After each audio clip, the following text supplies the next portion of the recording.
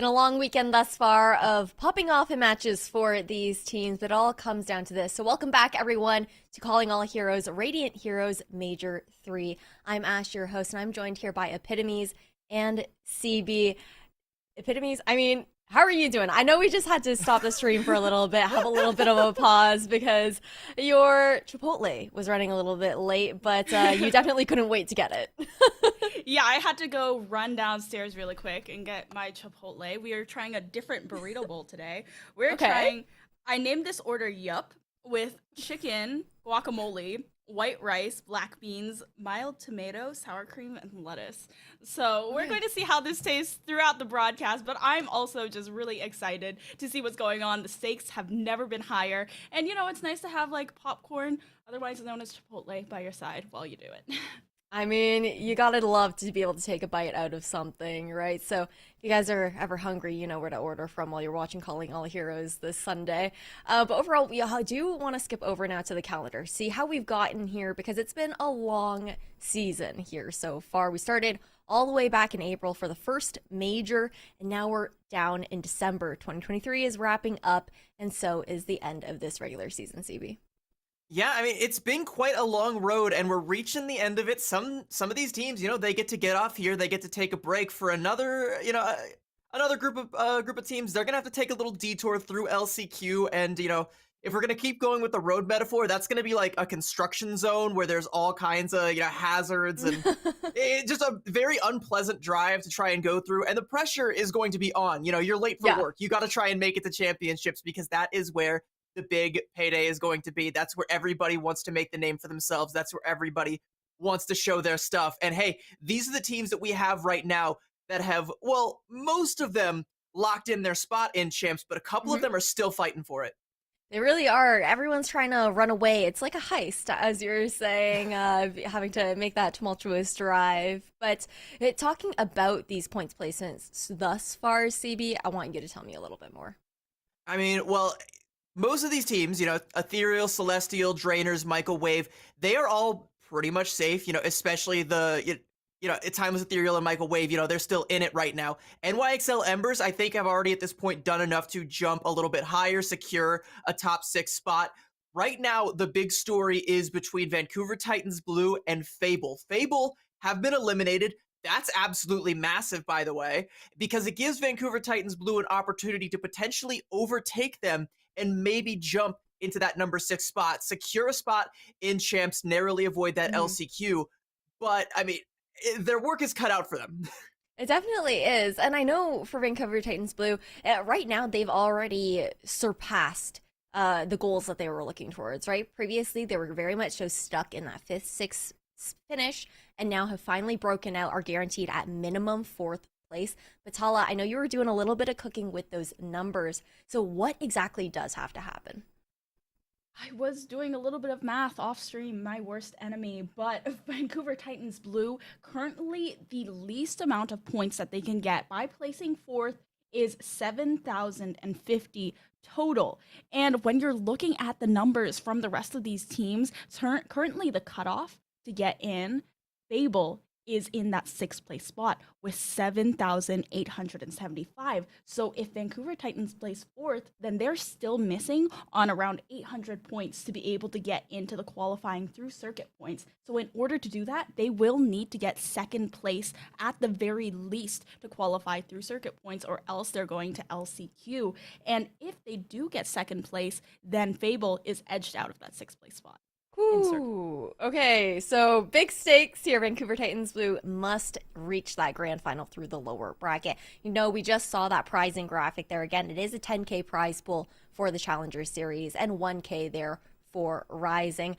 But we also have to talk a little bit about the additional prizes for these squads as well. Our lovely sponsors, Be Quiet, were kind enough to grant 6 PC cases and 6 power supply units to that first place.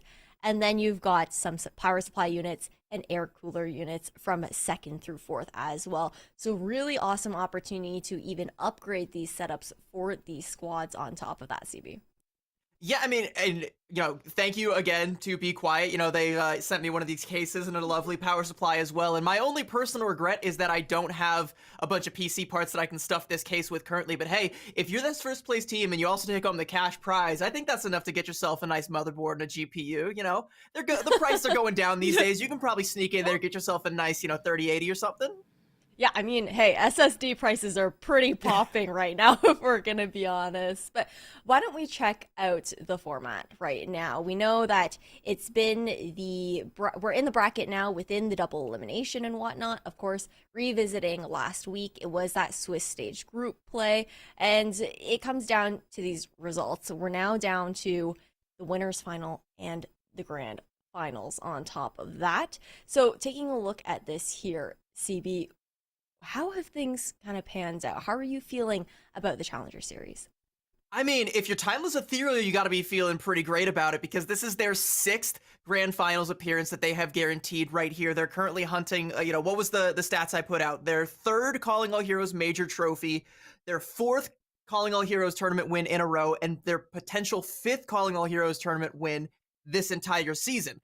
They've, all they have to do is win one more game to guarantee it. But the competition down in the lower bracket that's nipping at their heels is pretty stiff. We've got the underdog story that is Vancouver Titans Blue. We've got NYXL Embers, who almost beat Timeless Ethereal yesterday, and Michael Wave, who have beat Timeless Ethereal in Swiss. It's still really anybody's game. It really is, and it's pretty insane. Just I thinking about some of specifically like NYXL Embers matches that they had, taking it to that 5th map there up against Drainers, for example, and then earlier in the day as well up against Timeless Ethereal. It absolutely stunning results to have come out from them. It really tells you the story of how the competition has grown closer over this past season. But we also got to swing down now over towards that Rising series because that is happening concurrently alongside the Challengers main event. And for these squads, again, as a reminder, if you don't know too much about them, these teams are all Diamond 1 and below as far as ranking goes there within the competition. And Tala, it's been pretty interesting when it comes down to these results. Yesterday, Fable Rising on stream was able to make it into that grand final. Now currently waiting for the winner of LFS 4.5K versus Redacted. And Fable Rising, they are, the rising squad of Fable, who is currently in the top 6 out of circuit points in the challengers bracket. And being able to have that advice and from their challengers squad and apply it makes it seem like they were just a cut above the rest. They had such good macro and a good understanding of what their win conditions were, and that is why they deserve this grand final spot. And I'm really excited to see later today, Got Moxie and Dustin will be showing you who is going to win that grand final. Yeah, absolutely. I'm really excited. I think it's going to be interesting to see as Calling All Heroes develops if we have more of those kind of sister team pairings in that kind of sense, where you have that opportunity to be able to kind of elevate rising players and help those teams elevate their gameplay. But everyone here is competing for those big prizes. But you guys in chat who are supporting at home have some nifty things to sink your teeth into as well. Kicking things off with some awesome Overwatch 2 contenders skins here. We've got the drops on lock there down in chat. On top of that, we've had 2K burritos throughout the entirety per day of the entirety of the event thus far. But when it comes down to today, I've heard that we actually have 4K on the line. So we're going to do a drop around midday here and then also right before those grand finals as well. And on top of that too, the MVP of finals through the entirety of the Major 3 series will win Chipotle for the year. So if you're part of the Calling All Heroes community, if you're a member there, remember to vote during the grand finals to be able to grant one of these awesome players that prizing. But that's not all. The real kicker, some sick Noble Gaming chairs. Really looking forward to the fact that we're going to have 4 chairs over the weekend being given away for you guys down in chat. And as a reminder, also, I believe there is a 10% discount up until the end of today with the code Radiant if you aren't one of the lucky winners but are looking to be able to elevate your gaming seating in that kind of situation. But with that all said and done, we now have to move on to the actual matches. Yesterday, we saw a lot of that upper bracket now headed down to lower, so it's elimination time here, CB. Yeah, it's where your back is up against the wall. It's where the stakes start to get high, and I'm not just talking about the delicious carne asada that is offered at Chipotle. That again, one of these players could win free Chipotle for a year. That's a prize worth playing for. And if you're Vancouver Titans Blue, you definitely want to play for a little bit more than that. You want to play to try and get yourself in that championship spot. You want to try and play to earn your way into grand finals, to keep the underdog story going. It's been a phenomenal story throughout this tournament. The power of friendship, the culmination of all of this hard work that this team has put in to put forward their best performance, but it still might not be enough. It's a stacked roster. We saw a ton of great stuff coming out from Phone on the May in the past. We saw what popping off on the Sojourn. That kind of needs to keep up, right? If this underdog story is going to have another chapter to it, or whether or not it's going to have a spin-off series going through LCQ, like an entire separate book series that's going to have to take us back to, you guys read books, right? I don't, but you do. Oh, yeah, for sure. I mean, they've only made one substitution throughout the entire year, and I think that is so admirable out of a team like this to be able to stick together and just know how each other plays, figure out what everyone is comfortable with, and that kind of synergy really sticks. That's not something that you can find through individually talented players. You need to stay together for a while to be able to find and cultivate something like that. No, that's absolutely so true. And I think, too, the fact that they've already broken that 5th, 6th place curse, a little bit of that weight was elevated off of their shoulders. We got to talk to Phone yesterday about it, and they did feel the pressure in that kind of situation. Of course, the circuit points are very important as well, but if they don't end up making it, there is still that chance at the LCQ in January in the new year.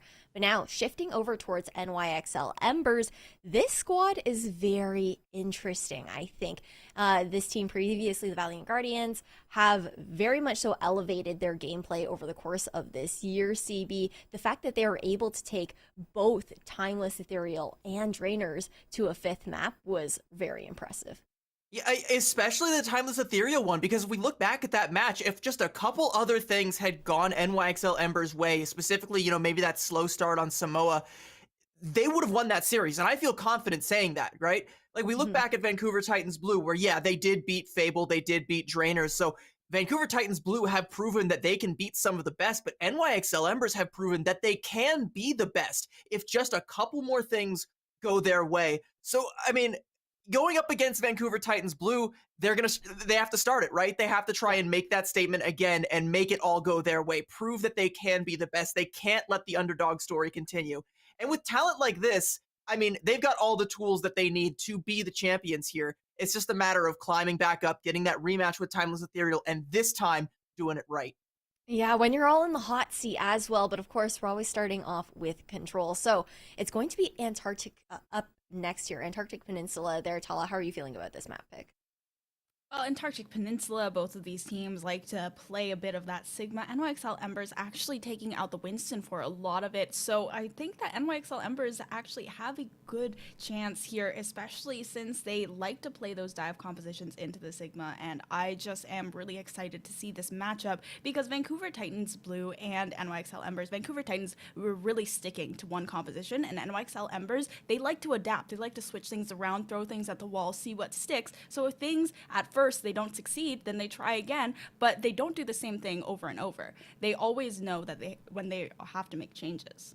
Yeah, and that's the thing with Overwatch, too. It's the fact that you have to be flexible, you have to be quick on your feet, and you need to be able to adapt within the game and also control your own pacing. But we're just about ready to swing into things here. So, guys, you two take it away. It's going to be a long day of best of fives.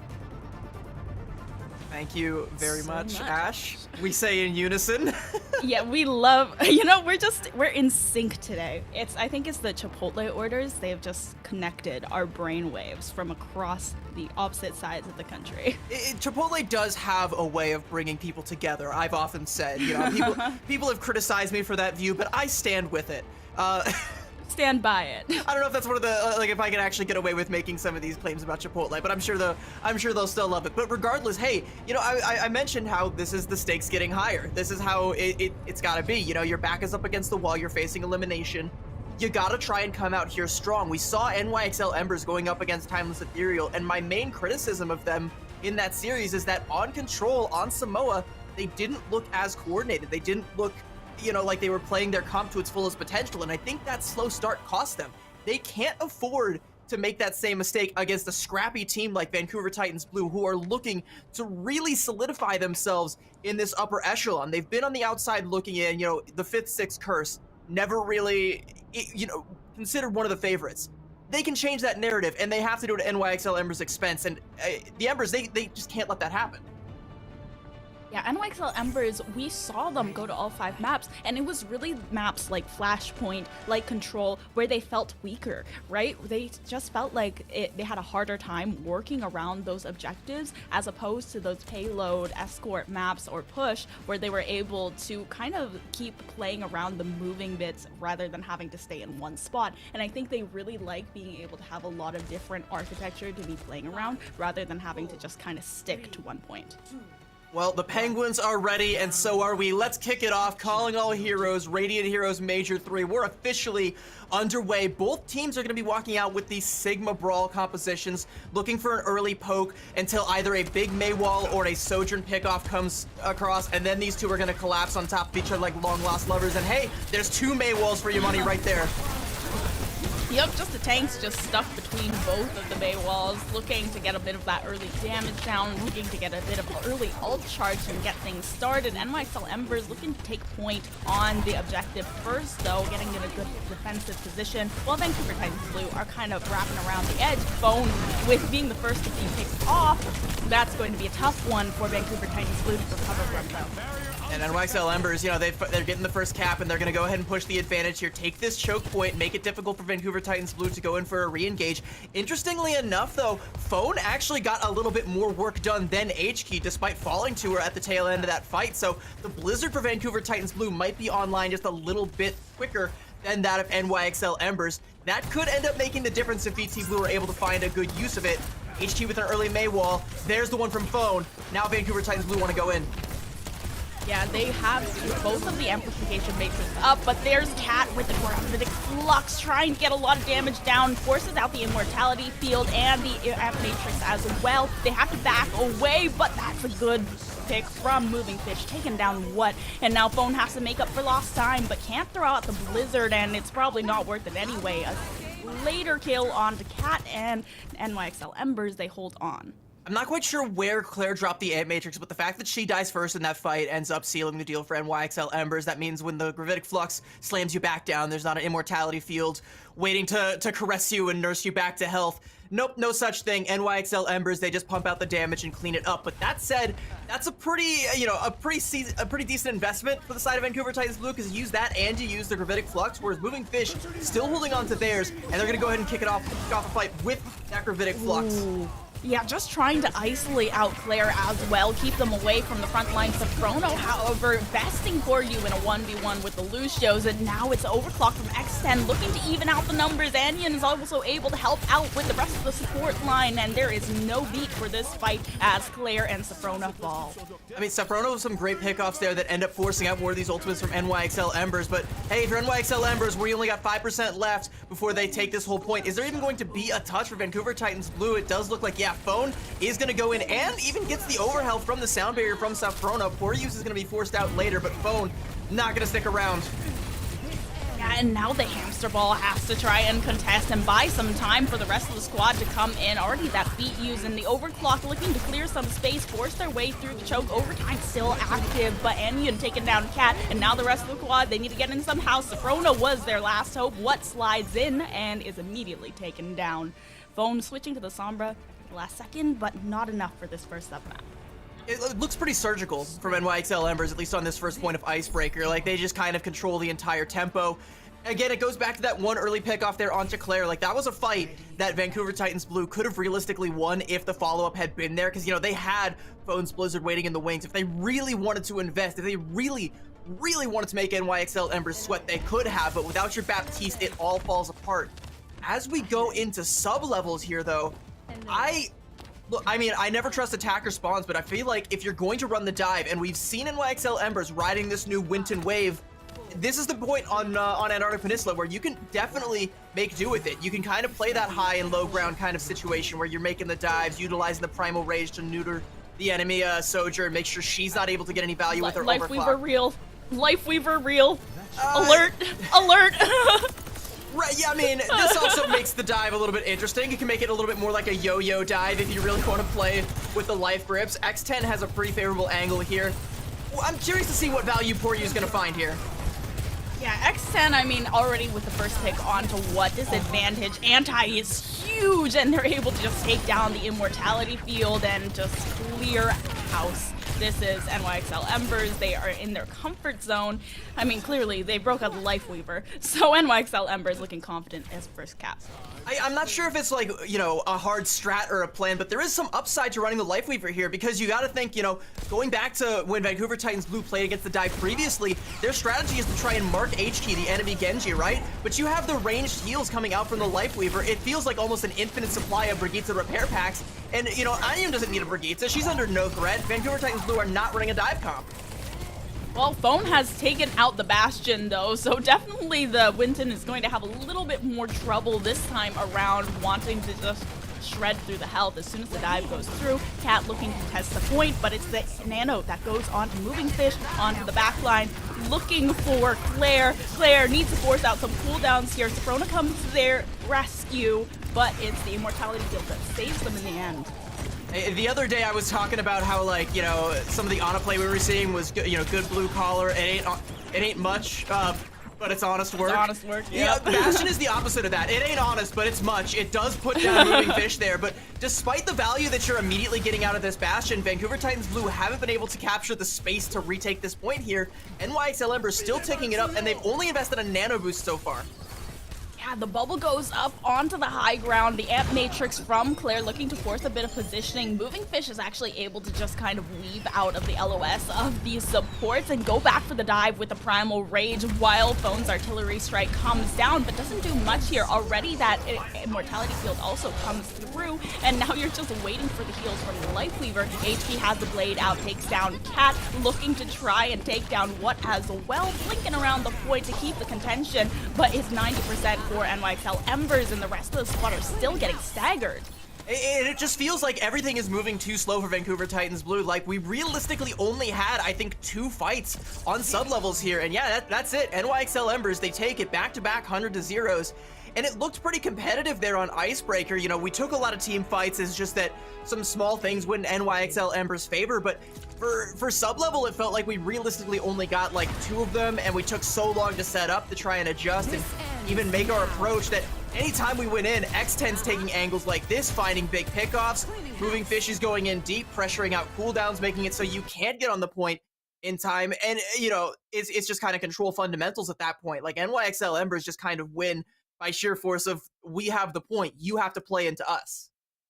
Yeah, NYXL Embers, we know that they are a very strong team. They took Timeless Ethereal to all 5 maps, to Drainers to all 5 maps as well, and Drainers are already qualified. So NYXL Embers, they are definitely looking to make it into that top 6. I think they basically have their position guaranteed, even if they only get 4th place. But from how it's looking, Vancouver Titans Blue already on the back foot. However, this is a 1-3 series, so there is still that wiggle room. It's only the first map, and NYXL Embers, they now get their own pick.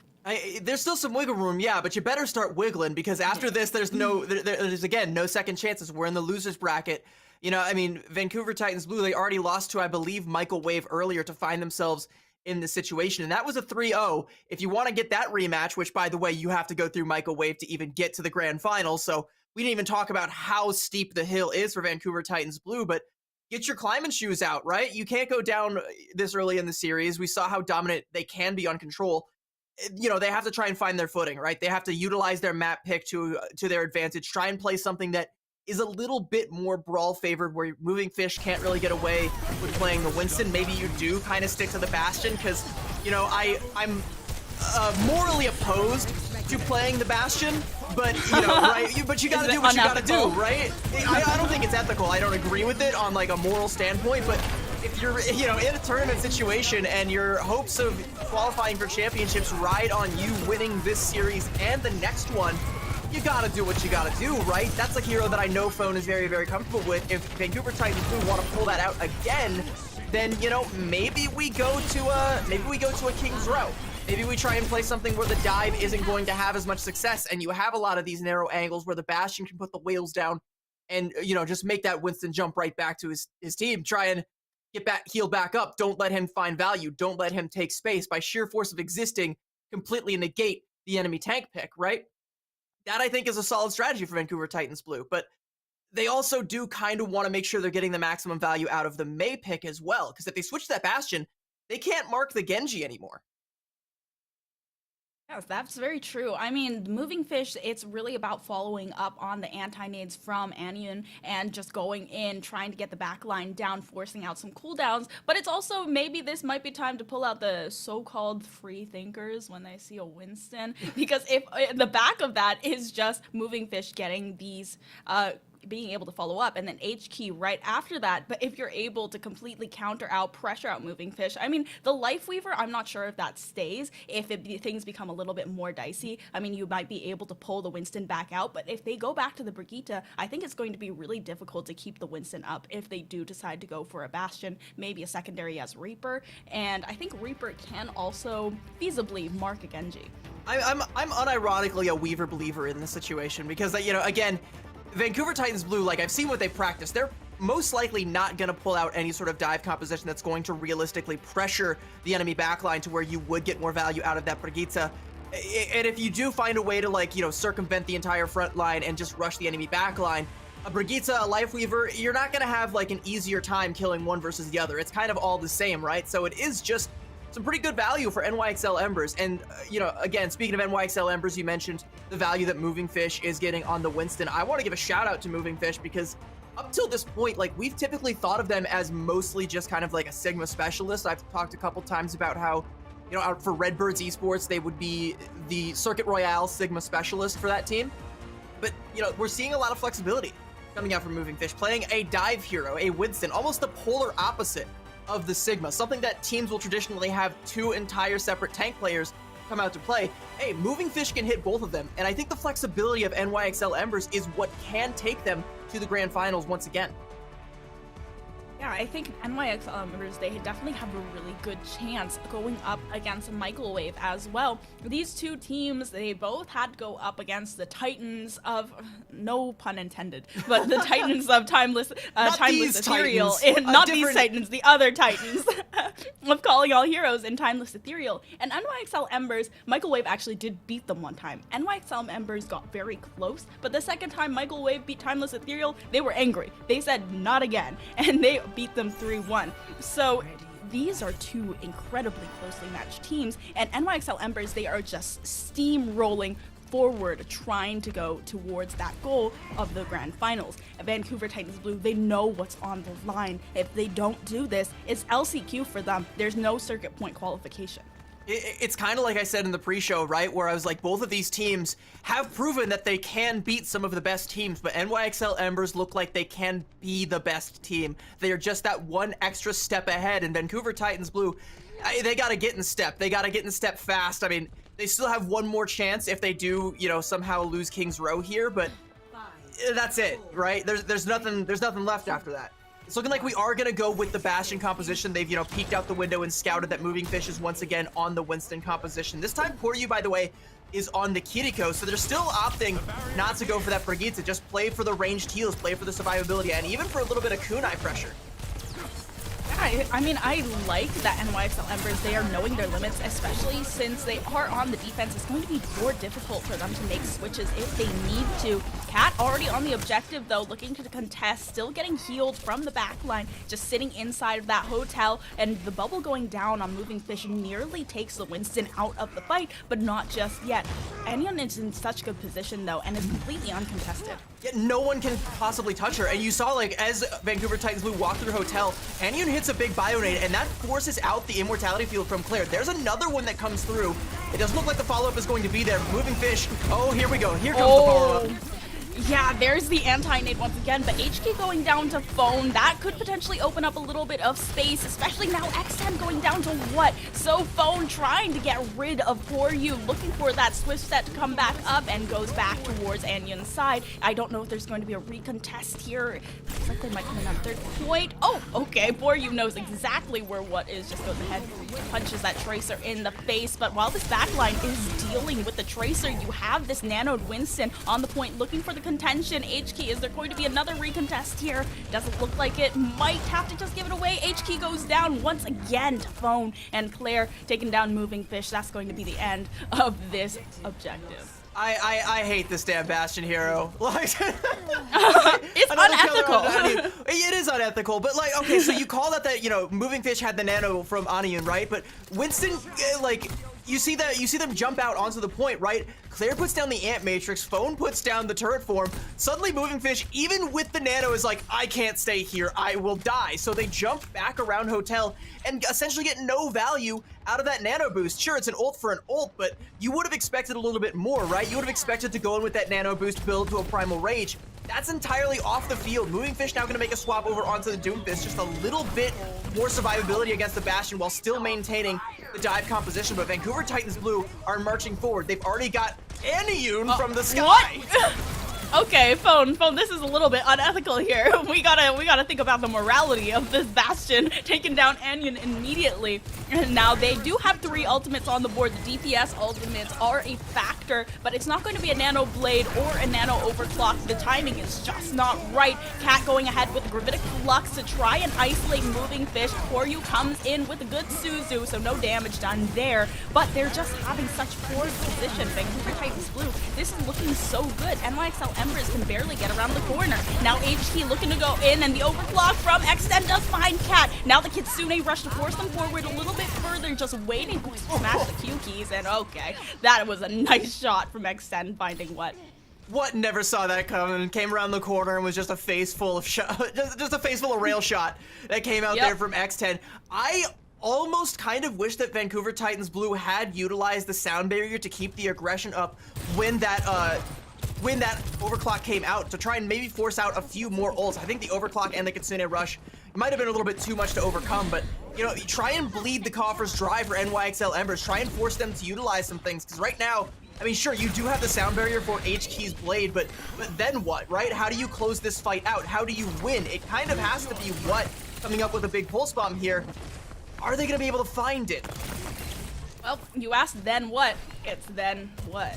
It's What's turn to try and fish for this pulse bomb. And looking at the timing, this might be a nano blade angle as well. A huge biotic nade on both of the supports forces out Immortality Field, and now the blade comes through, but it doesn't look like it's going to find any picks, and the nano was held onto as well. And now that's the only ultimate left over after the Meteor Strike has been expended. Amp Matrix from Claire looking to force out Moving Fish, but instead it's Cat that goes down, and the rest of the squad, where are they going to go? What, once again, just eating a bunch of rail shots, and team kill from NYXL Embers to stop this push. So Anyun doesn't actually get the nano onto HT, but she doesn't even need to, because again, a big Bionade forces out both the lamp and the sound barrier. And you know, if you're a Genji, you can go in with the Naked Blade and find plenty of value if you don't have all that overhealth that you need to chunk through. You don't need to have the nano boost. So now Anyun can put it onto Moving Fish for this next fight, maybe bleed even more resources out of VT Blue. HT can go in with a follow-up. This could be another easy fight win for NYXL Embers.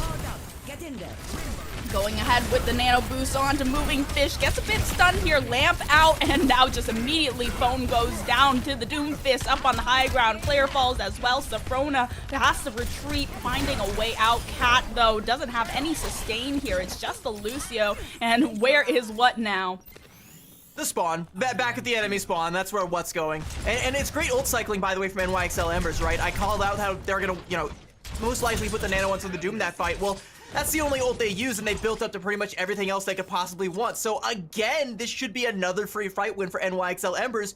And if you're VT Blue, have a look at the clock. You are out of fights to take. You gotta win this one, or at the very least, lose it fast so you can take a second one. But with where the cart is, that second fight is not guaranteed. VT Blue, look at the silhouettes in the on the high ground here. They're gonna try and wrap around, take a high ground approach here, and they realistically, like, they have to leverage this high ground if they have any hope of getting back on the cart and capping this point out here.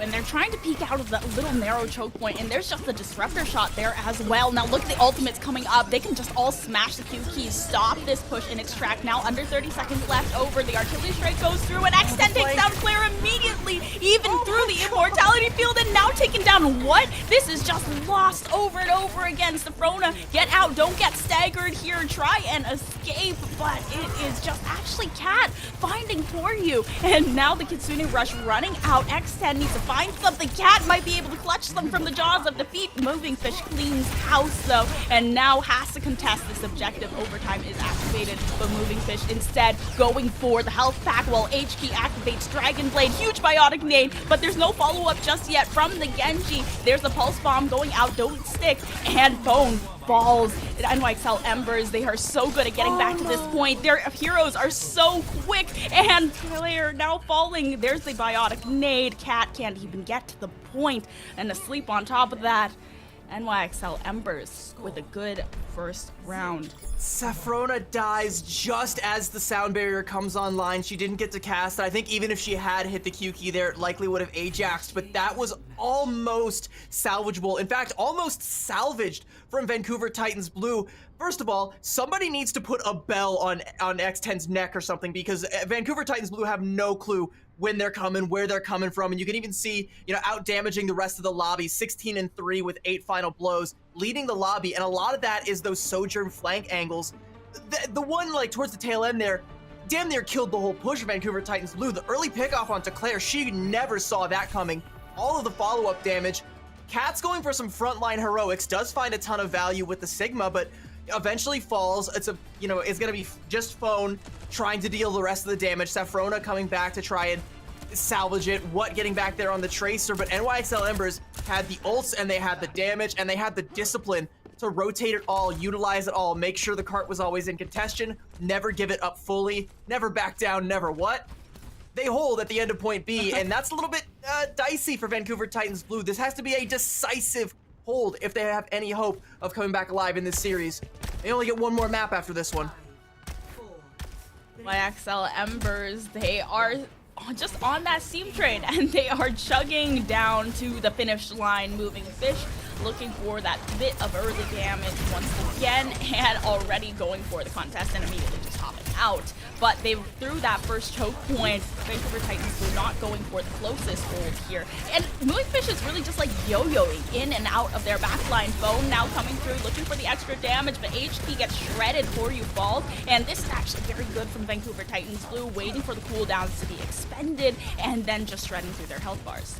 The problem with this composition, though, is, I mean, again, Bastion is a problem, but once Phone falls, Vancouver Titans Blue don't really have any way to control space, because the Doomfist is just going to punch right through it. The Genji is going to be there with the follow-up, so you have to try and keep Phone alive at all costs. So you're going to be looking at Claire to be expending the immortality fields. You're going to be looking at Cat finding insane early angles. I don't even know what X10 was doing there, and I don't think they do either, but they're definitely not going to try something cheeky like that one again, as long as Cat has anything to say about it.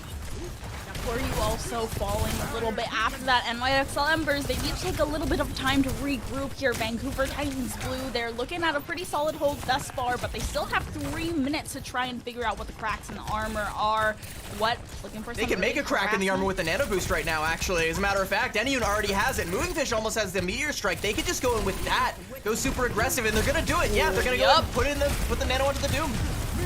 Yeah, and there's the immortality field to come through. The meteor strike goes down, and they're forcing out the beat now. Claire also taking through the amp matrix, but not in a good position to take down Moving Fish. HQ finds the immortality field and gets rid of that cooldown, while Bone is just struggling to stay alive through all the damage. Immediately, they do disengage, and now Bone using the artillery strike for getting some damage. There's the anti onto What, but What is able to survive through it and sustain through. Now HQ is one with the cooldown to look at with the Dragon Blade to potentially move them onto the objective. Yeah, and there's no sound barrier that could possibly stop it. Claire might have the immortality field back online, but it's too late to save Safrona, and Claire wasn't able to get it down for herself. H-Key might fall in the backline here, but the damage is more than done. This should be NYXL Embers taking the first point. That team kill from NYXL Embers off the back of a huge Dragon Blade from HKey. They knew exactly what they were doing, forcing out the cooldowns with the Nano Doom, and then they just had no way to counter that Dragon Blade without a beat. Now Moving Fish still looking for that early aggression once again as that payload starts rolling out. Meteor Strike already online. That was just at the speed of light. It was breakneck how fast that ultimate has been built up by Moving Fish once again. X10 also looking at an overclock very soon alongside a Kitsune Rush, and that anti onto Cat using the Immortality Field to keep the tank alive, but the Meteor Strike comes through and X10 comes in with the overclock. There's no way to save them without that cooldown from the Baptiste shredded through. Is that another team kill for NYXL Embers as they head forward through that first choke in the streets phase? And part of the problem for Vancouver Titans Blue, right, is because of the composition they're playing, they don't really have a good way to access Aniune, so she can keep hitting all of those big bio-nades. She's currently set up for a sneaky little flank when Vancouver Titans Blue walk in here again, but every time she hits a nade, at the bare minimum, it's forcing out Immortality Field, and if you already have that cooldown offline, you've won the fight, because there's nothing left for Vancouver Titans Blue to do when you go in. She's been scouted out, she still hits a nade on Declare. Immortality Field invested, X10 falls though. Vancouver Titans Blue might have done enough. DPS kind of over-invested off the back of that biotic nade. Aniune does get taken down. What is really the only one putting pressure onto the backline, but this time they have done their job, and they're going to be able to stop this push for a little bit longer. 2 minutes, 30 seconds left. They need to bleed this time bank dry. And in order to do that, they're going to have to cycle out their ultimates, which, good news, because of that fight and the way that Cat popped off, the way that What was able to pressure down Aniune, they've now built up to a full house. 5 stack of ultimates. Phone gonna go ahead and let one rip first to try and force out some cooldowns, but I feel like this might be a little bit too early. Oh, wait, the 5 hit. The Suzu, though. I think that might be a good opportunity for Vancouver Titans Blue to go super aggressive, though, knowing that Suzu's out of play.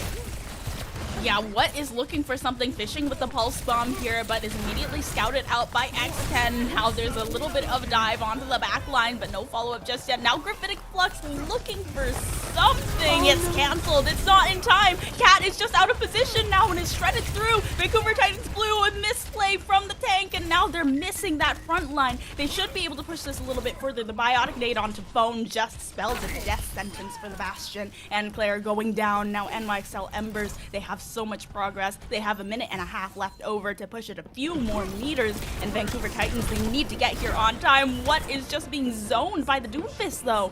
Yeah, is What even going to be able to get a touch? All right, there is a touch on the field, but Vancouver Titans Blue, with the exception of Cat, have swapped to fast heroes. They have to find a kill here. They have to find something big, sound barrier, to try and make it happen.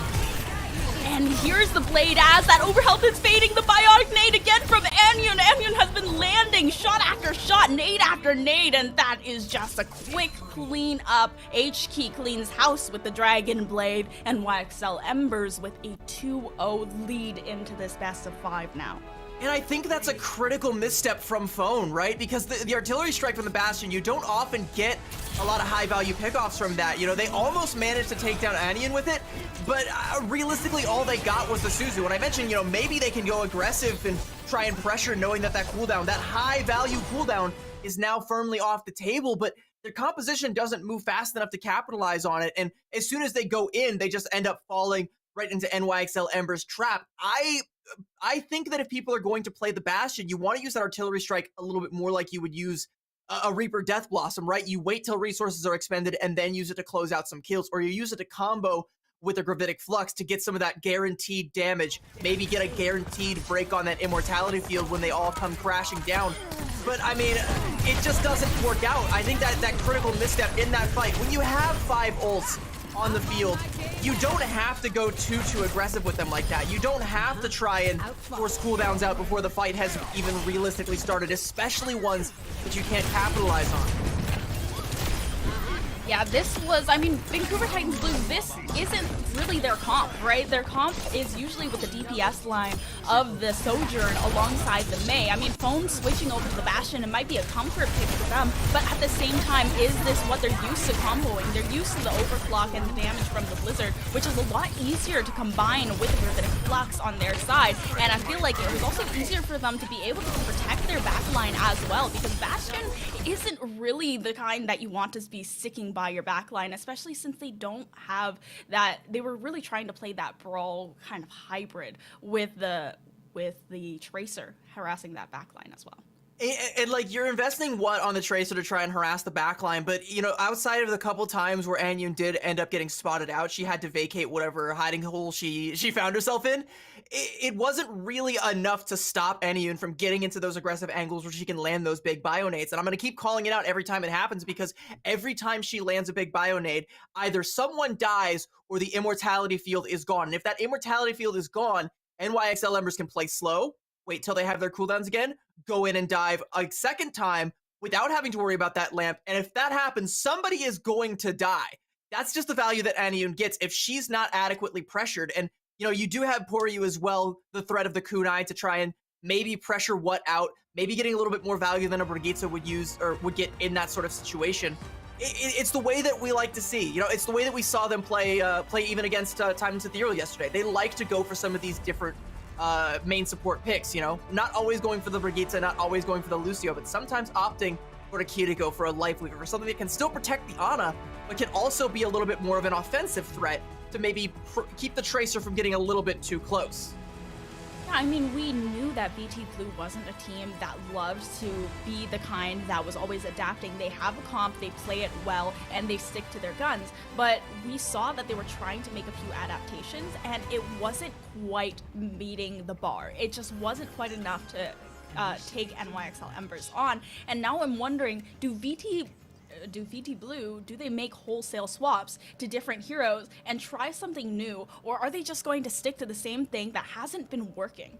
I think for Sordvasa, you're definitely going to want to try and stick to the same thing, honestly, because this does feel like a map where Sigma kind of has the advantage. That said, of the two Flashpoint maps, it's a little bit less dive favored than New Junk City, so, you know, NYXL Embers, they could still go for the dive, but it's not going to be quite as strong.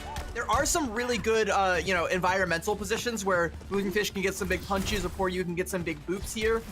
But for VT Blue, it's, you know, it's adapt or perish, right? Like, they have to either make some changes or change the way that they're playing what they're playing now. Because right now, you know, with the Bastion, they're trying to pressure out the enemy tank. They're trying to pressure out Moving Fish, and that's all well and good, but they're going to live forever as long as Anyun continues to live.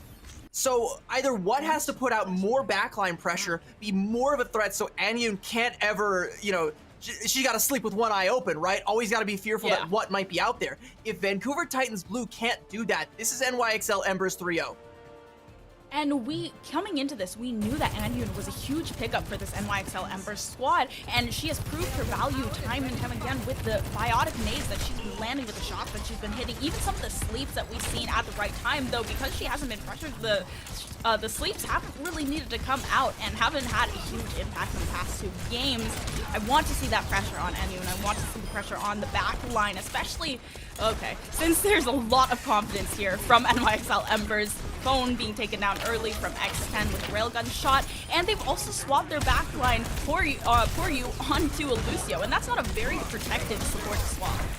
In all honesty, I want to see Phone swap off of this Bastion, not just because I'm morally opposed to Bastion, but NYXL Embers are playing a composition that I know VT Blue have played against and scrimmed against. This is exactly what Michael Wave play, and this is what Vancouver Titans Blue have been practicing against. They know that if they just play the Mei and the Sojourn, and they mark the enemy Genji, they should be able to negate the dive wholesale, but they haven't done that. They're playing this Bastion composition, and again, trying to put all of the eggs into the Grief Moving Fish basket, but Doomfist is slippery. Like, he's covered in baby oil. He can just jump across the other side of the map, doesn't have to worry about the enemy Bastion, and then just dive right back in when the wheels are off cooldown with a big nade to follow up over and over again, build up to more nanos, and suddenly you got a nano Doomfist to worry about.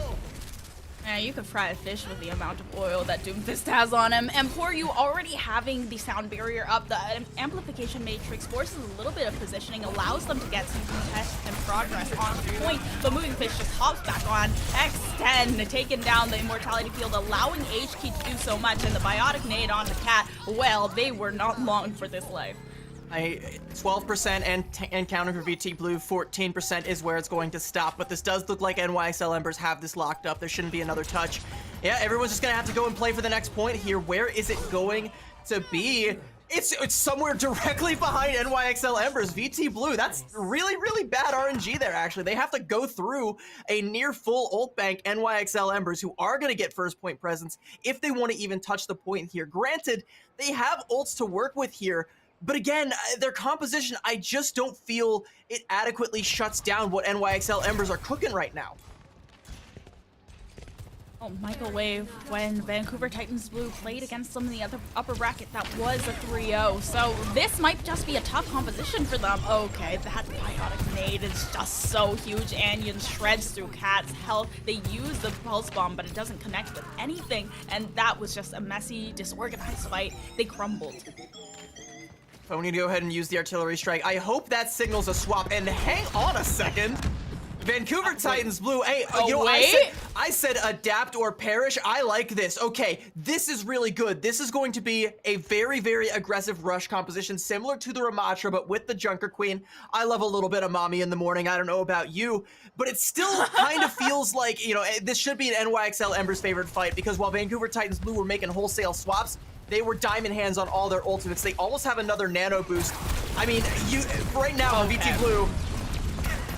That was such a huge biotic nade. They're saved by the beat here. Phone pressures out Anion. This is an excellent start, though, despite the ultimates. Now the Blade looking to save things. Phone does fall to X10, and now the Blade comes through and tries and clutches back this point. Sabrona doesn't really have a lot of places to go. Cat doesn't have sustain. Claire goes down. It is still another NYXL Embers team fight win, but that one looked closer. They were able to get Anion down first, and that makes things a lot more difficult for NYXL Embers. They had to invest the beat in order to keep everyone up, and then HKey was able to save it with the Blade. But Vancouver Titans, this is the idea. They're getting it. They're swapping their ships. There was no real shot that they were going to win that fight unless they, you know, some chicanery happened, because just looking at NYXL Embers positioning their ult bank, everything they had, and the fact that VT Blue had made those wholesale swaps, the mission was to just bleed out ultimates, and I think that was a success, right? You trade your sound barrier for an enemy sound barrier and a blade. NYXL Embers still have a fair bit, but you're starting to build up to something that can match it. You can maybe utilize this Coalescence, build up to that Rampage, and that's exactly what they're going to do. They're going to go aggressive with the Coalescence. That's going to bait out the Nano. Can Moving Fish find anything with it? Fish now with the Nano, as well as the Meteor Strike in the back pocket, looking to find Claire, but Moira's pretty slippery with the Fade. Phone getting slept, though. That allows Anion to take down the Mei, and now Sabrona following very quickly. Meteor Strike does go down. The Junker Queen gets low, and X10 finishes them off. Another team kill for NYXL Embers. Vancouver Titans Blue, they just seem like they can't quite get the answer, and NYXL Embers look unstoppable. This, though, could be the fight that VT Blue needs. They're going to have the Rampage, and there is no sound barrier to counteract it. They just have to be on the lookout for Moving Fish's punch, and potentially the follow-up damage from X10's Overclock. Outside of that, they have, you know, mission successful. You finally bled out the ult bank from NYXL Embers, and you should have the advantage here. That said, if VT Blue don't win this fight, they might not get another one. Oh, Moving Fish finding Cat first, and that is with the Rampage in the back pocket. X10 getting pressured quite a bit by by what, though, on that Reaper. And the Death Blossom is also coming up. This could be a Smash Q kind of play from Vancouver Titans for the next fight. Oh no, the Death Blossom comes out early to try and take down Moving Fish. I don't think that was a worthwhile investment. No, and there might not be another chance for VT Blue. They're gonna have ults, right? They have both support ults and they have the Rampage, but now the mission is get to the point, and Moving Fish is gonna go be the bouncer, gonna ID check them all. The Rampage just a touch. It does get there. The sleep is good, but the Poryu almost bleeds out there. Now what does fall to X10 once again? HKey has the Blade, and the Nano Boost goes onto the Dragon Blade, and there it is! HKey once again just going insane on these tanks. Shreds through Cat's health pool, and what can Claire do? Even with the Fade, the Moira does not have the survivability, and it is just NYXL Embers all the way. 3-0 on Flashpoint, 3-0 in the series. NYXL Embers prove why they can be one of the best. VT Blue, I mean, again, for all the props in the world of Vancouver Titans Blue, this is again a franchise best performance for them, but with this matchup, they will be eliminated from the playoffs. I mean, they have nothing to be ashamed of, right? But unfortunately, they didn't do enough. They needed to get second place or better. Fourth place is where they will sit. And I think it goes back to that one fight, right? The one where Cat gets picked off early.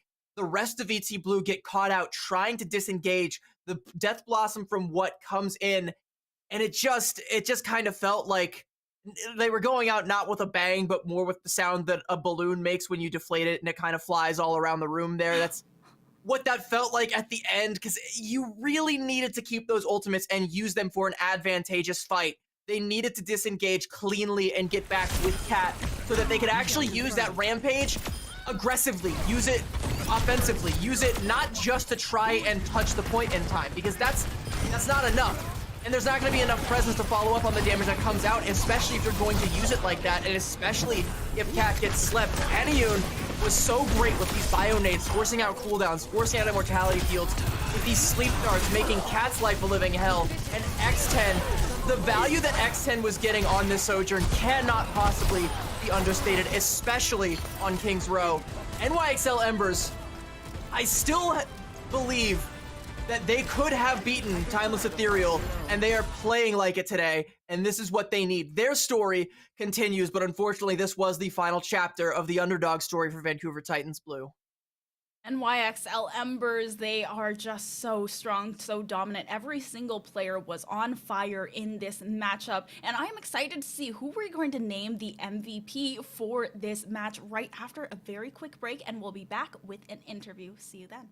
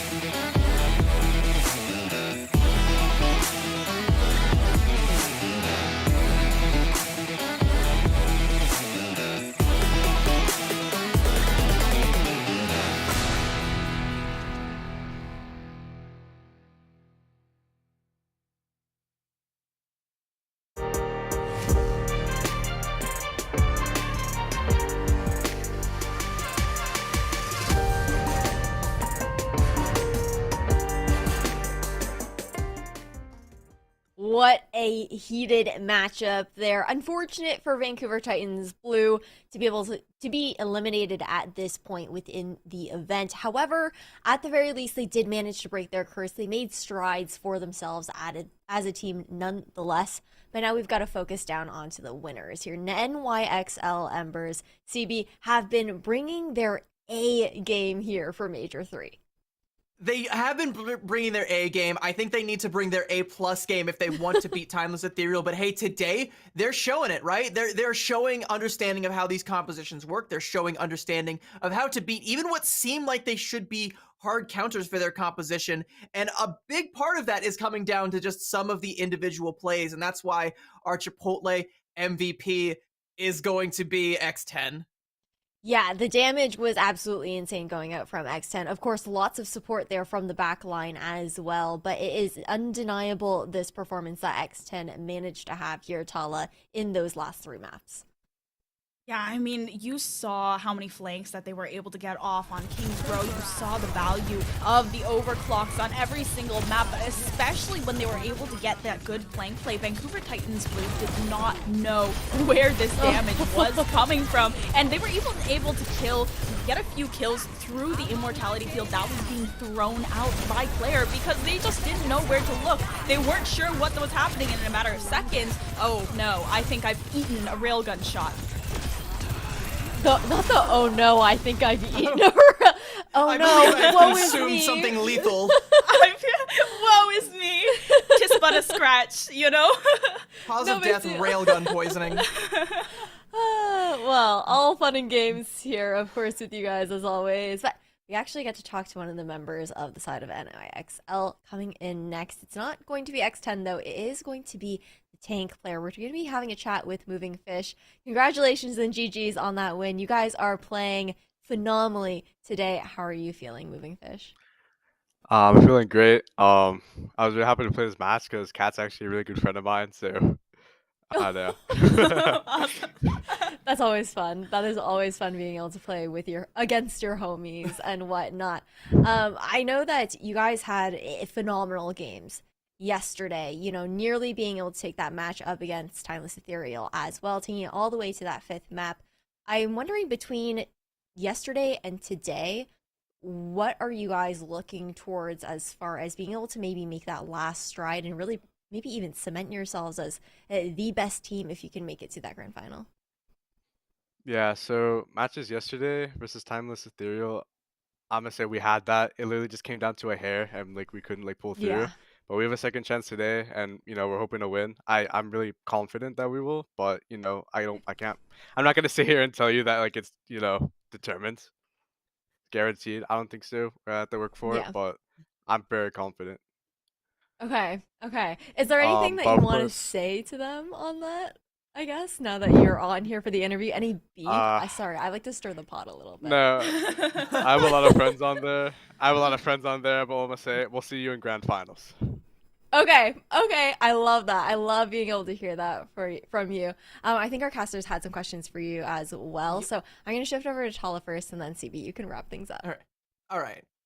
Well, you are headed over into a match against Michael Wave, and you just eliminated Vancouver Titans Blue from this match, and in doing so, you've also given Fable that 6th place qualifying spot for the championship. So I think that Fable would consider you the heroes, and Fable also said in an earlier interview that Michael Wave are the villains. So how are you feeling going into that next matchup?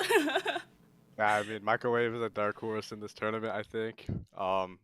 I think they're a good team, but like I said, like it's not guaranteed, but I'm confident we'll beat them. We'll see. Mhm. I'm looking forward to it. That should be a really good matchup, and I'm glad that we get to call it. I actually have 2 questions for you. The first one, though, a lot of people who probably know of you from pre-calling the heroes might know you more as that Sigma player, right? But you've shown a lot of flexibility this tournament. You're showing the Winston, you're showing the Doomfist. I want to ask you, what is the ceiling? Like, what can't you play? I know. I'm Cue learning nervous every day. laughter. I'm learning every day. I mean, I'm trying to get better, improving myself, and I think that's the result of that's the reason why I've made so much progress. I had to get better, and here I am now. It's definitely paying off. It's definitely showing, and you got a couple more chances to show it, especially in this next matchup. But first, I want to get personal with you. What is your Chipotle order? My Chipotle order, oh my god. So I'm a big gym goer, so I need that protein. I start with brown Yes. rice and I do extra black beans, and then after that I'm gonna hit it with the double chicken. Sometimes I spice it up with the Ooh. barbacoa, but the chicken's my default. And I load that John up with vegetables. I go extra fajitas, extra pico, and guac if I did the cardio today, but not always. I love it. All right, the Ooh. only difference between you and I is the fajitas. There, I don't go for the vegetables because I'm a child, but you know, we're kin. We're kin. The double chicken protein for the post workout, it goes hard. Yeah, fajitas are my weakness. Man. You gotta get those gains, right? Man. I feel like chicken's been like, I want to get like Chipotle stats or something like that if we could from like everyone's Zeusser. orders. That'd be so cool. Zeusser, can we get some Chipotle stats? Phoning in. You have a Chipotle scoreboard. Not the Chipotle scoreboard, but I know that you guys have some more matches to go. You have the one looking forward to in that lower bracket up against Microwave coming up next. So we're not going to keep you too much longer.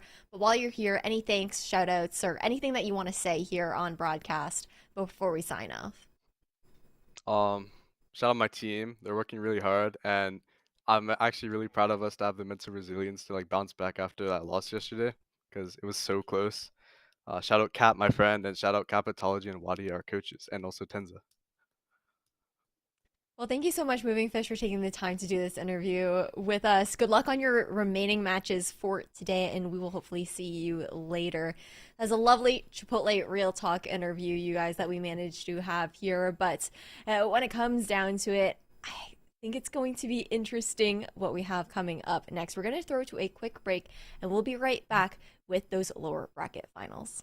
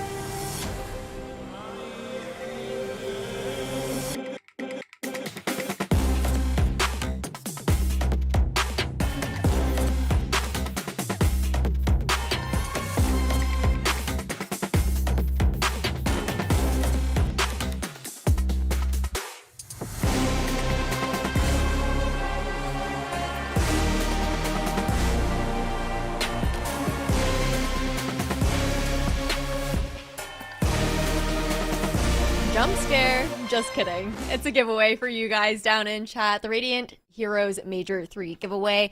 Thanks to Noble Chairs, you guys have the opportunity to win 1 of 4 gaming chairs. And you guys can check that out at x.com/radiantgg because it is going to be on socials rather than in chat there. But just giving you guys that heads up. And if you're not one of our lucky winners, as a reminder, there's still that opportunity to use the Radiant discount code for 10% off of a gaming chair if you need to upgrade that setup. But I'm going to reintroduce our casters now. Of course, Epitomes and CB, they brought us through that last elimination match between Vancouver Titans Blue and NYXL Embers, where we unfortunately did have to say goodbye to VT Blue for today. That means that as we look into this bracket, CB, NYXL Embers, they're playing again, this time up against Michael Wave. Yeah, and Michael Wave is a team that, remember, back in Swiss did beat NYXL Embers, so it's by no means going to be an easy feat for NYXL Embers, but it's not going to be easy for Michael Wave either. Like, it's not going to be another one and done kind of situation because we've seen NYXL Embers in the past couple of days kind of level up to, you know, again, that like superstar status where they can contend with the best and even put down the best. That said, Michael Wave does hold a Swiss 2-0 victory over Timeless Ethereal, so these might be two of the best teams. I mean, undoubtedly they're the top 3 because they've already placed top 3, but with a roster like this, like, one person I want to highlight as we bring up the Michael Wave roster specifically is AJMR. If given the opportunity, AJMR does like to go for a lot of big flank nades, and we talk about the value that Aniyun got with some of those plays in the previous series. AJMR is right up there as well. Yeah, and this team as well, Tala, likes to flex around in those very kind of divey/brawly type of compositions and adapt a lot around in that sense. How do you think that's going to fare up against the likes of NYXL?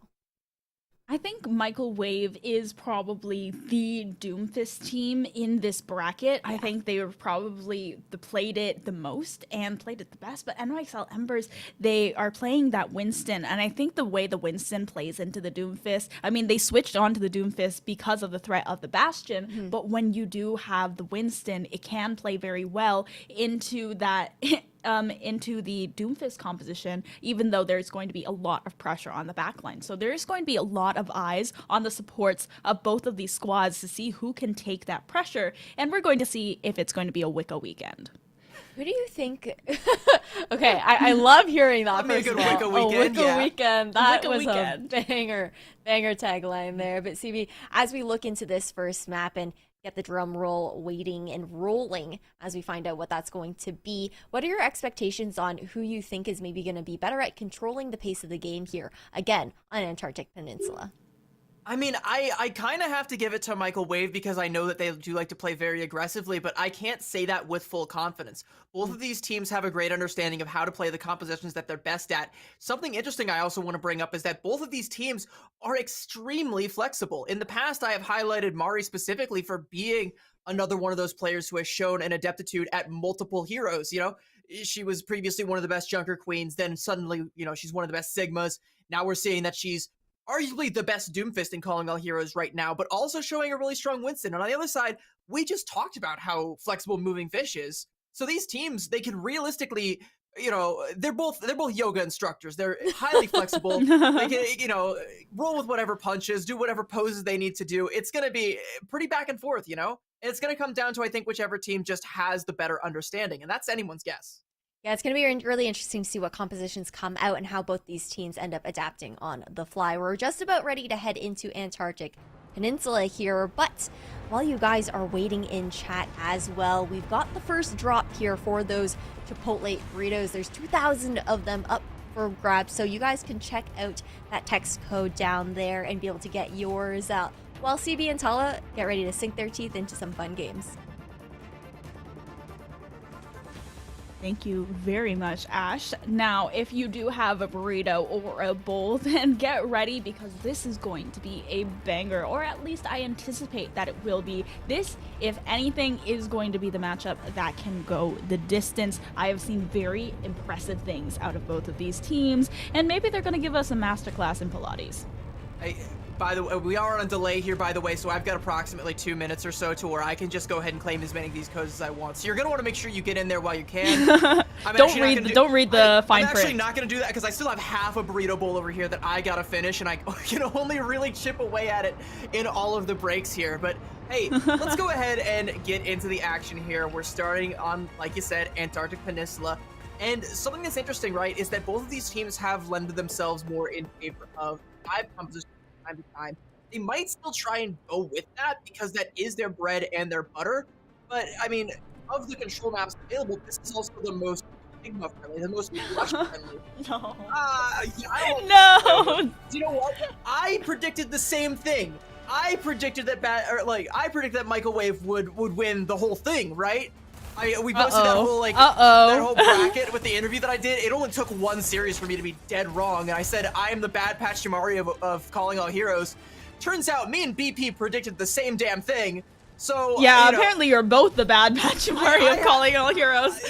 There is room for 2 bad Pachimaris in Calling All Heroes, but there is only room for one of these teams in Grand Finals where Timeless Ethereal are waiting for them. Mari is going to open up with the Doomfist Dive, and NYXL Embers, they're going back to Old Reliable. They're going to the Sigma Brawl. This is definitely going to be an interesting one. Eyes are on Zoe here because Zoe has gotten quite a few MVPs when we've seen Michael Wave play, and she's just been incredibly good at getting a lot of value, especially as a supportive DPS rather than just the main DPS, who's getting all of the support from the nano boost that AJMR is throwing out. A little bit of damage onto that back line, but ultimately it looks like Michael Wave gets first capture. Not quite yet. And by the way, that was a big nade from HAMR that landed onto Anion, but she didn't use the Immortality Field, so that should still be in play for NYXL Embers. They're actually still holding on to it. NYXL Embers get the first cap here. And, I mean, Michael Wave, they're kind of scattered all around it. There we go. There's the first blow onto Zoe. Now NYXL Embers can clean up. Yeah, HK, I mean, was doing a lot of damage to this Doomfist here. Mari is able to retreat out of all the damage and get regrouped back with the supports. So Michael Wave, they're just going to wait for the next fight for Zoe to come and regroup, but that allows NYXL Embers to get a closer hold, and that's a stagger pick onto Wicca as well.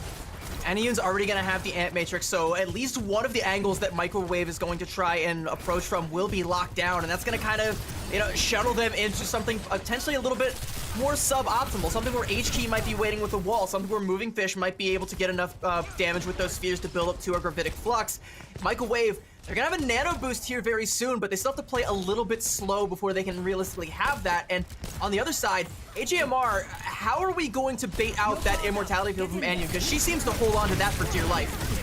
Well, Mari going to go ahead and get a first pick onto X10 with the help of the nano boost. Now the Meteor Strike getting quite a bit of damage onto Poryu, looking to take them down, but the Amplification Matrix does come out, forces the position from Mari back towards the point, but they're able to flip that over. The Blizzard from H-Key actually is able to get a little bit of damage down, but everyone survives it. Now with a beat from Poryu to try and sustain this fight through and force their positioning forward. Zoe still dancing back and forth on the point. H-Key is really looking to mark that Genji, but Poryu is actually the first to find pick onto Wicca as that rally is building up, so they won't have it as this fight continues. That's so huge that Zoe deflects the Blizzard there that came out from HK at the start of that fight, though. This is 25% and counting from Michael Wave that realistically, had that Blizzard landed, they just flat out would not have. And yeah, it looks kind of dicey for them, but the stagger can just keep up as long as they possibly can. Michael Wave, they're going to get a pretty decent percentage out of this. Yeah, they're just making sure that they keep the contention in. NYXL Embers, they do eventually flip that over with 2 ultimates to speak of. On the other side, it's going to be a rally and that Dragon Blade. AJMR, I'm not sure if they can build up to that nano quickly enough, but Zoe has been really good at just going in with these raw Dragon Blades. The timing on Wicca's rally here is going to be everything, because that's the main defensive tool that they have to stave off the pressure from either the Overclock or Moving Fish's Gravitic Flux.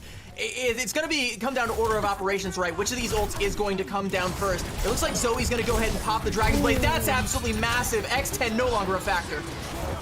Yeah, immediately taken down X10, no overclock to speak of. Moving Fish goes in with a Gravitic Flux to take down HMR, and the rally looking to sustain with a bit of overhealth and armor. The accretion goes onto the shield, but Wicca can't stay long, and now it's going to be Mari jumping in to look for the contention on the overtime. Once again, there is the amplification matrix forcing the positioning. Mari has to dance around and try and hide behind this little corner. Now the overclock from X10 shredding through the health of Mari. There is nowhere for that Doomfist to go. Zoe is quick to follow, and even though there's a biotic nade landing from AJMR alongside the nano, wait, they get in there with the nano boost. Death is trying to do some damage here and is actually able to find one as that beat goes down, but it is just not enough. Michael Wave, they were too staggered, they were too separated. NYXL Embers, they take that first sub-map. That's very flashy towards the end there, that nano boost, that power slide, and that kill there from Death, but I mean, with the sound barrier on the side of NYXL Embers, there was really no way for Michael Wave to get themselves bought back into that fight so long as that threat was present. And it kind of comes down to that Gravitic Flux that goes in, a solo Gravitic Flux onto AJMR. I'm often talking about these Doomfist compositions and Dive as a whole, that if you take out the supports, the wheels on the bus just fall right off. And, you know, Wicca even invests the rally to try and keep everybody alive, but there's just not enough healing without that burst healing that the Honor provides. There's not enough pressure to bait out some more enemy cooldowns without the threat of that biotic nade. Speaking of the threat of the biotic nade, and speaking of dive comps, we have mirror dive comps with Winton on either side. Yeah, this is going to be a really interesting one. Eyes are on AJMR and Anyun once again to try and stay alive, save off that pressure, and be able to land those biotic nades that get these fights started. There's the biotic nade on the HK. HK immediately falls. Mari's able to find that first pick, giving Michael Wave an advantage into the fight.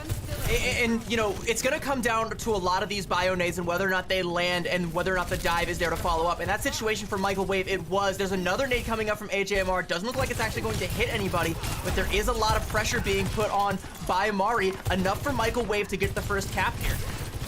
Yeah, and it seems like Michael Wave are a little bit more aggressive in this round than they were in the one previous. It felt like they were playing a little bit more just shy in the last round. Moving Fish is able to take down Zoe, though. A biotic nade does land from HMR, but they get to sleep onto Mari as they try and die off the back line. Moving Fish wastes no time, looking to take down Death, and HK is going to finish off that kill with a dash on through. And Michael Wave, it seems like they are falling apart. NYXL Embers, they flip that point over and get to capture that percentage ticking up 7. I want to give a shout out to Poryu. I'm only speculating this is what actually happened, but there was a big bio nade that landed onto Anyun, and the dive did come in. The pressure was on her, but I think there was a whip shot from Poryu that stopped Mari from being able to confirm that kill, and because of that, now we got nano boosts on either side. Perfectly symmetrical violence coming out from the Winstons.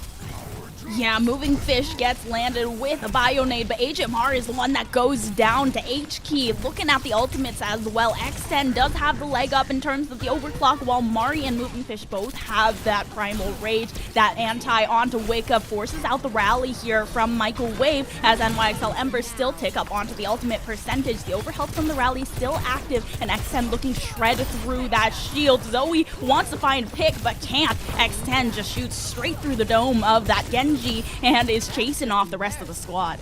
X10 is playing so well today. That was a beautiful 180 flick. I mean, yeah, Zoe's health was already low. She was already, you know, knocking on death's door. But, I mean, X10 just does a quick little 180 and kicks the door down for her. Now Michael Wave, sure, they have the blade, but they don't have a nano to combo it with. Neither do NYXL Embers, but, you know, they're closer. It's got to be Death with this overclock to make something happen. You only have, realistically, one more good fight here for Michael Wave. That's a great way to open it up. Death, amazing pick onto X10. Now HQ wants to make up for lost time with the help of this blade, knows that the Winston is antied, but able to just jump out, regroup with the supports in time. Anyun, however, finding Zoe, there's no blade from Michael Wave's side. They need to flip this point over somehow. They're able to contest on it, and HQ, there is no way to flip and hold on to that. So now contesting the high ground. I'm seeing a lot of back and forth with the bio nades coming out from these Anas. AJMR and Anyun are both phenomenal when it comes to landing them on the right targets. It's just a matter of whether or not the follow-up is or is not there. And it feels like for NYXL Embers, a lot of the time, it definitely is. But for Michael Wave, this time, the follow-up was there. They were able to cap, and they do have a pretty solid advantage here, though. Zoe, that's dangerous. 9 HP in the anti-nade. Killing to Poryu, though. Michael Wave, I think they're okay. now the Nano is available for Microwave. There's a potential Nano Blade angle here, and usually it's Death getting those Nano boosts, but Zoe has the Dragon Blade available, and they still need to take this time away. NYXL Embers, they are pretty close to last fight territory if they're able to flip this over, and a Microwave, they are quite a ways to go. There's the Nano boost now to come through, immediately slicing through both of them. That is gorgeous from Zoe, and now it's just the dive onto the remaining players. There is nothing to be done, and can even use the Nano boost to try and stay alive. Staggering the Winston. They're doing it on purpose. Moving Fish, so what are you good. supposed to do? That's so good though, because it was either Moving Fish. If they wanted to stay alive, they would have had to invest the Primal Rage, but no, they have to just take that death whenever Microwave decides to dish it out, and now they have put themselves in one fight territory, a Primal on either side. Wicca's gonna go in with an early rally. This is Microwave's fight to win. And now they have the Biotic Nade cooldown forced out from Anion. The sleep goes on to Mari as the Primal Rage comes through, but there is no Bio Nade to follow it up, so that Winston is just so healthy. Now looking to try and contest. There's 99% for Microwave, and X10 comes in with the overclock. Oh my gosh! HMR goes down so fast. HP follows up onto Wicca, and the rest of the squad, they fall like dominoes. Now it's another last fight territory, but I'm not even sure if they'll be able to touch. And there's not going to be any touch. Microwave got wiped off the face of the planet towards the end of that fight. And I said it was their fight to win, but I think it was Anion that actually sealed the deal for them. A sleep dart on Tamari mid-Primal Rage and a huge, huge Bio Nade that X10 was able to follow up with the rail shots that just put it all to bed. Microwave are not out of this by any means. Is not as one-sided as the 2-0 scoreline is going to make it look. But at least in the Ana head-to-head right now, I gotta give the nod to Anion. I mean, Microwave is a team that sometimes needs a little bit of time to warm up. We saw it about last week in the Swiss stages. They were kind of ramping up as time went on, but this looked very good from NYXL Embers. They had a really good grasp on what they needed to do with their win conditions, and Anion especially just landing a lot of really good nades. HMR really trying to follow up with the bio nades as well, but it seems like HKey, Moving Fish, they are just coordinated. There's so much synergy there, and they are also warmed up from already played a match with its exact team composition. For you also getting a lot of value out of the Brigitte and showing so much flexibility on the types of heroes that they Yeah, I mean, the flexibility from both of these teams is coming out in spades, but yeah, NYXL Embers, they opened up with the Sigma composition, and they did best the Doomfist composition. And, you know, I still believe that the Doomfist is the strongest composition in the current meta that we're playing, but NYXL Embers, despite that, are still able to overpower it with the Sigma composition. I think that's telling. And then the fact that they both go to back-to-back Winston dives, and it gets a lot closer, but the fact that NYXL Embers once again just barely squeak it out, I think that, you know, it still does have to speak to some of the individual skill of a lot of these players. The difference in whether or not the follow-up was there on the bio nades, whether or not you're landing the big ones, because we know Anion was, and the big sleeps to boot. That nade right there, and X10 with the follow-up, and even H-Key going in with the dash, that's what sealed the deal right there for NYXL Embers. And X10, you know, our previous match MVP on this Sojourn, this is why Death is no slouch by any means, but having a look at the eliminations versus the deaths ratio going on here, you can kind of see which Sojourn is getting the better of this head-to-head.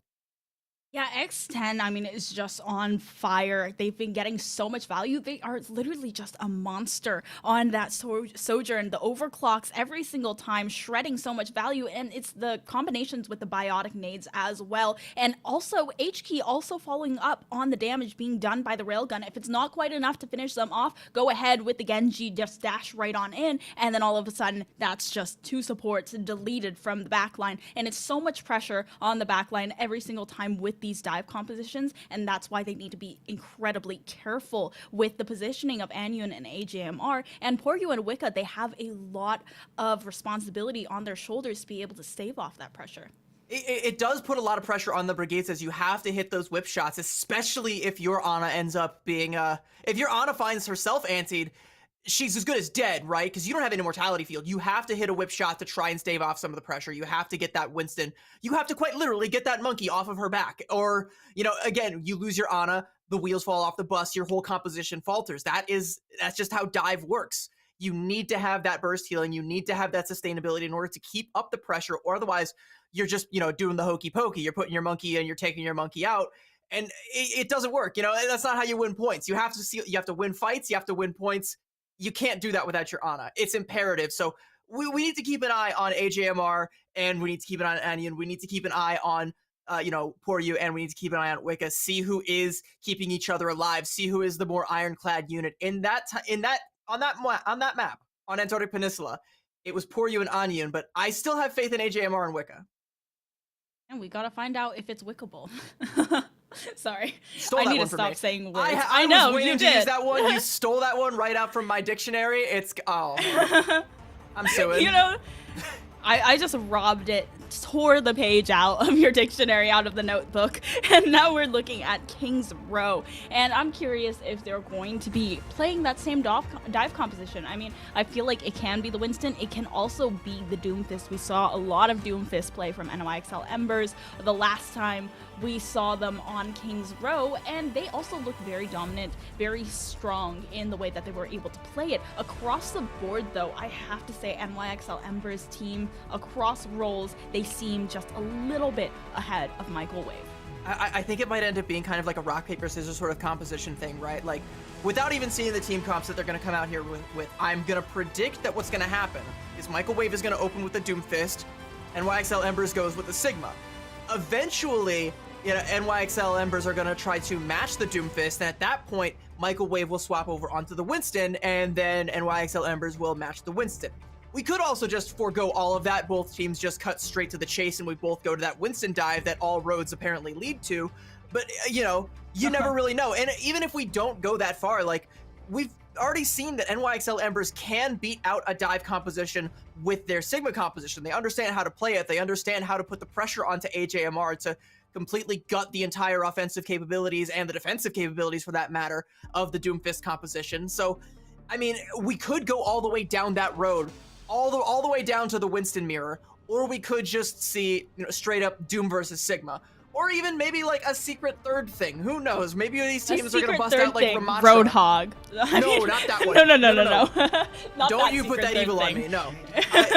I would expect to see, if it was going to be anything else, I would expect it to be the Ramattra composition. But here's something that's actually a little bit interesting, and I think it might be kind of the inverse of what I'm saying, because like right now, NYXL Embers are hovering over the Winston dive. This might actually force Michael Wave to adapt, because I think that the Winston dive beats the Doomfist dive. You just jump on the backline, put a bubble on the supports, and suddenly the LOS is broken. The Doomfist is vulnerable. You simply kill him.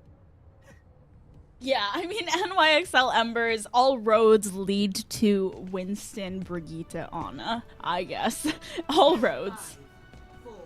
Well, this road is going to lead to grand finals from one of these two teams. NYXL Embers are up 1-0, and they're taking the initiative with both this Sim TP play to get the high ground and kicking it off on the Winston dive. So who is Moving Fish going to jump on? And more importantly, where is AJMR playing? Are they vulnerable to getting sectioned off by Moving Fish? Well, we found where they're playing, but they're immediately able to get out of the way of the biotic nade and get into a little bit of a safer position. HK is really looking to put down the harassment onto the Brigitte and the Ana, though. And Michael Wave, they got to retreat a little bit further, leaving the Doomfist a little bit vulnerable. Has to find a way to regroup with the supports as they force their way past that first point. Okay, AJMR taking a lot of damage here, and Moving Fish does get biotic naded, but with the bubble down and not a lot of follow-up damage, it's no problem for that Winston. That's a window where AJMR is vulnerable, though, because that was both cooldowns that came out, so you can see Mari has to go in with the pressure. That's a great whip shot there from Wicca, though. HK trades out Zoe. NYXL Embers, they're not out of this, but Michael Wave, they're holding on. Michael Wave, they're playing pretty safe, very defensive positions, but when it comes down to it, they're good at staving off that pressure. Mari now looking to try and shred through the health of that Winston while they go for the dive once again on the high ground.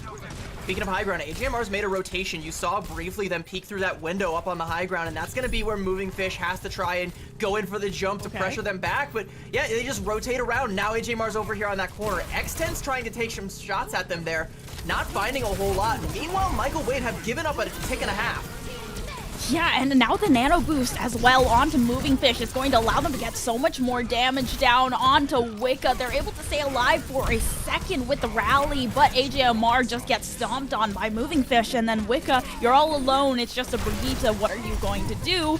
And it seems like the answer is not much, but Mari does trade back X10 and contest this point for a little bit longer. The Doomfist looking to be forced off that point. They are so close to getting that payload moving. The Meteor Strike goes up, but the sleep onto the Doomfist. Is there the Biotic Nade to follow up? There is, and now Mari wears the sustain for this Doomfist, getting knocked off the point once again, and all of them get shredded, falling like dominoes. That ends up being such a staggered fight because they don't actually kill Wicca. They just kind of keep her as a pet for a little while there after the rally expires. They're like, okay, you come to us. And as soon as she actually, gets back on the point with Mari to try and get the contest, Aniyun with another grenade seals her fate. And suddenly, Wicca's she's no longer a factor. She's no longer a threat. She was effectively neutralized for a full minute straight there. NYXL Embers, they find the cap. Michael Wave have now...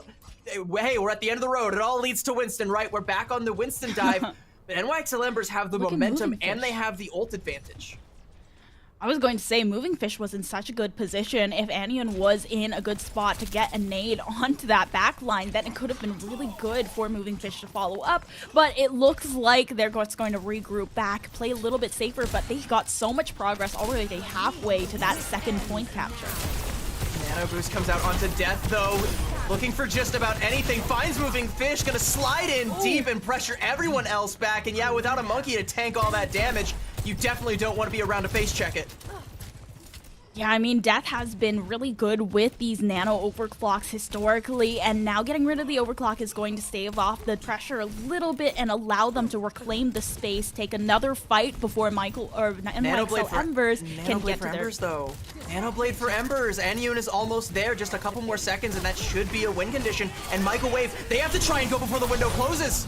Oh, Mari goes in, and Zoe also with the blade, just completely raw, no nano. The rally comes in to stave off the pressure, but HK at the very least goes down, denies the nano blade for a little bit longer. Now Payload moving back towards their spawn from overhead. Moving Fish trying to get a bit of damage down. X10 though, onto HMR. That is excellent for NYXL Embers to start off this fight. They force their way through, and there's the overclock from X10. HK finds Mari, and now without a tank, what are they supposed to do? X10 doesn't find value from the overclock, but the rest of the team sure does. Now without a backline, Michael Wave, they're forced back into the spawn once again. X10 didn't even need to find value from that overclock because they already found it with the pickoff there onto AJMR, which by the way, I saw AJMR peek out and go for a sleep dart, and it lands onto X10, but while it's mid-flight, X10 takes their head off with a rail shot. That's a phenomenal play from the Sojourn for NYXL Embers, and they get to hold on to this nano blade to do it. They can put this one home in cap point B here. Yeah, just straight on to Death, and what are they going to do there? The rally from Wicca does come out, and it allows them to contest the payload a little longer. There's a Primal Rage from Mari as well, trying to juggle them off of the point, but the sleep does come in for a second here, trying to keep Moving Fish alive. Primal Rage still available for the extra health sink if needed, but it doesn't seem like they are going to need it. That's a huge Biotic Nade onto Mari once again, and they should be able to take down this tank, dancing in and out of the bubble for a few more seconds, but not for long. They are able to cap second point and now have 2 minutes and 40 seconds to cap point 3. It's another Aniyun nade that ends up sealing that fight, and there's another one as well on AJMR and Zoe. Yeah, I mean, NYXL Ember's not going to overcommit, right? But these aren't even like set nades. Like, these aren't ones that Aniyun is going for. She's just throwing them where everybody from Michael Wave is going to be walking through, where they're trying to path back to the point, where they're all coming out of spawn in that case. But here we go. Moving Fish now deep in enemy territory, has the primal if they need it, and it is forced. Yeah, the Primal does come through, looking to try and get some value. HMR, though, is just getting shredded by X10 over and over again with the railgun. And Wicca is like, well, what am I defending? I'm just away from my team. I can't get heals to my tank. And Mari goes down quickly. Now Mari is back in, and they've only got a few meters left to push to the very end. Now the Nano Boost is also in, and HMR Nano's Wicca, while Anion is still holding on to a Nano Boost of their own. Rally not quite there. The overclock does come through, but Death, without that Nano Boost, doesn't do enough damage to really eliminate anyone from NYXL Ember's fight. All they've done is make a bit of space, but AJMR finishes off Anion with the nade, and Poryu also in the purple as Zoe comes in with the blade. They are going to salvage this fight from the jaws of defeat, and Michael Wave are going to stave off a bit more time off the clock. But it's so costly. Because that Nano Boost goes errant, it doesn't go in on with the blade. You use the overclock without it. You've now used 3 ults to win that fight versus, the 4 that NYXL Embers are about to have here. You're gonna have the rally and you're gonna have the primal rage. You can really slow things down here, especially with the pick off there onto H-Key.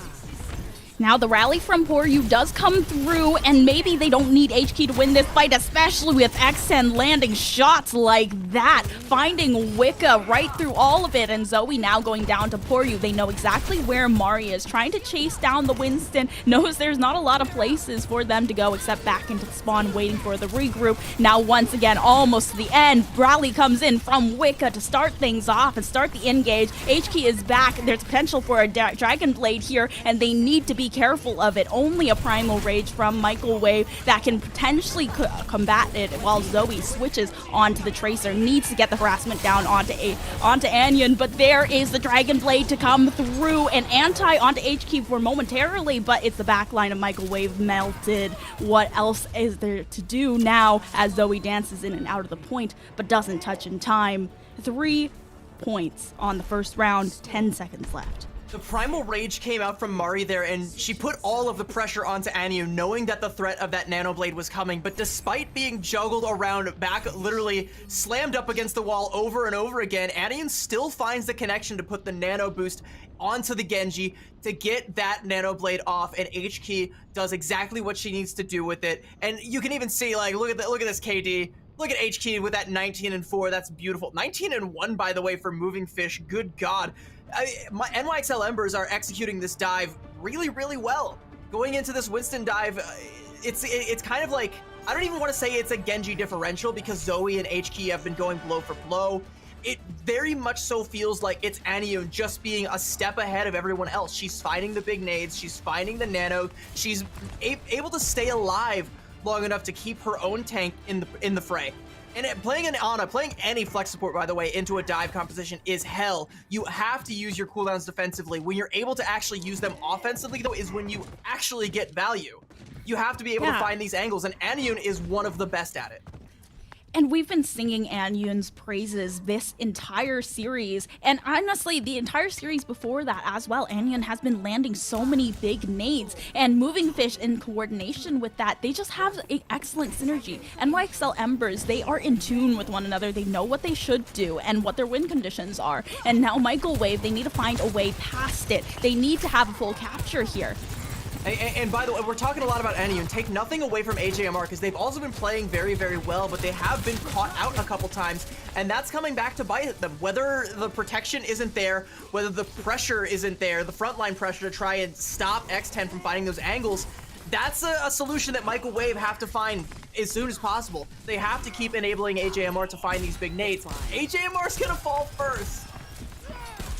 And now AJMR going down, it's just devastating. You trade X10 out, but it's a DPS for a support. Who keeps your tank alive without that burst healing from AJMR? It seems that they are able to stay alive, but they can't get any capture. They can't keep forcing themselves forward without the help of AJMR. Now the Winston's trying to trade blow for blow here. Moving Fish does get very low, regroups with the supports while they get a little bit of that touch onto the point. Anion almost has a nano already, though. Zoe opening pickoff there onto X10. That might be the opening that Michael Wave need, but they're still being pressured, corralled into this little hotel room by Moving Fish, and Moving Fish is going to check them out. Oh, well, that is a lot of damage going down onto Moving Fish, but even then it's a primal rage. Monkey see monkey do, I guess, and it just swipes them off of the objective. Moving Fish, the primal rage runs out, and they're able to get a tick, now a second tick as well, but there's a recontest coming in very fast. H-Key wants to go in, the nano comes in onto Moving Fish, and Anion should be able to stave off the pressure from Mari despite that primal rage, and does. Mari has to retreat back to the rest of the team, and H-Key now has a Dragon Blade in the back pocket. AJM AJMR with a Nano Blade or Nano of their own, seeing if they are able to use it. Zoe comes through, the Nano Blade does come out, and even with the anti, Zoe is just fearless, going on to the tank, going on to the back line. It doesn't matter if their health is purple, she's still able to find the team kill and allow Michael Wave to start pushing the streets phase with 4 minutes. Fearless is the word there, because it's really scary as a Genji to be at that 100 HP knowing you're anti-healed, but to still go in that deep saying, no, I am getting what I came for, or I am going to die trying, and Zoe does get exactly what she came for, and because it ends up being a team kill as well, Michael Wave can play for this forward aggression, take as much space here on street space as possible, but it's not going to be as much as they would like, because NYXL Embers, they're grouped up, they're already back in the fight. This corner right here where Zoe is standing is where this next fight should kick off, and there's a blade for HK waiting in the wings. There is no Nano Blade potential here just yet, but X10 is also building up to that overclock. Death has an overclock of their own, and it's really down to that Sojourn 1v1 here. Zoe had a little bit of trouble in that first round, but this round seems to be coming alive with those blades and making a lot of space for Michael Wave. They've already pushed it halfway, but now HMR going down first once again. That is so huge from Moving Fish to take down the support, and now Anyun has another Nano Blade. It's 4 ultimates for NYXL Embers, and they haven't had to expend a single one to win this fight. Yeah, it was, again, just another Anion Biotic Grenade. It landed onto both AJMR and Wicca. And hey, if you're Wicca, you know, your job is to protect AJMR, but that's so much harder when you are also anti. You also can't play as aggressive as you want to because the Winston Tickle Cannon is going to just go right through your shield. You know that your life is on the clock as well, so she can't be as aggressive as she needs to be to keep AJMR alive so Moving Fish can just go in. And now, like you said, the ults are about to fly. And here's the overclock from Death, looking for some value here, really just forcing back NYXL Embers to some extent, but they're just disengaging. They're waiting for that overclock to run out before they come in with a re-engage with almost a full ultimate bank. Michael Wave, they only have that rally to try and stave out the pressure from just mashing the Q keys, and there goes X10 with the overclock, looking to stave out the pressure with the rally, but it's not enough. X10 over the top, and Mari shredded with a railgun shot, and now without the tank, the rest of the squad is supposed to just fall like dominoes. They are just all corralled into this little space, not quite using the ultimate. They're just holding it diamond hands, and yeah, there is another nade to come through. AJMR. AJMR still alive, but definitely public enemy number 1 if you're Moving Fish. Look at this angle that they have currently right now, just kind of overlooking the streets from this window, but they have to try and make something happen. They are able to get LOS, dueling Nano Blades, which goes bigger. And HK has the Nano, both of them have Nano Blades. Zoe, however, is finding so much more value here on the backline. HK wasn't able to find really much of anything. Now I'll say Genji Gap. If that's not a Genji Gap right there, I don't know what is. You give both Genjis a Nano Blade, see who comes huger, and Zoe even seals it with the cleanup dash there onto HK. Zoe's Genji has been phenomenal this whole tournament. She's been a huge surprise, a pleasant surprise for this Michael Wave team. They get to hold on to the Primal Rage, but that's really all they have. They don't have Death and that forward presence anymore, so NYXL Embers are going to snap back like a rubber band and start to contest this payload again.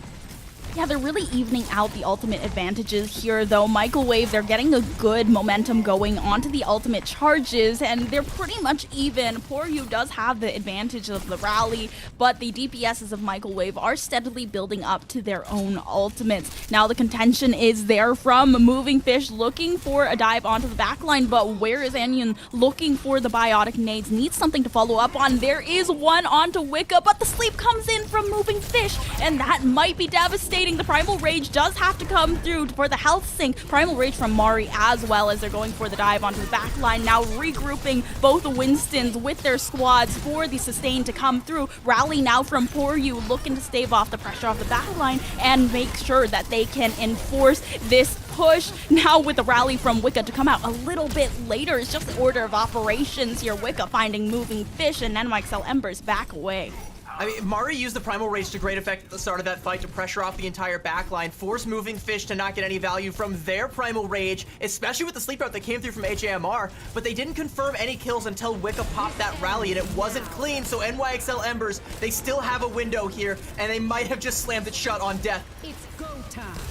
And now with the overclock from X10, Death didn't have anything from the overclock of their own. Shredding through the health, the bubble does go down, and it allows them to be a little bit more protected. Zoe comes in, and Poryu goes down, though. The Nano Blade, it's so good for a moment, but Zoe immediately falls, and Anion is still up. Now with the Nano onto X10, trying to find a little bit more value. H-Key is so low. The bubble comes in just in time to save the Genji, and now NYXL Embers, they are able to stop the push. Under a minute left over for Microwave. It's the only ultimate coming up might be both of the Primal Rages, as well as the Blade for H-Key. That swaps over to the Ashe. I'm not sure if this is going to, what this is going to do. You gotta imagine the dynamite pressure might be a threat for the backline. You can see Death has an angle right now where they can challenge and try and put some pressure onto Anion. Moving Fish is not gonna let them have that for free though. Yeah, they don't want to let them have that high ground control for free. Moving Fish now in the backline. Bubble goes down, and it's the retreat on through. There was a dynamite onto HQ for a second. Oh, that is so good. Such a good sleep. But they're woken up, and the Primal Rage does come through. Now really just making sure that they're able to keep each other alive. The supports sustaining one another, and now it's the rally from Wicca. HQ with the blade looking for something, but it was a raw blade. There was no nano boost on it, and it's really a struggle for them to find value. Mari now going to take down H-Key as the rally comes through with the nano from Anion to support. Moving Fish diving onto Death. The sleep comes through, immediately woken up, however, and Wicca looking to duel out the Ana from the squad and is able to do so. Without Anion, they need to find another way to sustain. Poryu gets very low from the anti. Such a good nade, and there's a nano as well onto Tracer, no less. X10 falling the pulse bomb in case anyone tries to come in looking for a stick onto H-Key. Anion nowhere to go with the Kiriko, and now in the overtime they are able to find the third point. We are going to round 3. What a clutch nano there from HAMR to get that onto realistically anybody, because they were being hard pressured down by Moving Fish, but finding it onto Zoe, and Zoe takes that ball and runs with it. And by the way, speaking of nanos, there are some very risky nanos coming out from Anion, but they're paying off, right? We go back to where we saw the nano blade that came out. Well, we answer that with a nano rail shot. Like, who even thinks to do that? Who even thinks to go for a defensive nano boost onto a Sojourn so that she can hit a rail shot onto a Genji, right? And then another late nano that comes out onto Poryu. While Poryu is only 3% away from her rally, ends up building that rally. That is almost enough to buy NYXL Embers back into the whole fight there. I'm loving the Ana back and forth here and the value that every player is getting whenever they are the beneficiaries of that nano boost. 1 minute on the clock for Microwave, a minute 10 for NYXL Embers. This is getting pretty close here. Microwave, what is their win condition here? How do they break through this and start getting some headway? I mean, HAMR, they really came alive in that last fight, being able to hit a lot of crucial sleeps and also land the biotic nade on Poryu that really eliminated the supports from NYXL Ember's fight. And from then on, it was really just back and forth from every single one of them. They had to switch on to heroes that could get to the point quickly, but X10 switching onto this Ashe is really interesting instead of the Sojourn, which they've been getting a lot of value with. I think the Ashe means that X10 is probably going to play a little bit more on the high ground, potentially with Anion. Put out some pressure with that Dynamite. Actually, no, you can look. They're playing on the point right now, just trying to play for the angles, trying to pressure out the enemy backline. A headshot goes in onto Death, and yeah, that's an easy cleanup there. That's a dead fight for Microwave. Half their time bank already gone with one fell swoop from X10. Yeah, X10 really good to find that first pick up. Now looking at Death switching onto the Widowmaker. This is really interesting. They're looking for the picks, and as soon as they find one, X10's not gonna peek that. They don't want to stay on the point. They don't want to play anywhere where Death can see them. Death actually gonna make another swap onto the Bastion now. Okay, the Bastion coming through, the dynamite damage, pressuring out HAMR from peeking out on the angles. Moving Fish in a bad spot, especially after the Bastion comes out and an anti comes through. HQ, however, finding Zoe. Zoe going down is going to be a tough one, but they get a tick, and the overtime is activated. Now a lot of damage coming down from above, and there's the anti onto Death. That goes through as Moving Fish comes in with the bubble, and Poryu just bashing Mari off the point. The overtime's going to run out. It's almost a touch from Wicca, but not enough as the shield bash from Poryu pushes her away. A tick and a half That's not bad. That's a win condition. Michael Wave have at the very least saved this from being a draw. It is now win or lose based on that tick and a half, right? And being able to take even that after that early pickoff onto Death wasn't a guarantee because the fight was never going to be a clean one, especially with the swaps. Like I said, you saw Death make the swap over onto the Widowmaker. Well, X10 sees that and says, I'm not going to stick around on the point. I'm not going to be anywhere where I'm at risk to a Widow headshot. Instead, I'm going to go back up to the high ground, coach gun up with my Ana, force Michael Wave to play into us, and suddenly now I'm going to have another advantageous angle to hit another Dynamite. And I don't even have to worry about the hit scan duel with this angle. That's just kind of how, you know, we all play with the map geometry there.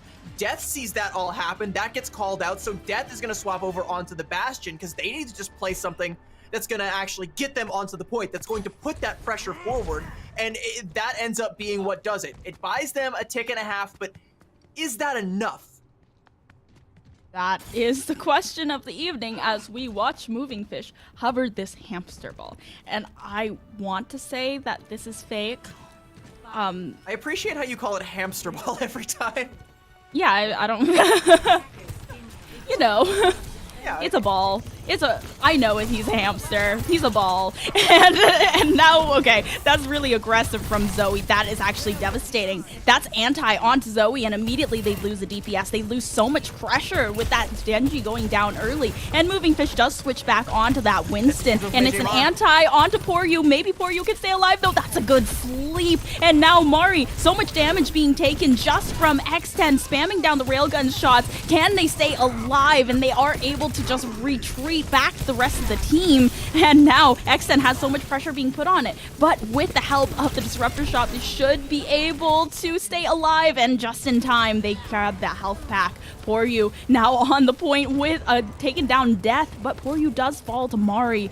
Zoe weaving in and out with the Tracer, and both bubbles now down, and not enough pressure being put on this Ana just yet, but still hasn't landed the biotic nade that they need. H-Key going down to Zoe, and with the Pulse Bomb now in Zoe's back pocket, this could be a very dangerous for Moving Fish, but with the Nano Boost, they are able to save Moving Fish from the clutches of Death. Zoe still looking to harass, but the overtime is being collected now. They need someone to touch, and they should be able to. H-Key gets on the point, the bubble goes down, but Moving Fish is just getting so low. Death with a huge anti-on to Enion, and now with the rally from Poryu, it's so much sustain. The sleep comes through onto Mari, but the nano boost as well. Both of the support ultimates from Michael Wave being activated, looking to sustain through. Not even a single tick just yet from NYXL Embers, but HK, they're looking to clutch it out with the overclock now, and both the EPSs finding their picks. AJMR hopping onto the point and finding Anion, but it is not enough. NYXL Embers, they take the second map off of Michael Wave as well.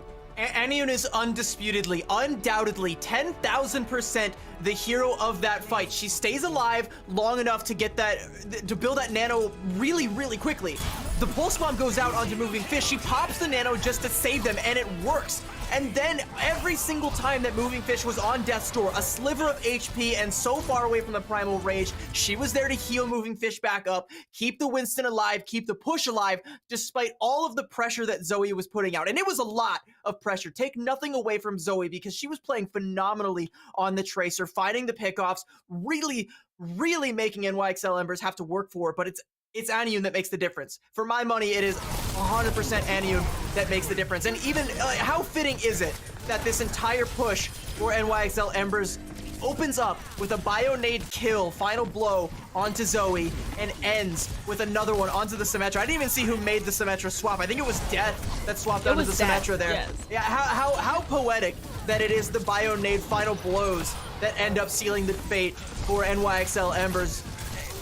They go up 2-0 in the series, and it looks so close, so scrappy throughout, but it's Anion that's making up the difference for me. Yeah, Anion is just doing so much in these fights, especially that last one, opening up with a Bionade and then closing with another Bionade. And at the end of the day, AJMR does find a pick, but they trade 1 for 1, and there was just no one left to contest, no one to keep that overtime going for Michael Wave. NYXL Embers, it is by the seat of their pants, it is by the skin of their teeth, but they are able to clutch the second map out, and now Michael Wave, they are on match point. They need to find a way to crawl back in this series, and we predicted that this series would go the distance. And I mean, if you're Michael Wave, if you're myself or Bad Pachimari as well, it kind of has to, right? Like, you got to get the brooms out. It's reverse sweep or go home.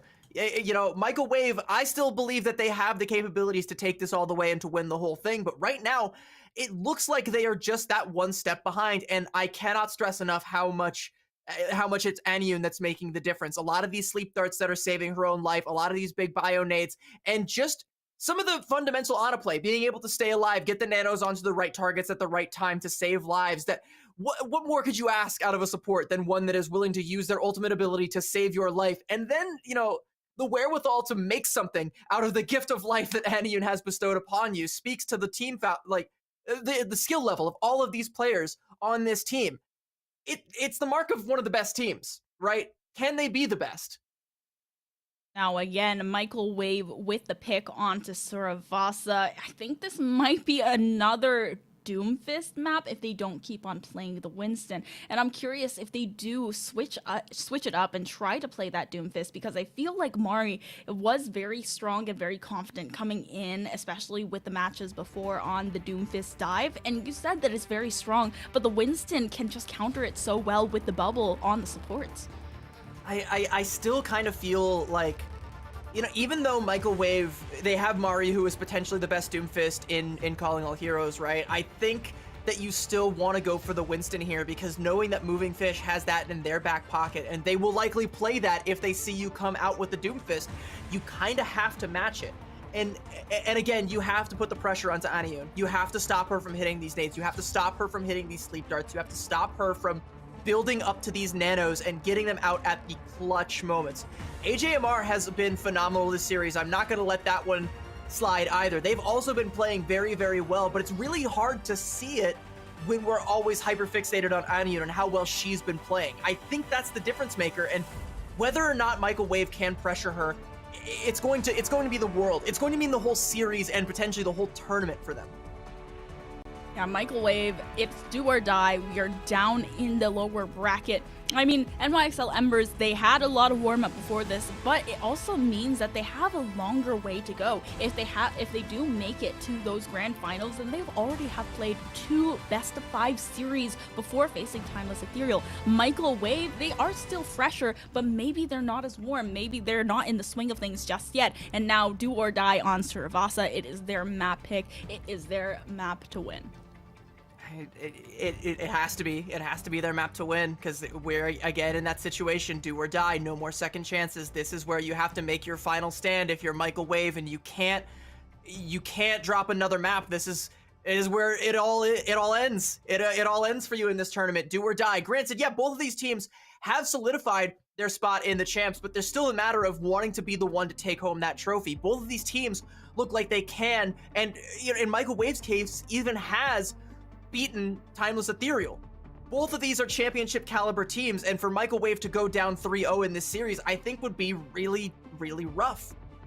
I believe they actually even hold the Swiss stage win over NYXL Embers, so it'd be a great revenge story for NYXL Embers to get that 3-0, but for Michael Wave, more was promised this time around. They were kind of a dark horse that a lot of teams didn't see coming, but they definitely made a statement, but we kind of expect a little bit more. We want to see them fulfill what is promised, make that grand finals appearance, potentially be the ones to dethrone the Kings in the final opportunity to do so.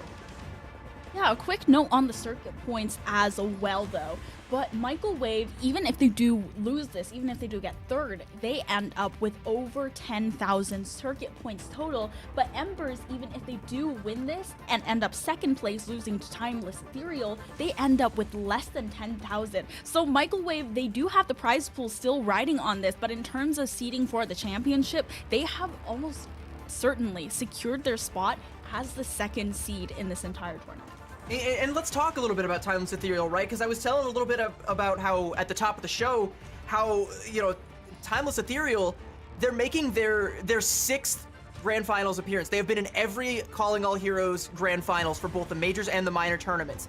It would be their 5th tournament win overall and their 4th in a row if they are able to capture this win. And being these two teams who have shown that they can contend with and in some cases even beat that team, how good would it feel to spoil that for them, right? Like, to just rain all over their parade. You have the opportunity to do that. Which of these two teams wants it more? Right now, it feels like it's NYXL Embers that wants to be the ones to make that statement. They're angry, they're hungry because of that 3-2 from yesterday. They want to avenge that loss. Michael Wave, they did it 2-0 in Swiss. They know that they can beat this team if just given the chance, but they have to go through NYXL Embers, and that's no easy task, and it's proven to be no easy task. They've been blow for blow, but it's like, I'm not paid. Like, Onion doesn't have my PayPal here, so like, she's not paying me to say this. I'm just an Ana one trick, so I you know, game recognizes game, right? I see the big Ana plays, I call them out. She's been the difference maker, and Michael Wave have to either step up to where she's no longer a factor or completely neutralize her, completely take her out of the equation, find a way to best her in that exchange.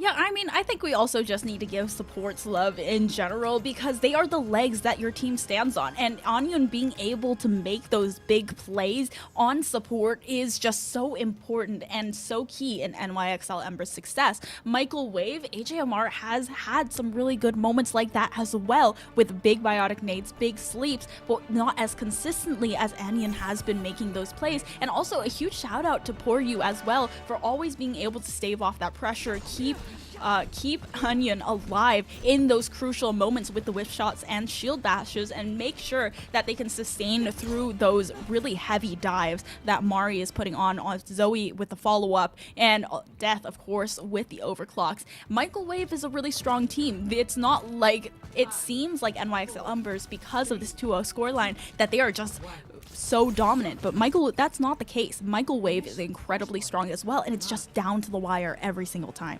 And let's talk about Murray's dives, by the way. You touched on that really briefly. I want to go back and say that my prediction was correct, and both teams are going to forego the Winston. Forego the Doomfist and go straight to the Winston. Great whip shot from Wicca there to put Moving Fish back in their place. That might actually just be enough for Michael Wave to get the advantageous positioning and maybe get the early cap here. Well, that is a huge anti from AJMR. We were talking about the Ana. We keep talking about the biotic nades, and they were just able to take down 2 players off the back of 1 cooldown. That's going to shred through Moving Fish, and you can keep Moving Fish alive from spawn while dead. So now Michael Wave, they have that first point capture. And that's what Michael Wave need to do. It has to be their backline making the difference. The whip shots from Wicca to keep AJMR alive, and then AJMR to be able to hit those big nades that they do like to go for set plays for. When given the opportunity to, AJMR will go for flank nades if they can, but they haven't really been able to thus far. But now that they have control of the point, there may be a shot for AJMR to try and make a little bit of a rotation here as NYXL Embers looks for their point of ingress. Zoe looking to find some damage onto H-Key, gets the biscuit from Poor You to make sure that they're sustained through, and now Moving Fish has the bubble on the point. It seems like Mari, though, just gets shredded by X10. It looked good for a moment, but all of a sudden the health bar is just completely gone. Now X10 looking to follow up with a pick onto Zoe, make sure that there's not that extra damage that can shred through the tanks as NYXL Embers are contesting over. It seems like they should be able to get Zoe off with the nice little stomp from Moving Fish and flip that point over, but it's already 80%. They need to hold on to this for the time being, and the anti might be able to delay, but AJMR goes down nonetheless. It's great rotations, touching the point and coming off the point just in time. To do that without your tank is great discipline that comes out from Michael Wave, and they do get 2 support ults, but have a look at the other side. NYXL Embers, they did enough to match that. It's one fight for Michael Wave, and they do have to win it, but NYXL Embers should be coming into this with the advantage just by sheer force of, you know, the fact that they were able to keep Moving Fish alive. Moving Fish can pop this Primal Rage once they get it to really, really slow the pace of this fight out. Wicca, though, gonna pop the rally early. She wants to close it out.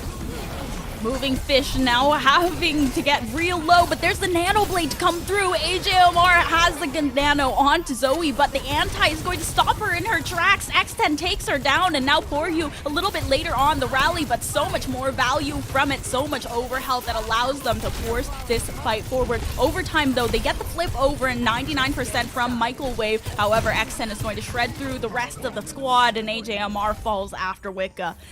It's so clutch that Michael Wave were able to find the flip, though, because they do have an opportunity for one more staggered fight here, but Zoe's gonna have to be the one to touch unless everybody from Michael Wave can get there in time, and that's gonna be really, really tight. And by the way, that's another fight that Aniyun carries for NYXL Embers, using the defensive nano onto X10 to keep them alive through the enemy nano blade, and then to hit the big nade onto Zoe means that that nano blade found nothing. It needed to find so much more, but it just couldn't.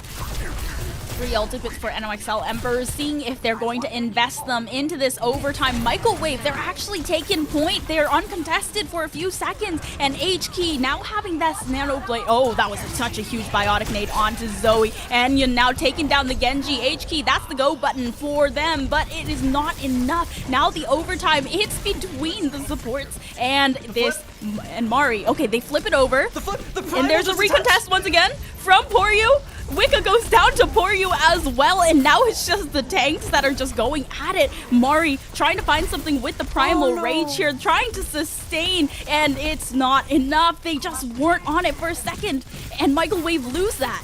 I mean, if you're Mari, you still like that, you still take that, because you flip the point. Moving Fish has to invest the Primal Rage just to go back in for the touch, and Mari could have kept that in contention, but I think she jumped just a little bit too high with that last leap, wasn't still touching the point, which very, very unfortunate, but you have set yourself up to where you're at least on even footing for this next point, because you don't have to worry about that Primal Rage now. You don't have to worry about the Dragon Blade coming out from HQ. You will have to worry about the support ultimates, but you can match those. At the very least, you've already matched the rally. I think if Wicca goes aggressive with this, it might make space for Michael Wave to take this point early.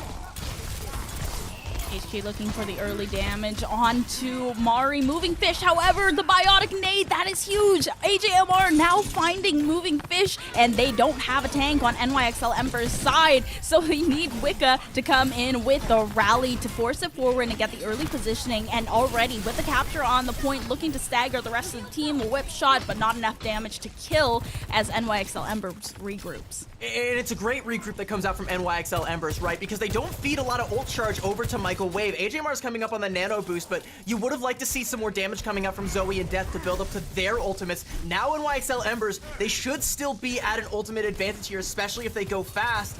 It doesn't look like they're going to, though. Moving Fish jumps in, dives right back out. Aniyun holds onto the nano, at least for now. HMR now has a nano of their own as well, so this could potentially trade blow for blow in terms of the honest. Needs to see who lands a biotic nade. Once again, so much damage being done to Moving Fish, though, and that's going to stave off a little bit of pressure. HK, however, a dry pick onto Zoe in the neutral. Now missing a DPS on Michael Wave's side, and Mari is actually going to trade it back onto HK. The rally comes out a little bit too late. Moving Fish has the nano now onto them and should be able to find something out of it. The Primal Rage comes through from Mari's side, however, and Poryu just gets shredded. Aniyun can't stay alive without the Brigitte, needs to find some way out, but there is nowhere to run. Moving Fish invests the Primal Rage to try and hold on to the point and maybe flip it over. Okay, Death just gets juggled right into the pit of despair, but they should be able to keep this in contention, especially now that HK has come in. Poryu goes and switches onto the Lucio, but Moving Fish goes down. The overtime runs out. Second point goes to Michael Wave, and now we're on to the third with a 1-1 scoreline.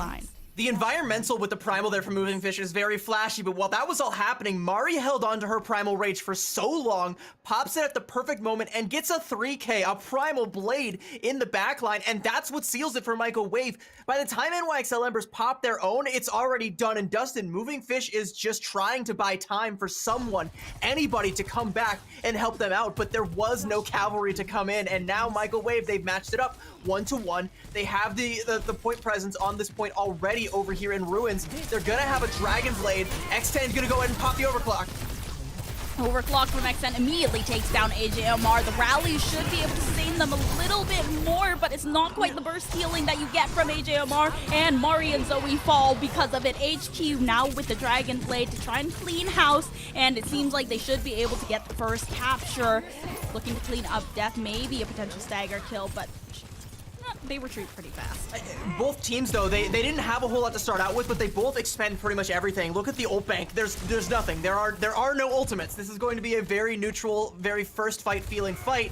It's gonna be kind of between HAMR and Aniyun to see who's able to build up that nano boost early. So, I mean, Mari has a lot of health missing. That could be a good head start for AJMR. And a big nade onto Poryu. And Poryu going down early, that's going to be tough. Now Moving Fish looking to slam down onto Mari, gets him very low. It's not quite isolated from the supports though. HK might be able to finish off what Moving Fish started, but is not able to. Wicca comes in just in time. Now Moving Fish has nowhere to run. They get the flip over, but it's good 65% from MXL Embers. Gives them time to build up to those ultimates, but Michael Wave on the other hand, they've already built up to them. AJMR is getting sick of us praising Anyun so much. We're giving her so much props that AJMR's like, you know, I think I deserve something as well, because it is the nade from AJMR that ends up sealing the deal. Poryu falls, and you know, when your Brigitte's dead, your Ana's not gonna last very long. Now we're gonna go first with this nano onto death. Are we gonna be able to make anything out of this? Looks like NYXL Embers, they just backtrack, they just hold the S key.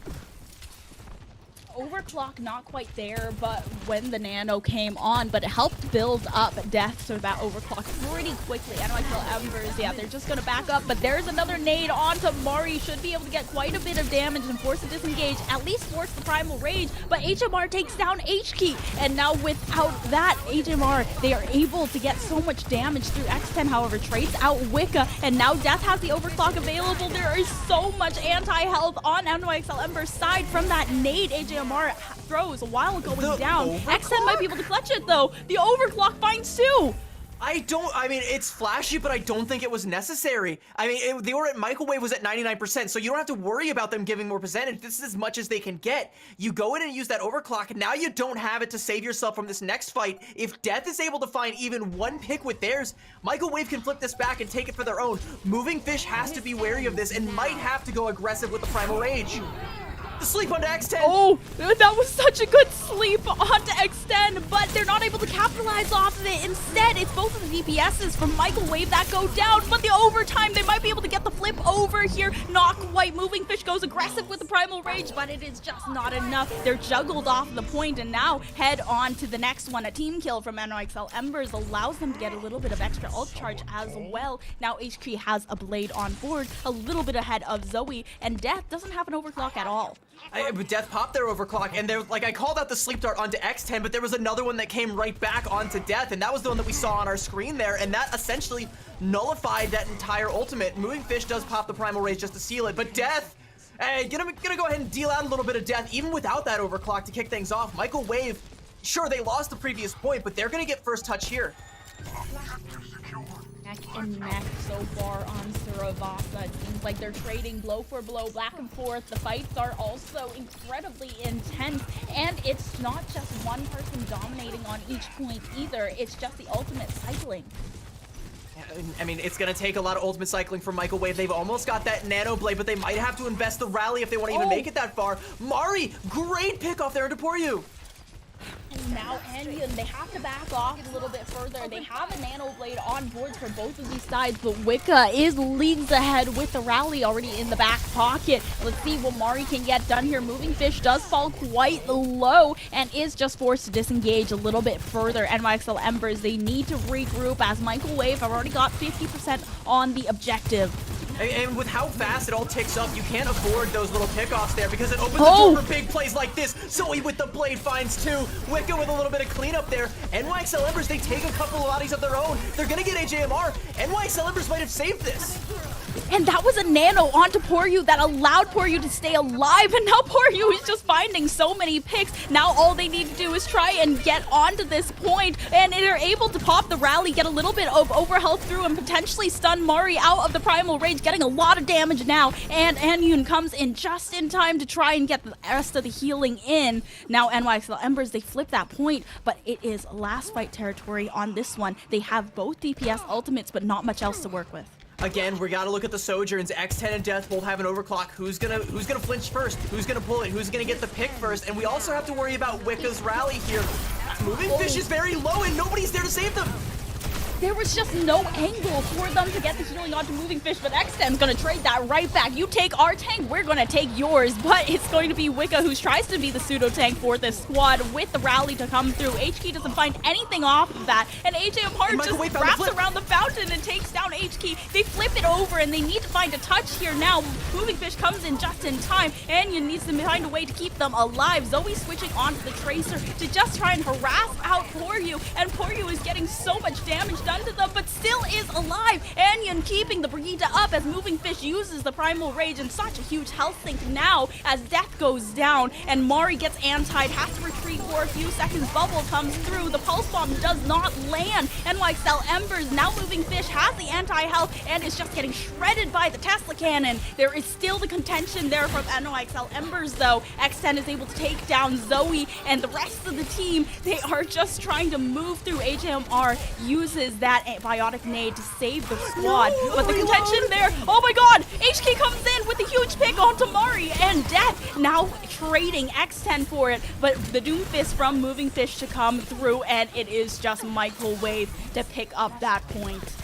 Death gonna go ahead and get the cleanup there. That was almost disastrous. I mean, AJMR was pocketing Mari for the longest time there, but that one moment where they have to reload and Mari falls, that was almost the time for NYXL Embers to buy themselves back into it.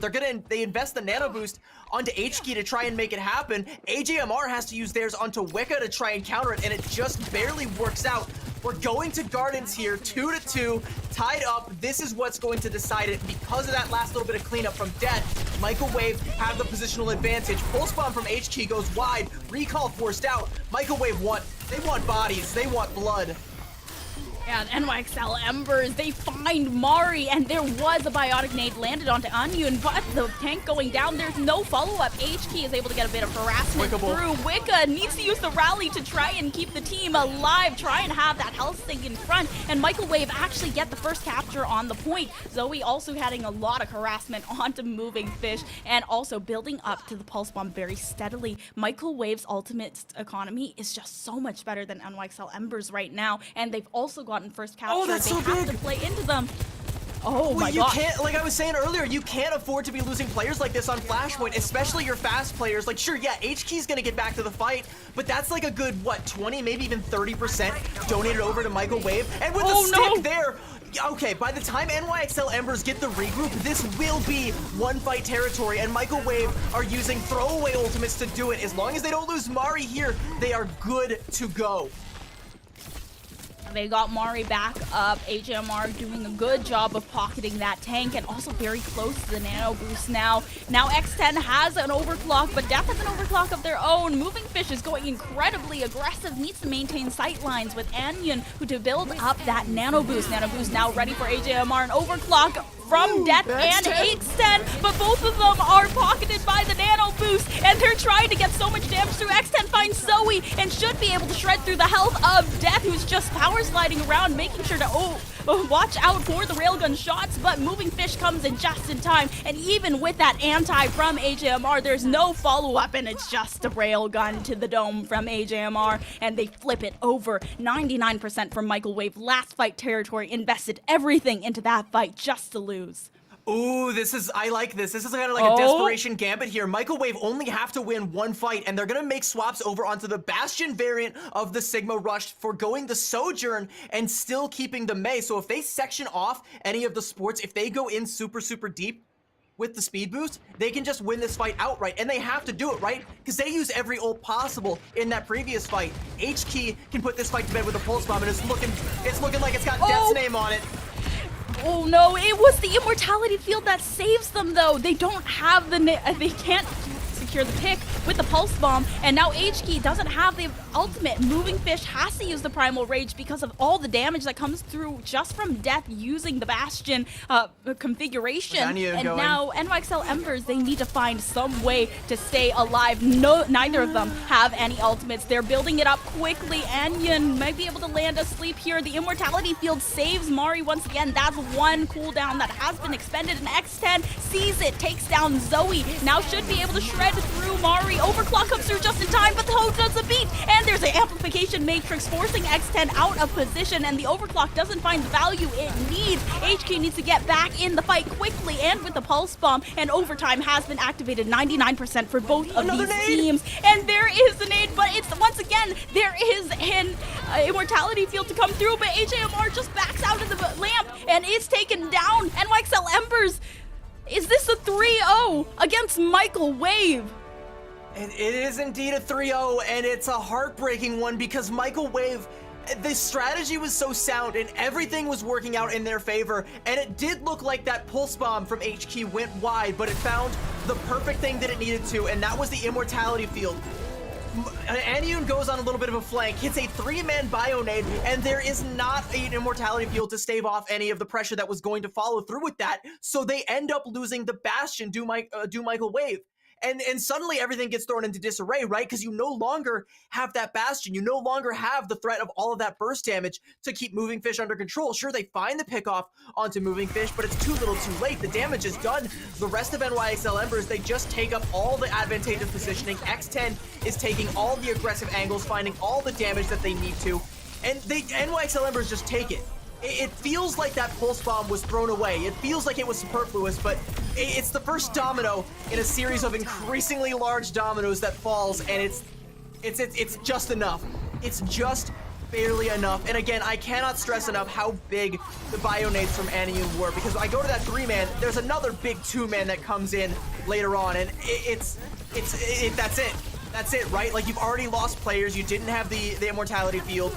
They have to use the immortality field again to try and survive through the second Bionade, but it's not enough because everything's too split. It's Anyun. Anyun MVP, or I'm rioting. Or you're rioting. You hear that, rioting. production? You want rioting CB on stream? I'm gonna throw the biggest temper tantrum you've ever seen, alright? Children in Toys R Us will have nothing on me if Anyun got the MVP for these Bionades that she's been hitting all day long. She has almost single-handedly bought NYXL Embers into the grand finals, and I say almost single-handedly because, again, it's on players like X10 who are finding a lot of these flank angles, a lot of these big, rail shots with the Sojourn, who's often getting the better of death in these exchanges. It's on Poryu to keep Anyun alive, and it's on the flexibility for Moving Fish to be able to keep up with Mari. Even when Mari is playing out of her damn mind, Moving Fish is still able to keep up with it. And Michael Wave, again, it feels like they're just that one hair behind, but it was one hair every time. Yeah, Moving Fish did such a good job following up, and it was X10 as well, getting the damage low. HQ being able to finish those kills, find the eliminations. All of them were playing as such a good, solid unit, and that last fight was just played to perfection. All of the cooldowns were used and forced out so well by NYXL Ember's side, especially the Immortality Field, the most important cooldown on that squad. And as soon as it's gone, boom, Pulse Bomb right in, and you know that there is nothing that can counter that without the Baptiste. Your squad has no legs to stand on, and this is basically an express ticket into the grand finals, and I am incredibly excited to get to speak with this team once again right after this very quick break. See you then.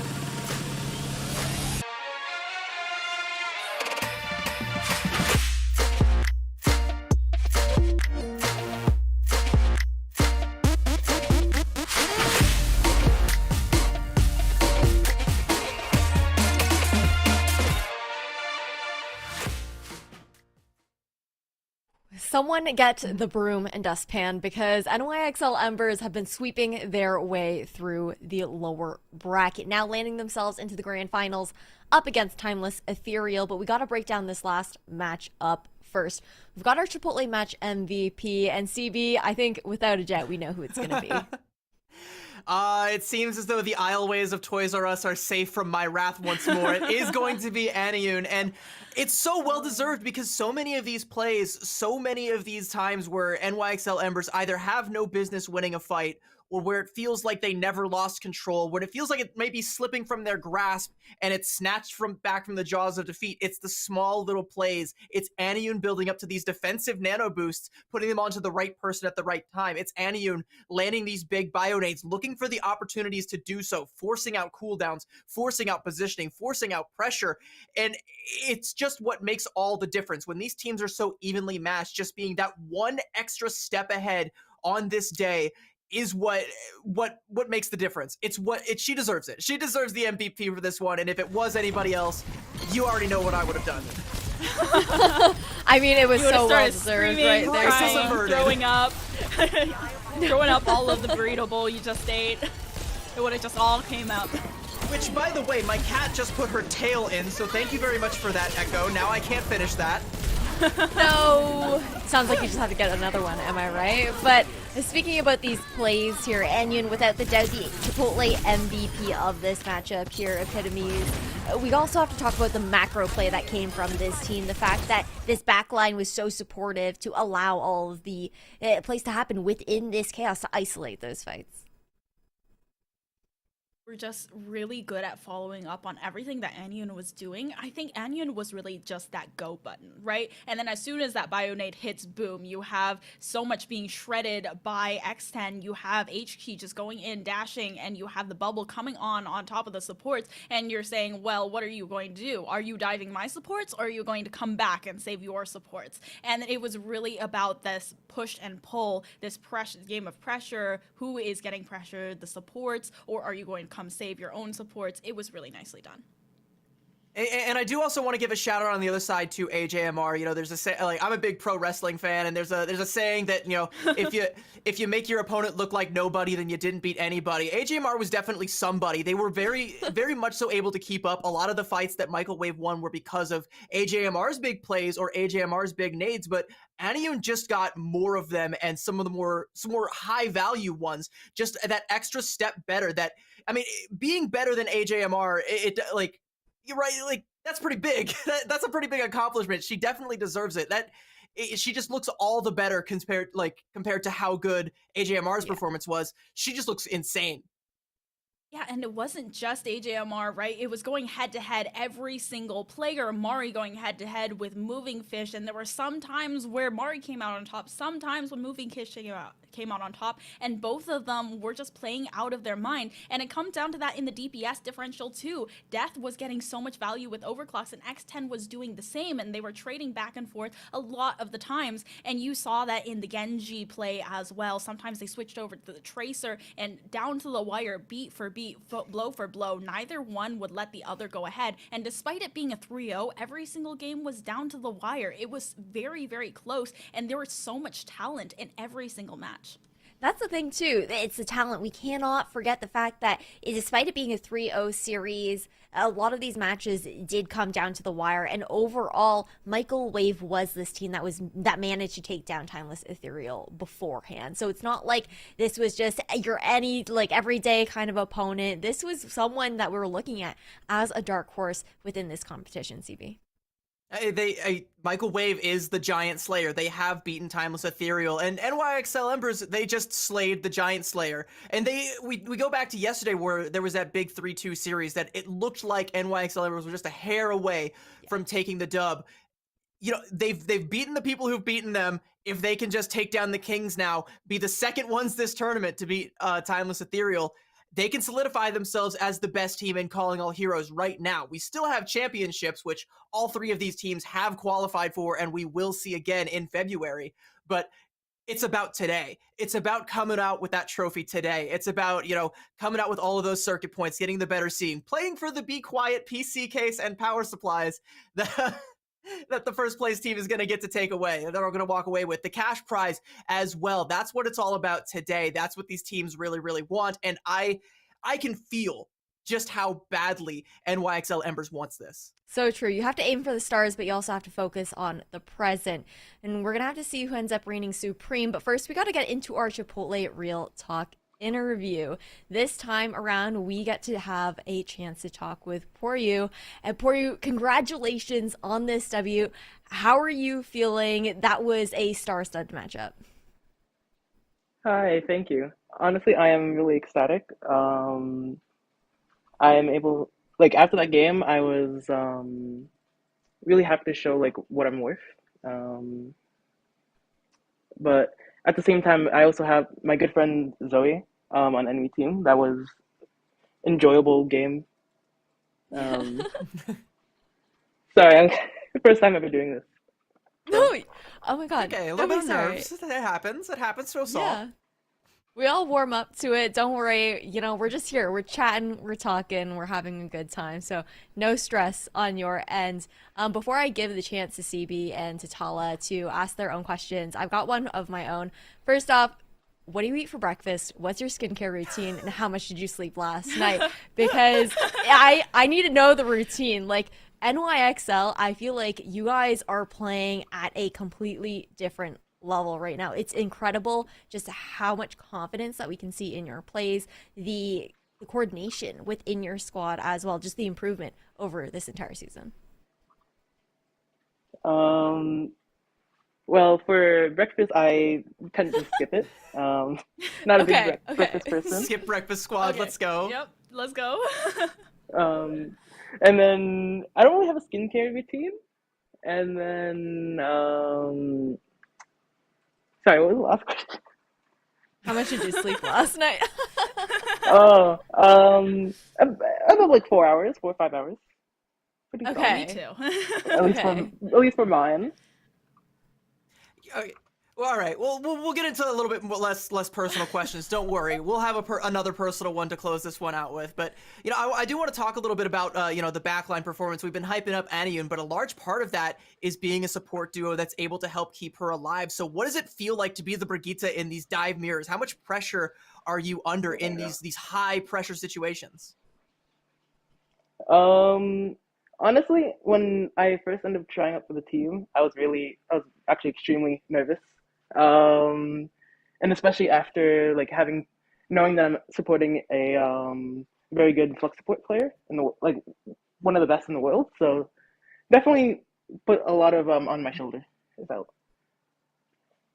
I, I'd say you've risen to the task. You're definitely up to it. You guys are making for a world class support duo at this point. I'd say.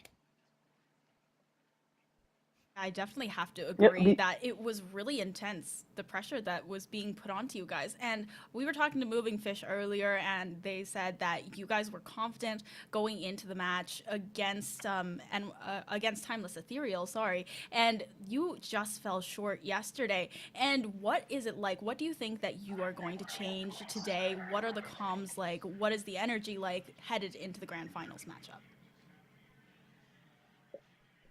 all in my mind is winning at this moment. Like simply um just the JJK meme of nah, I'd win.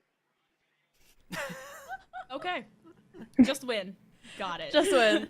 You know what? Easy, just Short, win. simple. Just like your daytime routine, your nighttime routine. That's the way to go because you gotta focus on that damn grind, right? And it is paying dividends right now within the server. But I've got one last question before we end up signing off. So I gotta know before we go, what is your Chipotle order if you have one near you? Actually, I'm ordering Chipotle for the first time ever from the code today. So Oh. Oh, you Okay, snagged one? what are you Okay. ordering? What are you ordering? Let's hear the order. What are we getting? I think I'm just going for like a burrito bowl, like just to test it out type situation. Very solid. Are you a meat eater? What kind of meat are Um, we going with this time around? um, I'm hoping I'm guessing they have hamburger, right? Meat, right? Yeah. They have steak. They have carne asada. Yeah, I They think got they have beef. like pork. Yeah. I'll probably do steak. That sounds actually good. Okay, nice. Yeah. We needed this. This was important information. We're trying to pull for performance right now and tally that up at the end of the tournament. But thank you so much for taking the time to do this interview with us for you. And before you go, one last thing. I want to give you a chance to give any thank yous, shout outs, say anything that you'd like here on broadcast. Shout out to everyone that's helped me so far and improving from my when I started playing. And the goal from here is not to stop, but to go up and become the best in the world for main support. Okay, absolutely love to hear that. Good luck on your next matchup. We'll see you down in the grand finals later on today for you. Thank you again for taking the time to do this interview. But that's a wrap for now. We're going to be heading to a quick break shortly, but I want to give both Tala and CB a chance to say their goodbyes. And I'm also curious, you guys, Tala, you can kick it off, about what is exactly your favorite moment so far, because this regular season is wrapping up. This is going to be the last time that we see you guys for the regular season. I got to know what your favorite moments have been. Well, I have to say that I am really enjoying this meta. Well, technically, it is just another Winston Brigitte Ana meta, or from what we've been seeing, but I also have been enjoying the Sojourn play and also the Sigma. But I have to say, I love the addition to Genji of the dive metas, and I have to say my favorite moment is from last weekend when we were watching Michael Wave play. I don't remember who it was against. I believe it was against Drainers, and we saw Zoe get a lot of these sleep deflects and be able to find a lot of Blade 4K, 5Ks off the back of that, and it was really impressive, and I just think that it's a really fun hero to be watching in this level of play. Nice. Very solid, CB. I have to agree, and like okay, for my pick, I'm gonna pick something a little bit more selfish, right? Like there's so many good plays, there's so many good players, so many heroes that have risen to the occasion here. For my money though, my favorite part of the season all thus far was the previous minor tournament where I got the entire Twitch chat to meow along with me. So if I could actually just for sentimental reasons, chat, can I have one last group meowing session? If I could get some more meows in the chat for Echo and Tala, I think you're the perfect partner for this one. If you could join me for one final group meowing session of the regular season. And 2, 3, meow. And maybe we'll even get another one going for champs. I sure do hope, but it's been a pleasure to get to be here to cast this with you guys. I'll look forward to doing it again. Meow. Thank you, guys. production. Thank you, production. I love you guys for that one. And yeah, that's gonna be it for me for this time. I can't wait to see you guys again. Man, CB said that she was going to be surprising us on broadcast with her favorite moment, and I was not ready. I didn't know we were actually. I would have gotten my 3 cats up here and done the group meow with you guys. I know, but thank you guys so much for joining. There will be another. Yes, there definitely will be. But I appreciate you two so much for the amazing cast throughout the regular season and for being on the desk with me today. We are going to have to say goodbye for now, but we will see everyone at home after a short break when we'll be back for grand finals for Challengers and Rising.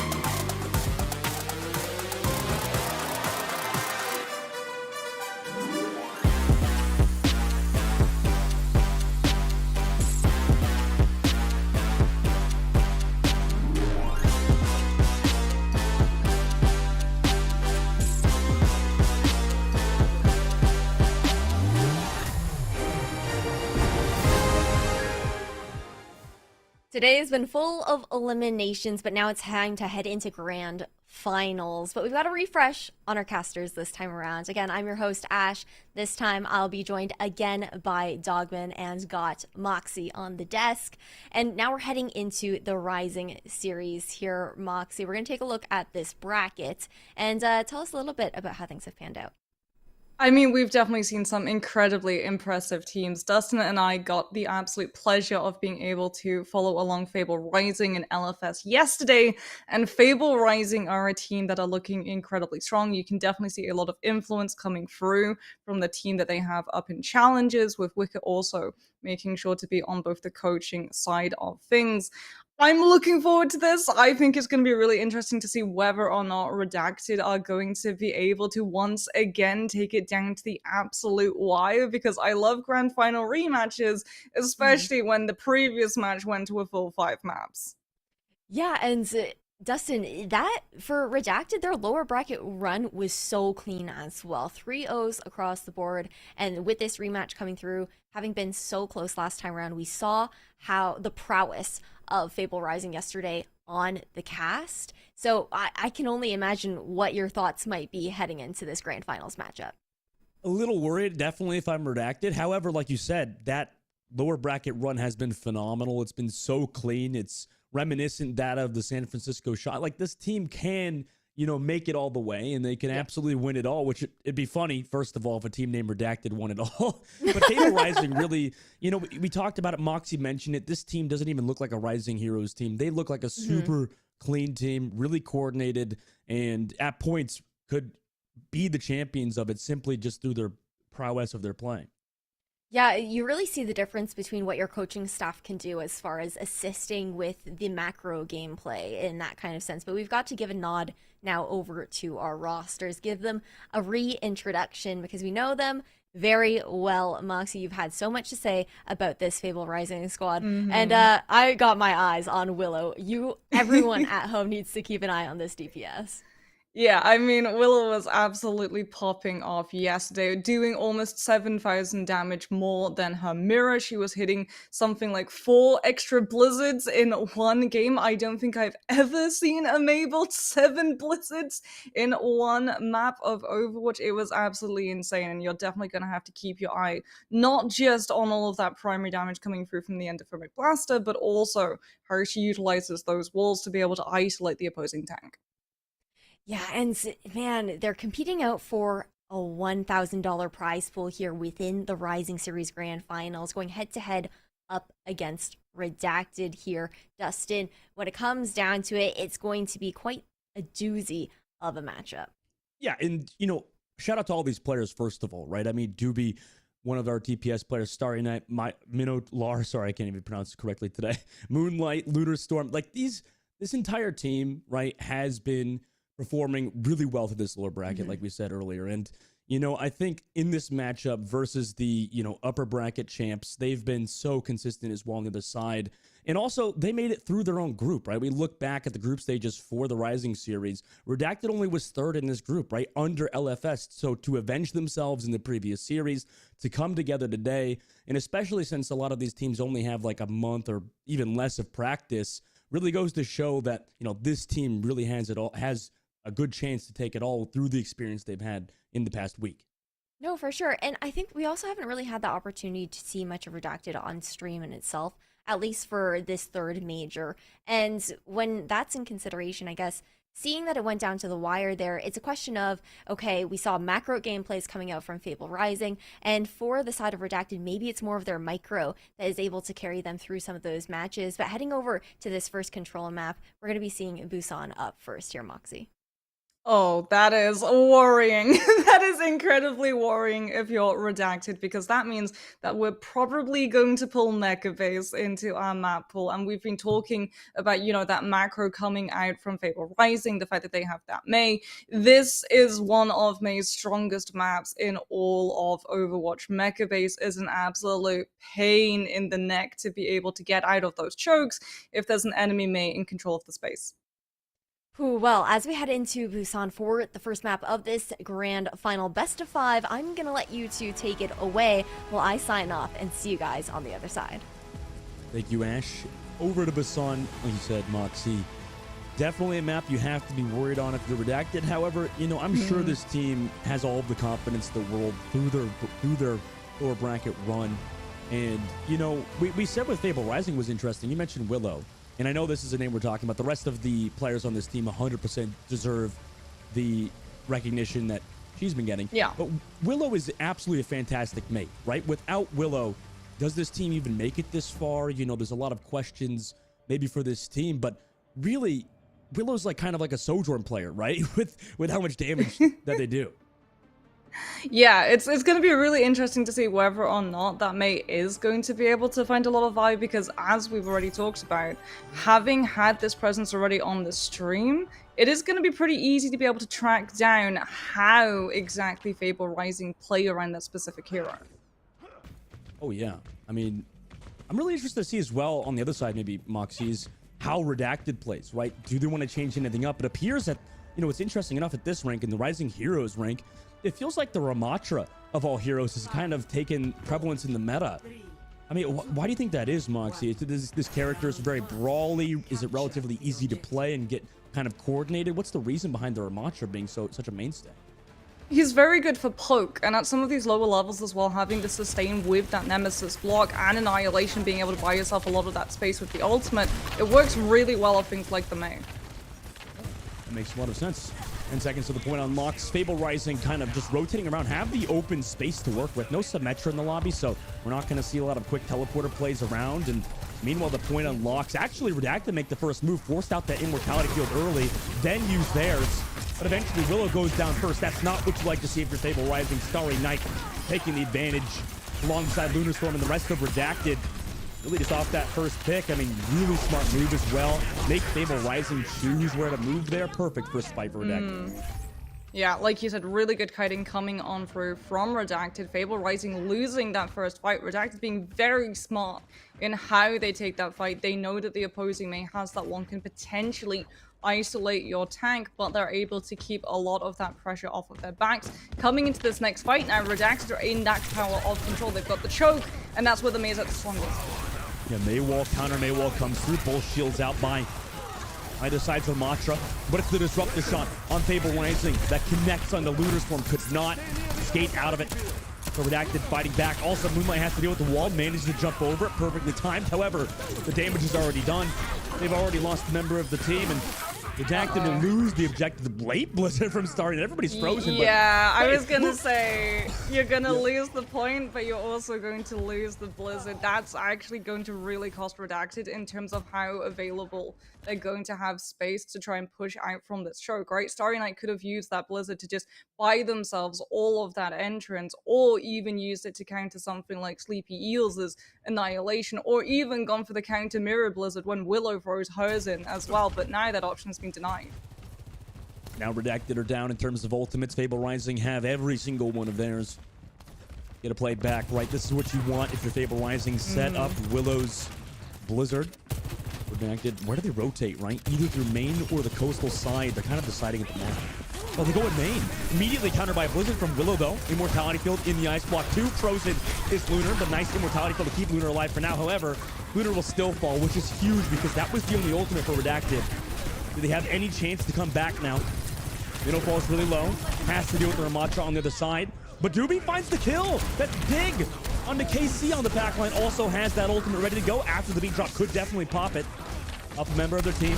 Popping their Ramatra ult is Minnow. The rest of their team drops towards that point, but it's Luna to fall again. Just came back from spawn. Now they're actually dealing with Sleepy Eels. Doobie finds 1. Then 2 onto Sleepy as well, so it was looking dicey on the side of Redacted. However, they bring it back and push away Fable Rising. Yeah, great land coming through from Moonlight to enable that Death Blossom coming on through from Doobie so that they do not go down mid-ultimate. And off of the back of that, they've been able to find the space to pick up the point. Unfortunately, Najila finds Moonlight, and without that Baptiste, there's just not enough sustainability. It's going to be a very fast flip back. Yeah, Moxie, we talked to Najila yesterday. They were saying that they just started playing Overwatch like 2 months ago. 3 months ago. It's insane. To be, absolutely crazy coming through. Like, you can see how quickly when these players get that attention and form of just help and experience from some of these other players, how quickly they can elevate themselves as KC trying to come in with some fast kills on the overclock. Immediately countered by that beat from Lunar. Overclock runs out. So for Redacted, this has been a great engage so far. Sleepy Eels falls, so working for them in this current fight. That could also building towards that Blizzard here. They're actually rotating together relatively well towards that point, right? Consistently taking down KC, shutting them down. Nearly 90% of the board now, 99% of the board for Fable Rising, and Baptiste ultimate committed by Moonlight, in fact, towards the point just to secure it, just to get rid of these staggerers on the point. 70% now. I mean, we're going to be entering last fight territory next fight. Yeah, but crucially, Redacted hold on to the Blizzard. As a result, Fable Rising, they're sitting on 99%, but they can't just kite over to that point and throw Willow's Blizzard down to be able to find the flip. Redacted have the exact same tool to be able to cover the exact same space. The one difference maker is going to be that amplification matrix. Oh, they may wall from Willow.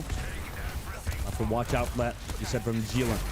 Sleepy falls so low, though, needs that regenerative burst early from Fable Rising. Blizzard towards the point, tried to speed out of it. They've actually nearly avoided it. Counter Blizzard, but Willow shuts it down. Najila also takes down Moonlight, so that's 2 removed, and then Doobie also gone. So in overtime, Redacted are here on the point, but they've got no more members. Fable Rising are going to get the flip and are going to win round number 1.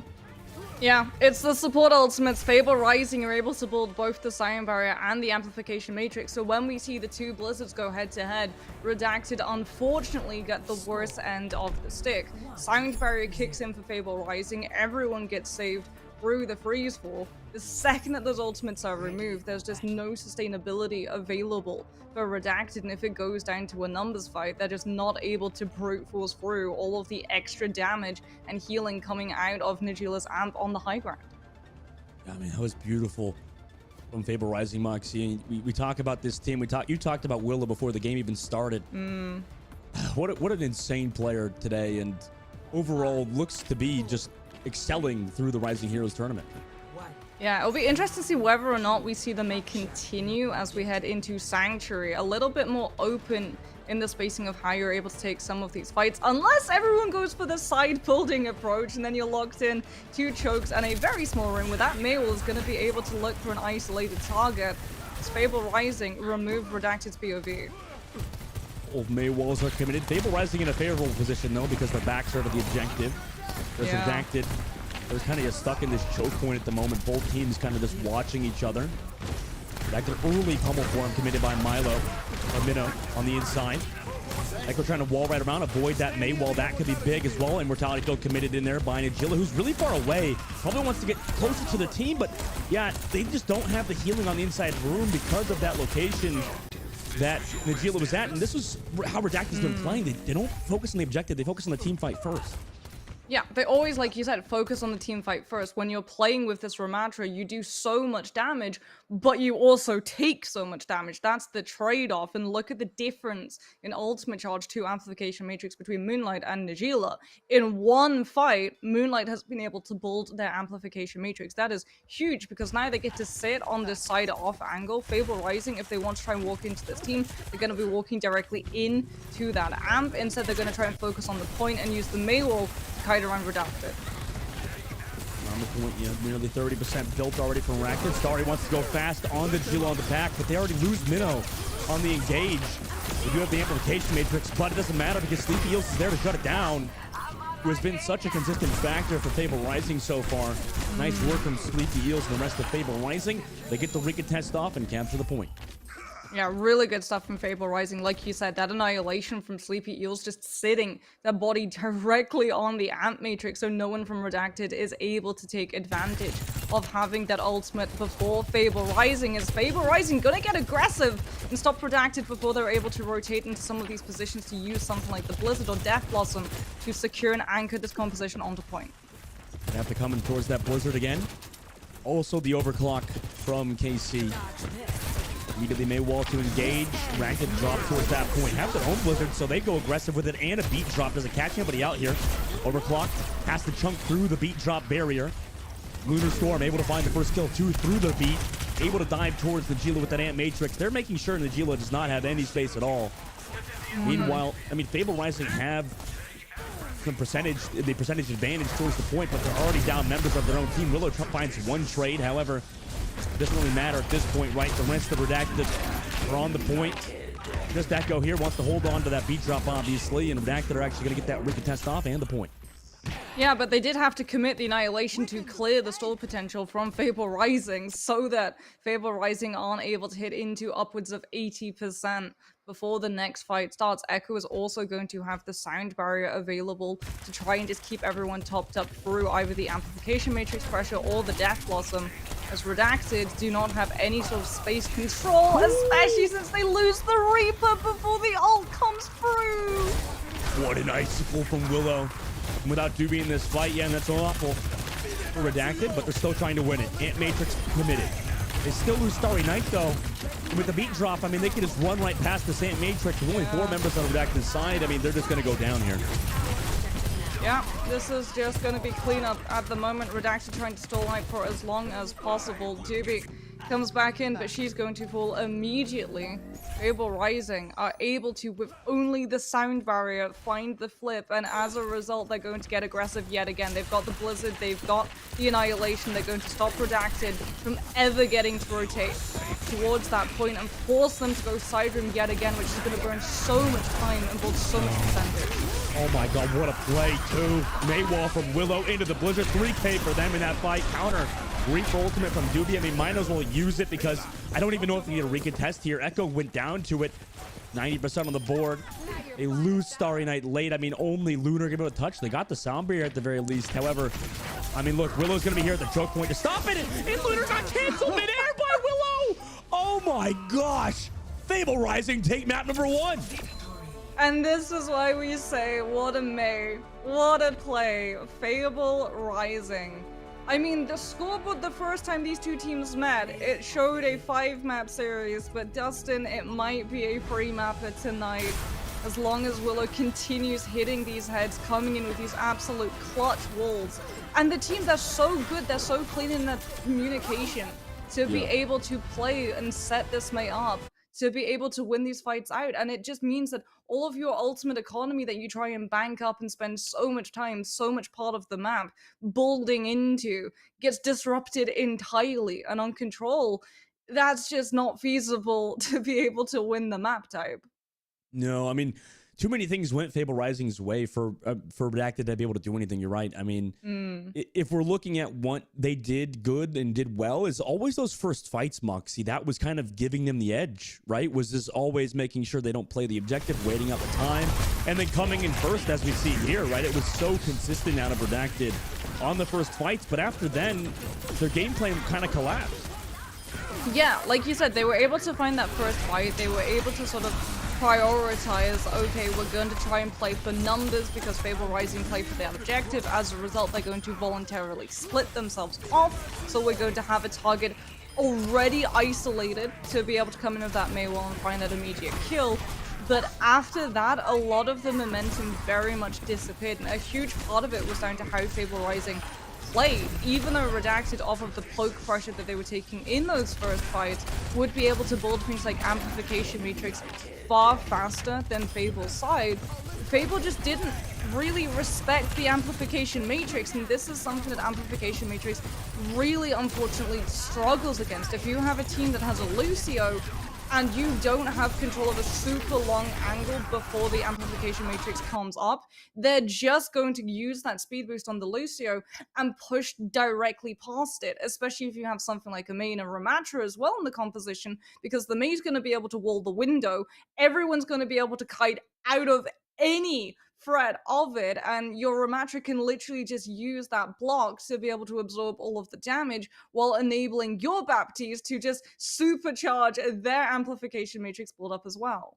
And it's funny that you mentioned the Baptiste too, because for Redacted, their best team fights were when they just kind of ran it in Najila, really making sure that Baptiste was not ever comfortable, really ever setting up. And, you know, besides that, and then also their first fights, it felt like things were maybe a bit confusing for them at points because, yeah, they just really couldn't get a groove going. I mean, maybe for this next map, Moxie, they could find some footing, right? I mean, especially on Busan, that's a map that's going to be hard versus Fable Rising. I think we expected that, right? So maybe a map pick could be the difference maker versus Fable to take them to somewhere that they're not as comfortable on.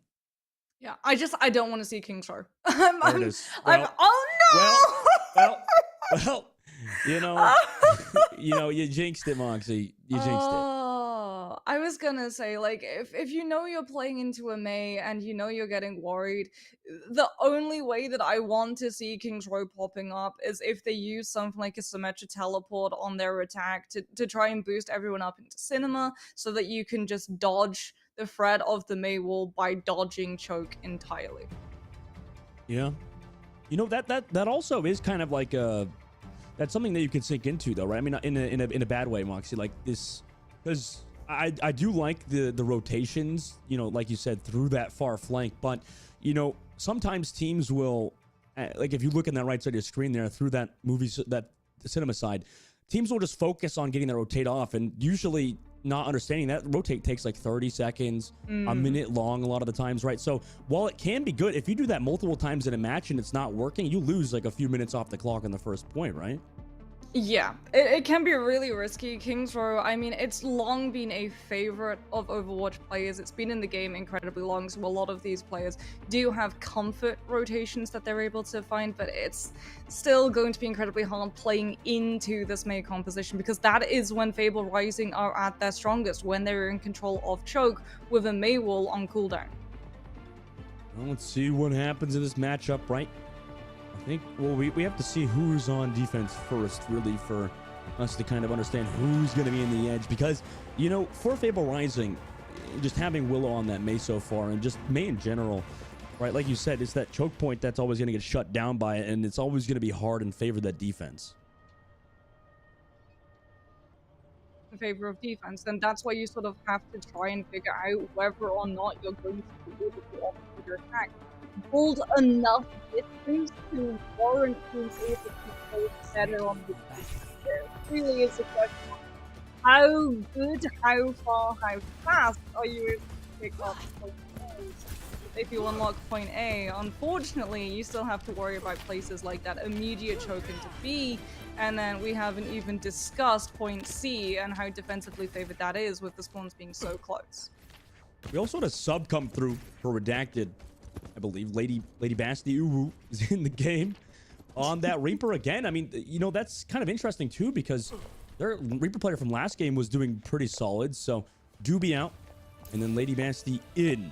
See if that pans out for Redacted. Well, we'll see whether or not Starry Night is going to be able to land this first opening headshot, as there's definitely players with that Mercy damage boost, but no. Everyone from Fable Rising will keep their heads, no early haircuts today. And Redacted swap the Widow onto the Mei.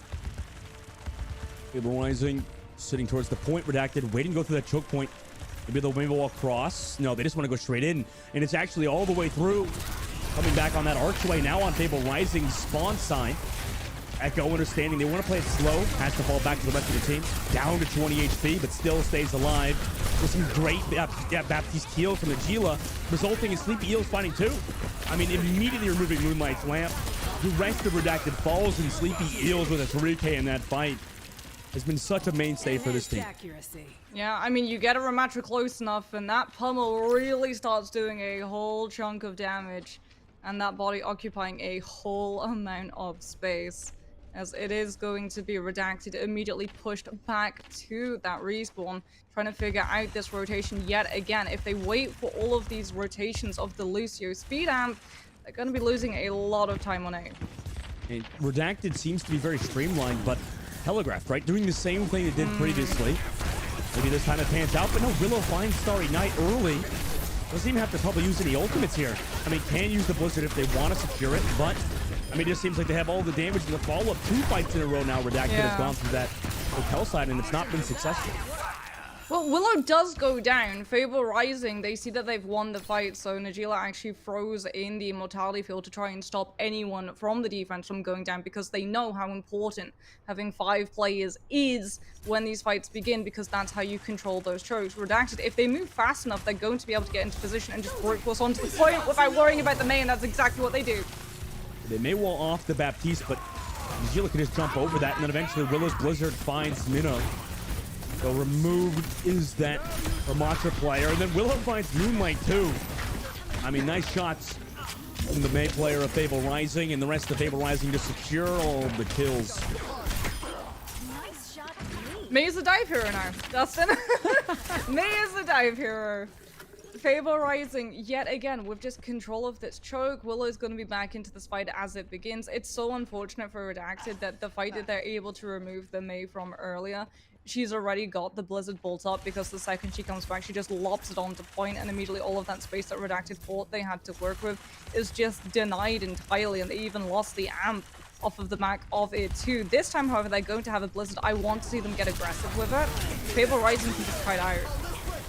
Yeah, I mean, another fight for Redacted. Let's see if it pans out for them. They get on Echo. Nice for the beat drop to get committed, but KC trains. Minnow on that low ground through that Ant Matrix. The Eagles fall so low and will go down during that ultimate. The Annihilation no longer there for Fable Rising. The Gila find out. Fable Rising 2. Beat drop committed. Willow got the Blizzard. Throws it out there. It's perfectly timed. Redacted is frozen. Do they have the follow-up damage, though, without that Sojourn? It doesn't look like it. Lady gets 1. They get 2 with Starry. And it looks like Fable Rising were almost close to getting the recontest. However, Redacted in overtime will close it out. Yeah, but they've burnt through so much of Redacted's ult bank.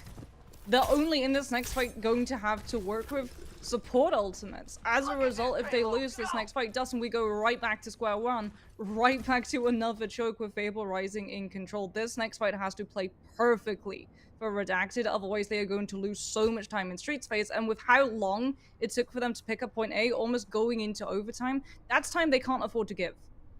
It's not. Redacted want to keep that pace up, but they have to also focus on the payload, so we'll see what they do. Maywall early on the side to stop KC from getting a lot of damage. Now Overclock goes through, though, after the wall is gone. Lucio 1v1 with KC. KC can't find any target, and Minnow's found the Gila, and oh my gosh, Looter will find KC on the flank, too. Overclock removed. Ultimate committed by Fable Rising, where Redacted didn't have to use anything for this one. Yeah. And they're just getting the stagger kills now. They get the stagger onto the Lucio. Fable Rising know that the fight is lost, so they're just going to try and stall on that payload for as long as possible. But like you pointed out, both Silent Barrier and Amplification Matrix still in Redacted's hands. Now, off of all the damage they've done as well, they're going to have Blizzard to be able to stop this recontest coming through from Fable Rising. We're going to try and rally around having the Annihilation, sending Sleepy Eels directly in.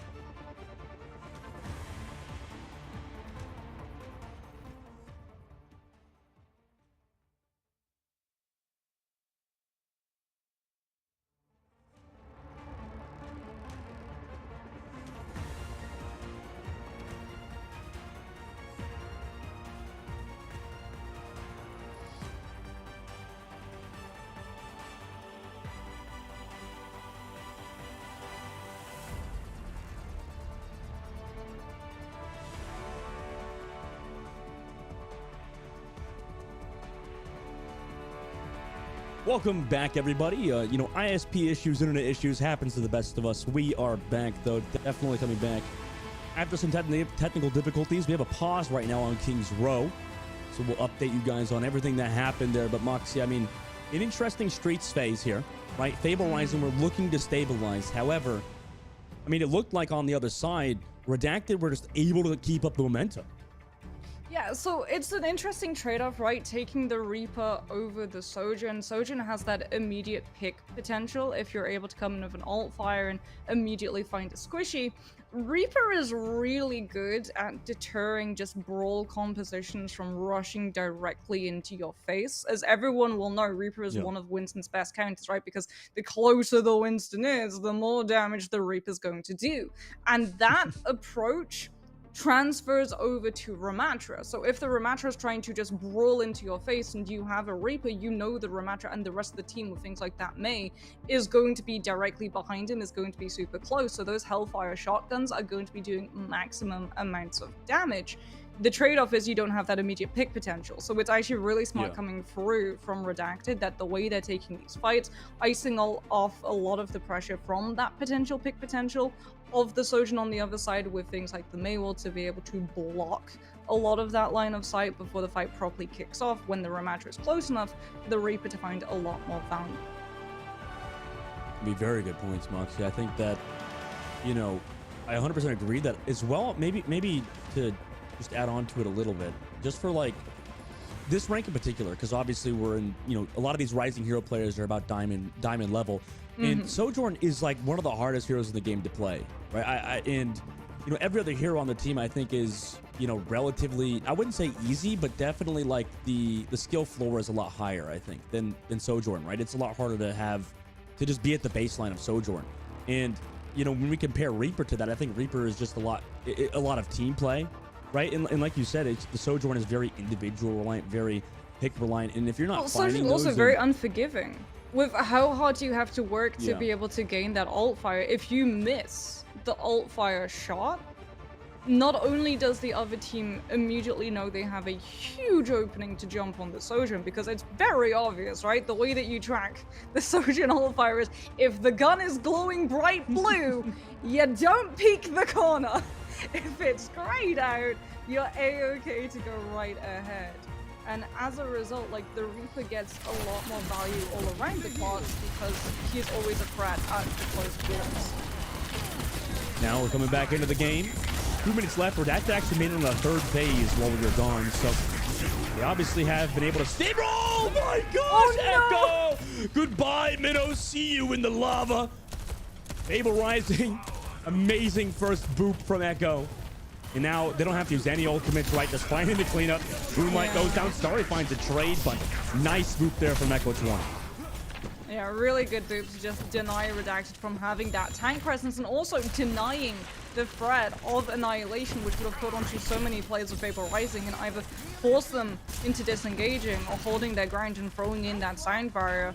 Now, as we head back into C, the defense should have control of that choke, but Redacted just running directly at them, trying to put this Reaper into that forward position to find the value, and Blizzard catches no one. Well, the Baptiste is frozen at the moment, but the beat drop was able to slow things down. Willow gets 2. And Starry Night Blizzard doesn't find enemy. You're right on the back. It gets that Lucio. However, the beat was popped before Echo 20. Again, has been so consistent. Interesting ultimate there from Lady Banshee. Was able to find 1, but nothing more, right? I mean, that was just a little bit of a Hail Mary ultimate. Now 60 seconds left. Moxie, Fable Rising are able to hold so far.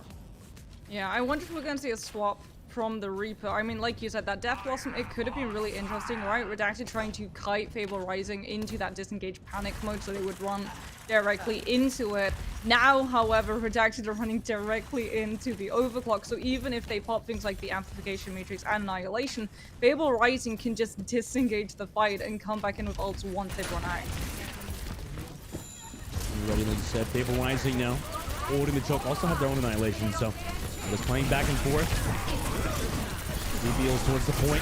And this is with 20 seconds left. Overclock with the end Matrix. 2. Do we have a potential 3? Yes, we do. Goodbye, Lady Dynasty. Back to the spawn you go. Make it 4 for KC. And with 9 seconds left, Luna's going to be able to touch, but will not have any members of their team. In fact, this is something they will be able to touch because there's too much damage here. Fable Rising hold in the third phase of King's Row. That's another trade-off when you take the Reaper over the Sojourn. If Annihilation gets popped on the Ramattra by the enemy side, you can simply power slide out as the Sojourn and still keep your presence in the fight with that ranged threat on that railgun, as opposed to the Reaper, who can teleport out of Annihilation, but unfortunately as a result removes themselves from the fight almost entirely. As we can have a look at the stats coming through. Willow, no surprises, 7,000 damage picked up by the May, 21 eliminations, 6 deaths, but honestly the most impressive thing for me here, Dustin, in the stat screen, Najila and Echo, 2 deaths on the Baptiste, 3 on the Lucio. That's insane. That is crazy. They're just so good at avoiding all of that damage. Yeah, like I said, Echo was so good. And then, you know, on top of things, Sleepy Eel's also playing well, just so consistent so far. I love these stats, by the way, that we're getting in calling out heroes. That's it's so nice because you can see all of these sort of differences, right? Moonlight coming in with 8,000 healing in comparison to Najila, who's sitting around about 5k. And we talked actually to Z yesterday about Baptiste and how there is sort of meaningful damage, which actually translates into kill potential, and then there's sort of non-existent damage where all it does is generate ultimate charge for the other side, and that's sort of happening here with Moonlight getting so much healing done, but unfortunately Redacted not really able to find a lot of value off of all of the poke pressure that Fable Rising kept just pushing onto them. We're walking through the choke point now. Fable Rising around the statue. Hello, Caster CD, wondering where Willow's 360 Blizzard is. We're still waiting for it. Redacted, meanwhile, looks like they're giving up a little bit of space here, right? Fable Rising kind of taking the far angle around, getting that poke off. Not necessarily going for a hard engage just yet. But Sleepy Eels right with the space, able to just kind of melt down Minnow and remove. I mean, goodbye Ramatra. Sleepy Eels and the rest of Fable Rising putting so much pressure on Redacted. We're able to just remove the Ramatra. Now they're just on the point. Nobody can really touch. Yeah, it was a slow burn of a push, but it did exactly what it was needed. Fable Rising just ever so slowly moving forward, exerting a little bit more pressure, bullied Redacted into using so many meaningful cooldowns. Starry Night, before the push had even properly began, had already burned through both the Mei wall and the ice block, which meant that the Mei is vulnerable. The second you remove the Mei from the equation, you get to be so much more aggressive in how you bully the other Ramatra. He's being a focal point of the game. By the way, Willow's close to 80% towards that. But Sleepy Eels also has that Annihilation. And Mox, they have such a big time bank too. Maywall's already been burned out from Redacted side as well. We're going to see the wall come through from Willow. Vortex to try and stop Fable Rising from disengaging. As Sleepy Eels feels how close they are to that Annihilation and gets aggressive. Sleepy Eels trying to block, try to play their lives. They're a bit too aggressive without using any ultimates to support or back them up, especially the Immortality field. But it doesn't matter. When Casey hits shots like those, Starry Night throws out the Blizzard, but nobody's even caught in it. Willow can ice block, shift away for KC. Ant Mage looks for a defensive position because of Redacted's, and they just find the kills, although they lost their Ramatra. Not on my watch. I mean, you can see how important Willow is in this composition in the fact that Najila literally uses Amp Matrix so that when the Mei Ice Block runs out and you're still getting frozen up in Redacted's Blizzard, you have the overheal to push through that window and keep the Mei alive, because the threat of the Mei is what's stopping Redacted, is what's forcing them into being a lot more passive and hesitant in how they take some of these engagements. Lunastorm will have Sound Barrier for the recontest, but Fable Rising have so many ultimates, they're going to immediately start off with the overclock to deter Redacted and force them into using Sound Barrier so early into the fight. Yeah, I mean, they have to use it now that Annihilation comes out. What? They're actually not getting the kills. Casey's low. Needs that beat drop from Echo. Finally. Sleepy Eels able to shut down Lunar and couldn't support their team towards the objective. No Lucio AoE heals there. And although you have Lady Basti finding KC, there's nobody else here for Redacted. And Fable Rising move on to third phase flawlessly. They have 5 minutes. So here's the domino effect, right? You see Casey pop the overclock, Redacted feel forced into throwing in the Sound Barrier. As a result, when the Sound Barrier runs out, Sleepy Eel's Annihilation is still going, is still picking up those kills, as opposed to Redacted. When Needlelore comes in with their Annihilation, Echo still has the Sound Barrier to keep everyone from Fable Rising topped up. They can keep themselves on that payload, on that objective. They don't have to disengage with Ramatra, they simply chunk them down. And now we're in final fight territory, and Redacted have no ults except a Death Loss into work with. Yeah, and this has to be huge. Towards the point. Immortality field here temporarily. Everybody backing up from Fable, understanding it's coming through, but because of that positional edge that Redacted have, I'm frozen again. Do you know what? We're just stuck in the Blizzard. There we go. We're quite literally stuck in the Blizzard. As Starry Night, unfortunately, is going to fall to KC with that ult fire. And Dustin, this might just be cleanup. Yeah, it might just be. At this point, right, no more Reaper ultimate available. Redacted just kind of trying to survive. They lose Lunar. Ant Matrix was there to try to help, but it doesn't seem like they have the damage follow-up just yet. Overclock here as well, and Fable Rising. They just clean up now. Blizzard towards the point from Starry. Could they maybe find the kills? That'd be insane. Nope. Goodbye, Starry. Nice try. Lucio to touch. Wait, they've got the... No! Willow shuts it down. What a shot. What a shot into the beat dropping Lucio. Fable Rising go up 2. Now we're on map point. Yeah, we did say, off of the back of some of these map choices, that maybe that previous 5 map series would become a little bit more of a free mapper, as Casey is going to be picking up MVP of this match, play of the game, with the Sojourn sitting behind that Ant Matrix, and you can just see that that game plan that the Ramatra Annihilation had of just freeing up the space and trying to just keep that payload pushing through is entirely sunk the second that the Sojourn is able to slip out of the fight. Yeah, I mean, that was so clean from Fable Rising. And, you know, on Redacted side, they had their moments, Moxie, but this was a big storyline that we talked about yesterday with Fable Rising, is that this team doesn't even look like a Rising Heroes team because of either coaching or just how good this team is as an entirety. It feels like they're just kind of at another level, right? Yeah, I mean, there was a little bit of a struggle when we saw the Reaper, especially in Streets phase, because they were just trying to get incredibly aggressive, and as a result, Redacted saw how quickly Fable Rising would try and push some of those advantages, how close some of those players would get, which was definitely punishable. But other than those moments, it really did feel like Fable Rising just had a much better grip of the macro, and that was my concern when we came to King's Row. That was something that Ash actually mentioned. Maybe Redacted have a better micro, but Fable Rising, that true strength is in their macro, and King's Row is a map where if you have a grip on macro and you're running that mirror macro composition, it just becomes so hard to be able to work those through. Now Redacted down in a massive hole, right? I mean, this is the first of 3, so Fable Rising only need to win one more. In the next map time is going to be Flashpoint. So I don't know if there's really anywhere you take this Fable Rising team that makes you feel comfortable, because Flashpoint should favor KC in Fable Rising with how pokey they've been playing this composition, right? Yeah, it is incredibly poke favored. I mean, that does mean that Redacted might be able to, since we're going to another objective based map with, you know, set locations, maybe they can again take advantage of some of the players from Fable Rising looking to set up on the point and thus splitting themselves off, as we can have a look at some of those stats and see how much damage the Sojourn does. But again, it's that meaningful damage, right? That Sojourn always a threat, always stopping you from being able to pick up a lot of that spacing.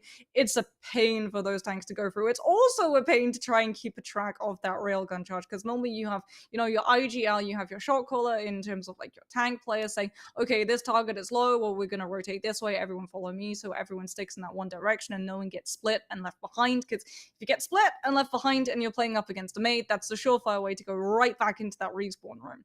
But you also tend to have someone on your support role actually tracking the ultimates from the other side. Sojourn comes along and throws a spanner into all of that communication, because not only do you have to keep track of ultimates, you also have to keep a track of the ult fire charge coming on through, as it becomes a lot faster charging than that overclock, and it has just as much threat with the one-shot potential. But we can see where Flashpoint is going to head, and no surprises, it's yet again going to be Suravasa. I am yet to meet a single team who willingly puts New Junk City into rotation. Maybe it's just not a fun map, Oxy. I don't know. And like, is Suravasa just more fun? I don't know. What's the reasoning behind that, right? It's like, it's a little bit more open. I feel like if you lose a fight on Suravasa with how many sort of like angles and approaches there are to all of those points and spacing, you can pull a lot of attention. You can divert both the front line and the back line from being able to work as one, as opposed to New Junk City, where if you lose that first fight, those chokes are absolutely brutal and devastating. New Junk City has compositions of things like Bastion actually coming into top tier meta, because of how those fights always start off in incredibly small rooms when the team that lost the fight prior has to rotate through, and things like the either Junkrat or a Bastion nade just make that absolutely impossible a lot of the time. fair points all around. Suravasa, the map choice of most teams, a lot like, well, I can't say the product name. I was going to say a commercial, a classic Western commercial, but instead, I'll hit you with the classic Chipotle Bowl commercial instead, right? I mean, make your Chipotle Bowl today. Actually, I keep getting Chipotle because, I mean, obviously they're a sponsor of this tournament, but I keep getting it before the broadcast and I keep finishing it before it starts, so I can't show it off. Like, I know everybody's been showing off their Chipotle Bowls. I'm jealous. I'm just like, I can't. Well, what's your order, at least? You can show off your order. In fact, I can judge you on your order. Well, it changes though. Like, I get tired of it sometimes, right? So it's like, just get rice and like the pinto beans and like the chicken, you know? I got the carne asadas the first time. That's the carne asada? The carne asada? I can't speak Spanish. Save me here, Mox. Well, you're British. You can't speak Spanish either. Okay, anyways. I get that, and I also get some guacamole. Donde es la biblioteca? That is literally all I know in Spanish. Yeah, I took Spanish in middle school, so you might actually know more than me. I switched to German for some. German is so useless, though. I'm okay. That's actually not. Sorry, that's German's not useless, but in America, nobody speaks German really. Like, so it's mainly Spanish. Anyways, Suravasa, the next map we're going to. Enough about. Yeah, a country that definitely doesn't speak any of the languages that we just listed. Oh, jeez. Well, you know, I don't speak that language either. So there's a reason this is the English broadcast, right, Moxie? You know, we don't have the other languages. I don't know, Dustin. I would pay good money to see you try and pull off a Spanish cast stream. Yeah, that would be. I'd be just like taken down immediately. Like, I don't know how that would be immediately removed by every platform. It would not work. Anyways, we're waiting for both teams to come in, and you know, for the sign of Redacted. Speaking about Redacted, from things, this team needs to make this comeback right now, Moxie. Right? Obviously, Suravasa is the map they think they have the best chance at. What's the win condition for this team to come back? Because obviously, as it stands, this Reaper Ramatra composition has been solid at points, but do you want to still run it on this map to make the reverse sweep? I mean, you can play Brawl Reaper, you just have to be incredibly fast in how you rotate. And unfortunately, like, Flashpoint does not favor a lot of waiting around for fights to begin. So if they play like they did on King's Row, right, where they're trying to kite through Hotel and they have to wait for all of those cooldowns to line up, Fable Rising, if they're in control of that objective, they're going to get so much point percentage for absolute free. So I really hope that we do see Doobie pick up something like that Sojin to take advantage of how long a lot of these open line of sights are. We talk about how many different angles there are. Sojin flourishes when you're able to pick an off angle, and I want to see the mirror. As Redacted see how much value KC's presence in the fight, and even in the setup to the fight, has been able to pick up for Fable Rising. Redacted gonna swap or stay with Doobie on that Sojourn for this one. And Doobie was, you know, a lot of the reason that Redacted on the first map had some success, so maybe leaning back towards that as they start out. Well, Redacted this time around are going to be the ones playing the objective first. Fable Rising, a long rotation. Najil, a lot of damage taken by that Baptiste. Yeah, immediately using that regenerative burst, so cooldown removed. However, building towards that ultimate rack, and understanding that want to go first. But they lose Lunar on the engage. Oh no! They had such a big advantage and just immediately gets thrown out the window by Sleepy and KC. Nice 2K for KC in that fight to open things, getting rid of that Lucio. They don't even get the point. Redacted, no consolation prize. Fable Rising take the point first. Oh, and unfortunately, they don't even really get a lot of support ultimate charge off of the back of losing that fight either, so they're not going to have the silver lining of something like an amplification matrix ready before Fable Rising. Najila, again, taking a lot of damage, having to utilize that burst, but Redacted, unfortunately, having to wait for all of those cooldowns to line up yet again. Fable Rising trying to bait the Maywall and then disengage, are able to do exactly that. And yet again, Redacted are going to have to wait. They can't walk into a fight against a Mei when they don't have the wall available. Well, Starry is doing a good job building towards that Blizzard, though. Will be the first DPS ultimate surely in the game. I don't know what comes out, but oh, nice immortality field for Moonlight. Keeps Starry alive for now. Moonlight also finds Echo, who went aggressive. And no, KC misses the jump, hit their heads at the little lip at the ledge. And now Najila trying to equalize it, trying to keep Sleepy Eels alive, because that's the route back into this. Willow also finds Starry, then throws the Blizzard, but dies immediately to Minolar. Frozen on the point though, as we know. And no longer in this fight too. Whoa! Heat shot from Lunar. It keeps Doobie also in this, who's got the overclock in a second. But Sleepy, I mean, just can play so consistent with Najila towards the point. They tried to clutch up, and in overtime, I guess you might as well try. Fable Rising doesn't matter. They'll take the first point. Well, Fable Rising don't have the Blizzard for the next fight, but unfortunately they're gonna have a whole lot of other ultimates to work with. Redacted losing that fight late as well, aren't even going to be able to set up on the point prior to the fight breaking out, which is where they may find so much more advantage. Yet again, we're going to have to see Redacted just put a little bit of pressure and try and bait some of those cooldowns before they can properly come out. Coming in now, Fable Rising have that high ground position. Very favorable for them. Also holding onto the Annihilation Beat Drop and Overclock now. That's trying to go in. Do they want to commit the ultimates? It looks like they don't need to for now as Lunars finds one. Immediately Blizzard by Sorry, but it costs them their lives. Doobie has the follow-up there. Really has been a difference maker for Redacted. They're able to find the follow-up kills on a Fable Rising, who also did commit an Annihilation on the Sleepy Eagles. That is a solid takeaway for Redacted, who controlled the point first. Redacted now, with control of that point, can start taking advantage of how that point is actually archetyped. So many chokes, so many good areas for the Maywall to be able to find that isolation into something like follow-up from the pummel on your Ramatra. Fable Rising looking to try to rotate, aren't going to be able to immediately invade into that backline either, so Moonlight and Lunarstorm have so much space to be able to work with. Overclock from KC, trying to open things, shot through the wall. Unfortunately, that isn't going to result in a kill. Lunar going aggressive. That's been a consistent for Redacted. Gives them that space to work with for now. The follow-up is the Ramatra of Redacted. Immortality to keep him healthy, too. Shuts down the Lucio of Echo. Dude, I mean, Doobie also has the follow-up shots. Was that beat drop canceled, or am I crazy from Echo? I think he popped it, or they popped it, and then immediately got shut down by Mino. And Redacted, amazing fight for them. It looks like they're going to win this point.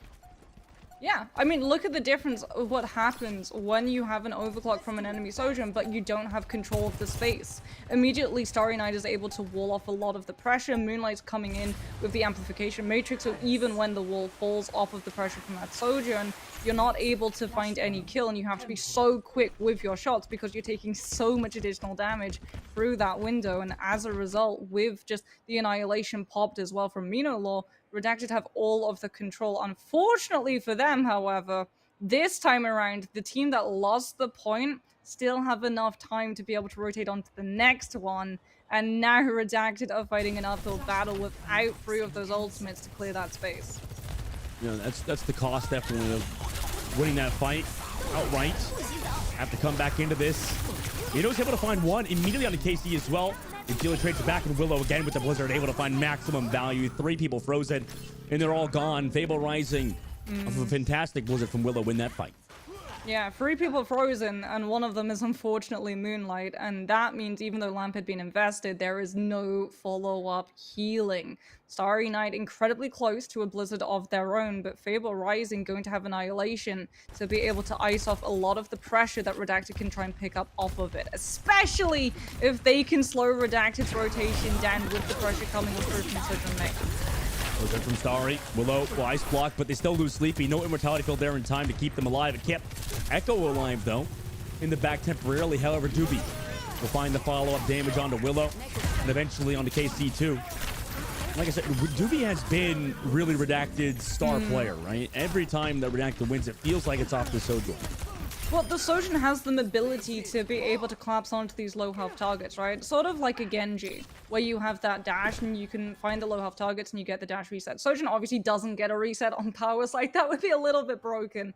But having that range with the railgun and able to follow up on these low health targets that both the Mei, the Ramatra, even the Lucio and Baptiste have been able to slowly chip down is absolutely huge in terms of kill translation off of damage done. Now, Redacted have that point control 50%, but either team, right, if they win this fight, it might just be over for this point in particular. Also, support ultimates for Redacted. However, they're going against Fable Rising with pretty much every single ultimate in the book. Sleepy Eagles goes aggressive, has to deal with this amplification matrix, and actually does so, but it costs them their lives. Oh, no. No help, even from the matrix in the back. KC pops the overclock, but it's against the beat drop. No way can they get the follow-up kills here. And they're going to get delayed. A potential stagger could come through. And Redacted, against the odds, now gets staggered. 95% on the board. They're going to go up. Potentially round point now for Flashpoint. Yeah.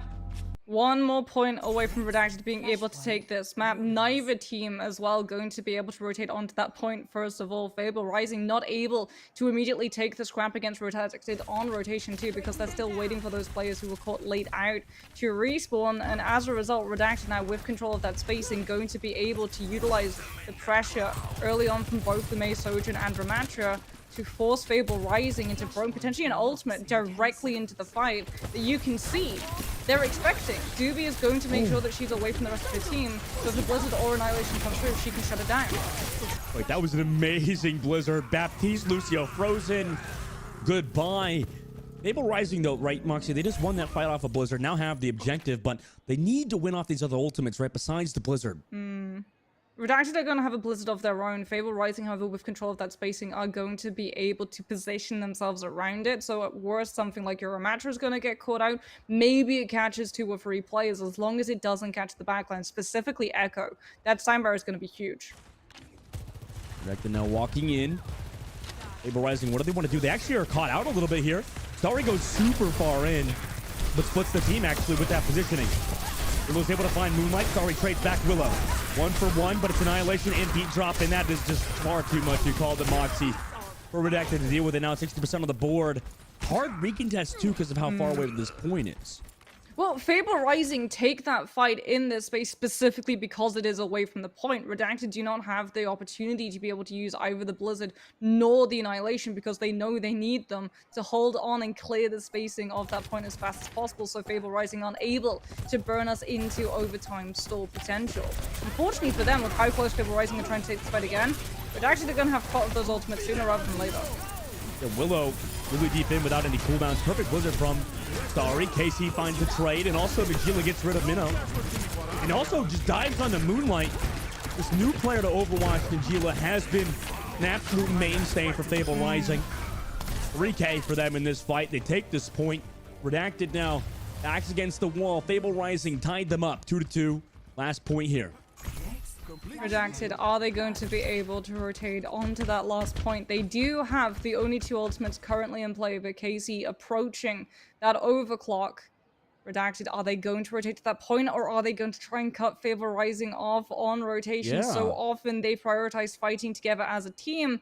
Looks like they're going to instead rotate onto that point and prioritize the objective. They know how fast that objective ticks up. It's so much faster than control. As a result, you need to be in control of it, especially up against stall heroes like the main round. And in this fight, Redacted have that positional advantage towards the point. Focusing the objective.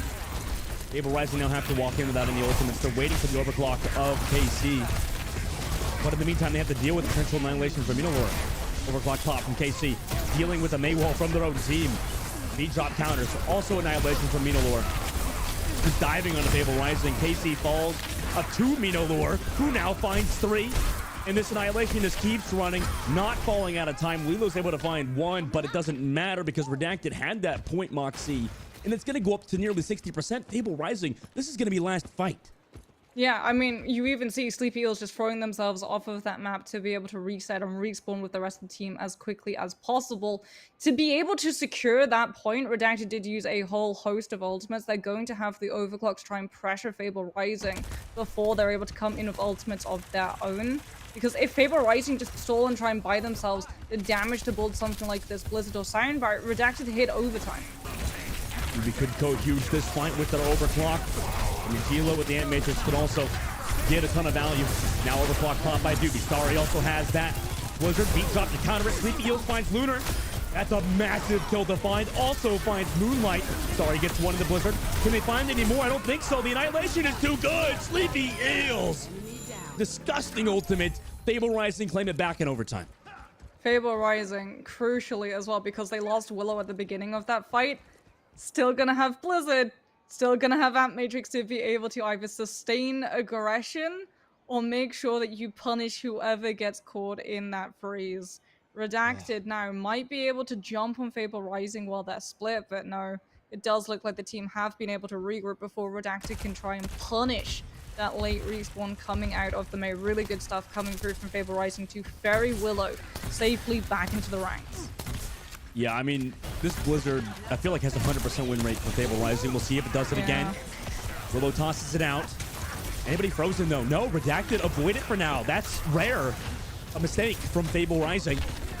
Nice block by Starry. They've got the 8 Matrix. They need to keep Starry alive. Starry falls low, but the heals from Moonlight are there. And Doobie and Looter come back. Oh my gosh, Casey and Sleepy are down. 8 Matrix counter from Najila, but is shut down by Moonlight from the back of the map. Redacted, all they need to do now is clean up the point. They're on it. Overtime ticks down, and Redacted start what potentially could be a reverse sweep and take Flashpoint. The big difference maker, Dustin, was the Reaper going away and the Sojourn getting swapped back. I am so happy to see the Sojourn back in that team on position. Really good stuff coming through from Redacted to be able to turn that around. We said Flashpoint is definitely going to be a map archetype that's going to play into their favor. They've been able to play into having that objective, pushing Fable Rising's positions into being incredibly specific and a lot of the time predictable. And as a result, they're able to bait things out like the Maywall and the block a lot easier. When we see in that last fight, you can see Willow like looking for that block, looking for that wall, looking for the movement to be able to isolate some of those players from Redacted's side.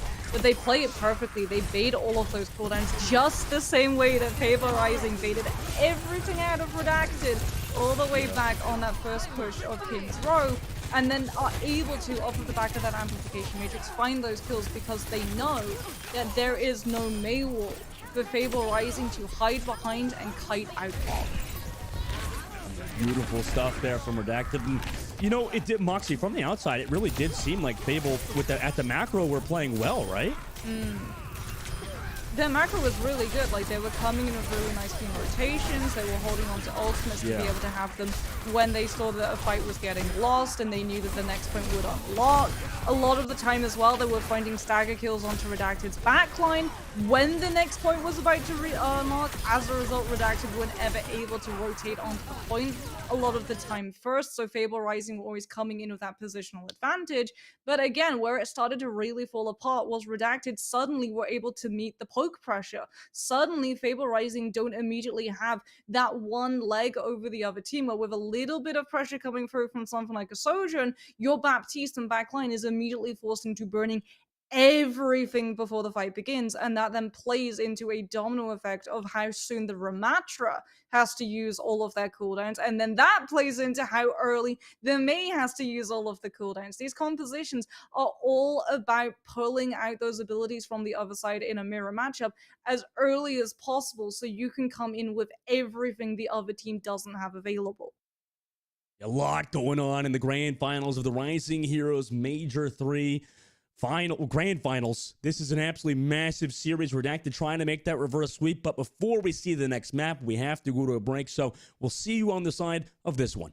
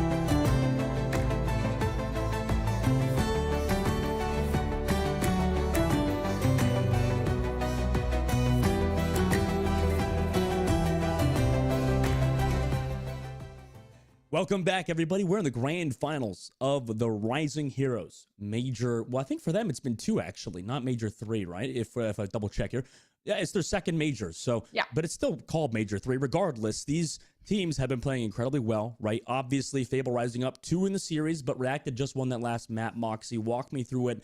What gave Redacted that chance to come back through and win on Suravasa? Sojourn. I'm going to keep saying it. Having that Sojourn, being able to just keep that backline always being pressured, always forcing them into burning things like the regenerative burst on your shift as a Baptiste or that lamp incredibly early. It has such a huge knock and dent on the confidence on the rest of the team in terms of how much spacing they're able to take, and that in terms has a knock in terms of how much space your DPS have to be able to work with to try and find some of those first picks. If you're going into a May and Ramatra, Baptiste, Lucio composition, you want that Sojourn, you don't want the Reaper, because at that, just when the fight begins, you have to burn the May wall just to keep everyone safe on your side, and as a result, you don't get to use it aggressively to try and isolate and lock down some of the kills on the enemy team. I mean, it's been really good for Redacted, and now next map we're going to is going to be Push Moxie. We're going to New Queen Street, which, by the way, I just want to real quick touch on Flashpoint. It's so unique how Flashpoint's always played Moxie, where it does feel like a different game, right? It doesn't seem like the rest of every single other map type in Overwatch, where you just watch these up.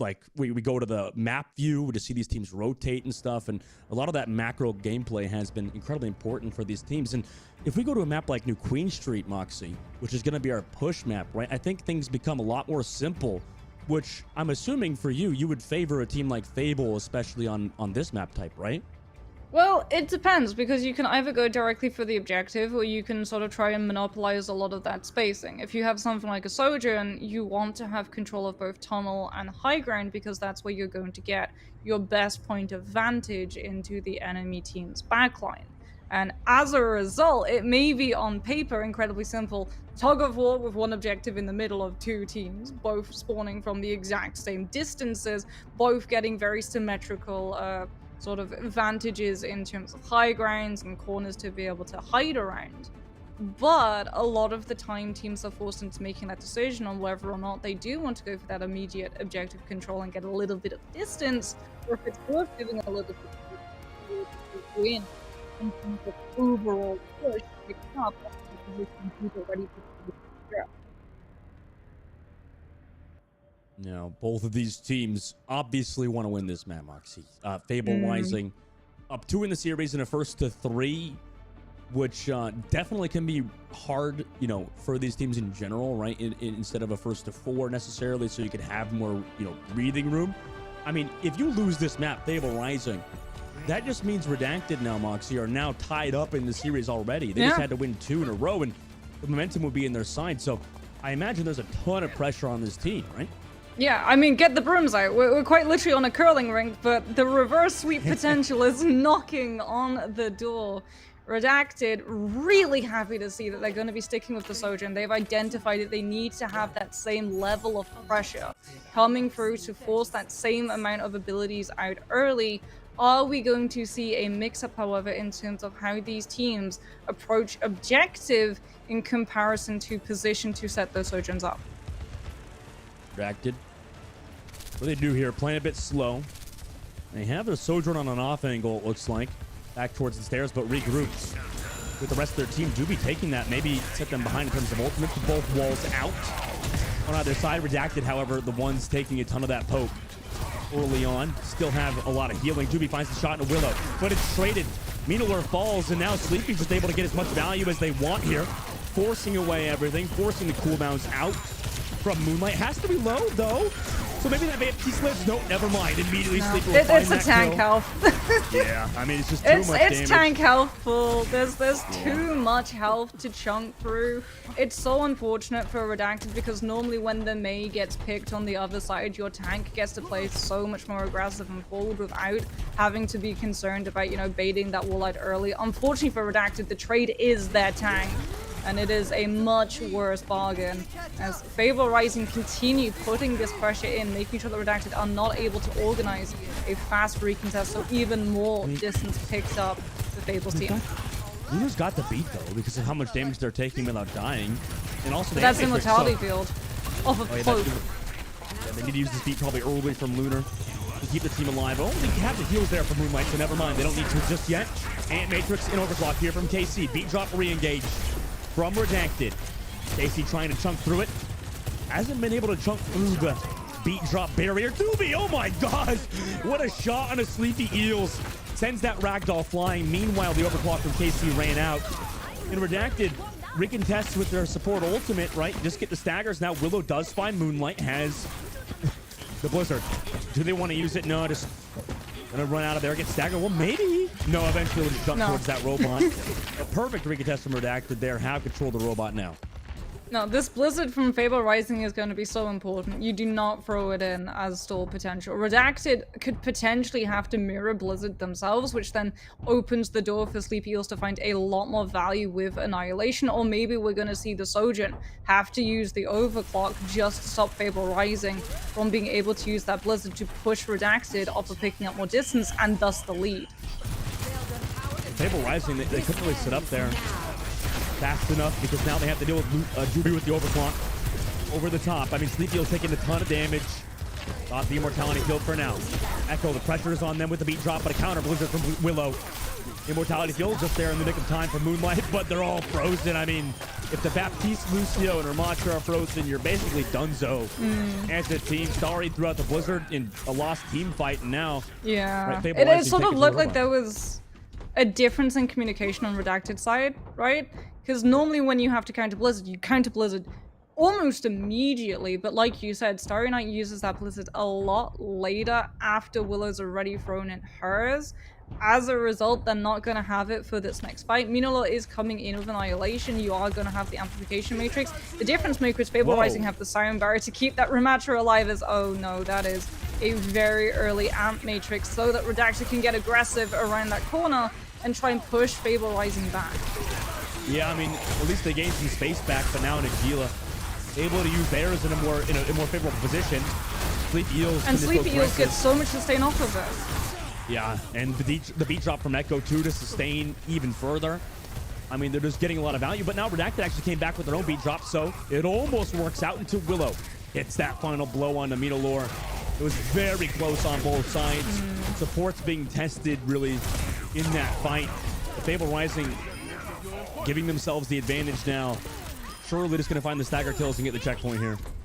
Yeah, so there's your explanation for why Redacted got incredibly aggressive with that Amplification Matrix from high ground. They wanted Lunarstorm to get into position to be able to match Sound Barrier charge to Echo. They understood one Ramatra coming in with Annihilation with a Sound Barrier is going to trump your Ramatra with no Sound Barrier, and as a result they had to match a beat for beat quite literally. Unfortunately, it doesn't work out for them, and now they're coming in without that Sound Barrier to have to deal with both Overclock and Blizzard. That's the point. Willow has to deal with this Ramatra. Oh my gosh, what a shot from KC. Starry Night. No more value found. KC also hits another shot on the Lunarstorm Blizzard here just to give them even further advantage. And, you know, Fable Rising halfway through the map now, 5 minutes left. They are sitting pretty. Redacted will at least be coming in with 2 ultimates in comparison to Fable Rising, but unfortunately Fable Rising are so close to both support ultimates. Redacted have to be incredibly fast in how they throw in this overclock. If they dally too long, Echo's going to have the Sound Barrier, and Fable Rising all of the sustain to just face tank all of that damage. Blizzard wall deleted by the robot there, so not a lot of value found by it. Overclocked, flanked by Doobie. With the Ant Matrix, they're finding the damage, but no kills just yet. Doobie finally gets that. And then the second shot on the KC. However, the peel eventually came back. Now we just have a 3 versus 2 on the payload. What do Echo and Willow do here? Just as he die on the payload, Echo's going to run away for now, and the Fable Rising will just have to give up this team fight now. Redacted, they have so many meters they have to close out on if they want to win now. And even though they won that fight because Willow was the one that they had to deal with the major stalls with both the wall and the block, so even more distance denied for Redacted to be making up for, as we see Amplification Matrix come through onto that high ground, keep Redacted around the bus edge. Both these Baptistes opting for really early windows. We would like to see them use them a bit later now. Sleepy Eels in the low ground, though. Broke Immortality Field. Also has the barrier, but it's counter barrier and annihilation on both sides. Blizzard committed by Willow. No Blizzard for Starry Night. That gives them a massive advantage. But Doobie shuts it down! What a shot onto Willow. That should just be the end of it for Fable Rising now. I mean, you don't have any more damage with this annihilation. Sure, you get Starry Night. I mean, they could potentially get more. It's not over just yet necessarily because you still have your Sojourn here in the fight. And the heals are actually still getting through. Never mind, Sleepy Heals able to come back through. Middle-earth not equalizing it. Missing some of these pummels. Can't find the damage somehow. Fable Rising are back in this. Sleepy Yeah, Heels they're just not able to oust that back line and separate them from Sleepy Eels. Oh my. There's no way. There's no way they came back in that. Fable Rising have control of the robot. 2 minutes and 45 seconds now left. Yeah, Redacted, I'm not going to be happy about that one. They're at least coming into this next fight with 3, nearly 4 ultimates, but Willow getting aggressive, looking to keep Redacted taking that fight before the regroup can come through. And as a result, Fable Rising able to get the objective right back into pushing more distance. And they give up some space too, right? I mean, just pushing as far as possible, knowing they have the edge, but a flank with the overclock as well as that Ant Matrix. Doobie, I mean, has been really consistent. But that's 2 ultimates out right there. Maybe you're wondering if they only had to use 1. Control the robot again. 2 minutes left now, Moxie, and... But they're not going to get more distance. This is the thing. Fable Rising didn't pick up more distance their end, but they made sure that the objective ran all the way back, and as a result, Redacted, when the next fight begins, they have to have 1 person sit on the objective, everyone else try and deny the high ground approach from Fable Rising. Finally, now they're going to start picking up the distance, but they've only got 1 minute 46 seconds to try and equalize, and Fable Rising have the ultimate advantage. Overclock in Ant Matrix, but KC kind of shut out by Minolor. Doing a good job forcing them away, but is falling very low. Oh no! Immortality Field not there to keep their Ramatra alive. Now Blizzard committed from Starry. They want to win right here now, even without the Ramatra. And they're doing so far. KC is able to find Starry though after the Blizzard. But is the damage finally there to get rid of Sleepy Eels? It is. Now a minute left on the clock. Oh shoot, that's a big pick from Willow. And they're just gonna stagger in. Redacted don't have close enough spawns to kind of contest. Doobie going incredibly low as well. Redacted just trying not to stall. Luna will be able to find Willow. The May remove means that it's a lot safer to be able to hug that objective. You don't have to worry about the Interferry Blaster, but still, unfortunately, Redacted having to wait before they can probably try and engage in. That's more time burnt off that tank as Minolor with the pummels able to take the Sojourn out. Wait, Fable Rising kind of... I mean, they just threw away their advantage, Moxie. There's no other way to put it. Yeah, but Dustin, Fable Rising are taking a dry fight. They're keeping Redacted's attention. They're forcing them to fight every single scrap, every inch that they pick up on this objective. We're about to hit into overtime. Redacted are coming in with ultimates, but Fable Rising are going to have faster respawns, more ultimates, control of the high ground, and if Redacted lose a single fight, this map and the series is done. You're right. 60 meters now for Redacted. Though if they win this fight, it could be over. Starry Night over the top side. Has to use the ice block. Minilor's caught out. Immortality Field not there. They don't have any ultimates to sustain. Blizzard is well on top of it with the overclock. Barrier is here, but I mean, where is the damage? Doobie can only get 1. Unfortunately, after that big pickoff, it's basically over for Redacted. It was a miracle comeback nearly. But Fable Rising shuts it down and wins the series and wins the $1,000 in the grand finals of the Rising Heroes Major 2. Beautiful work from them. Congratulations to their team.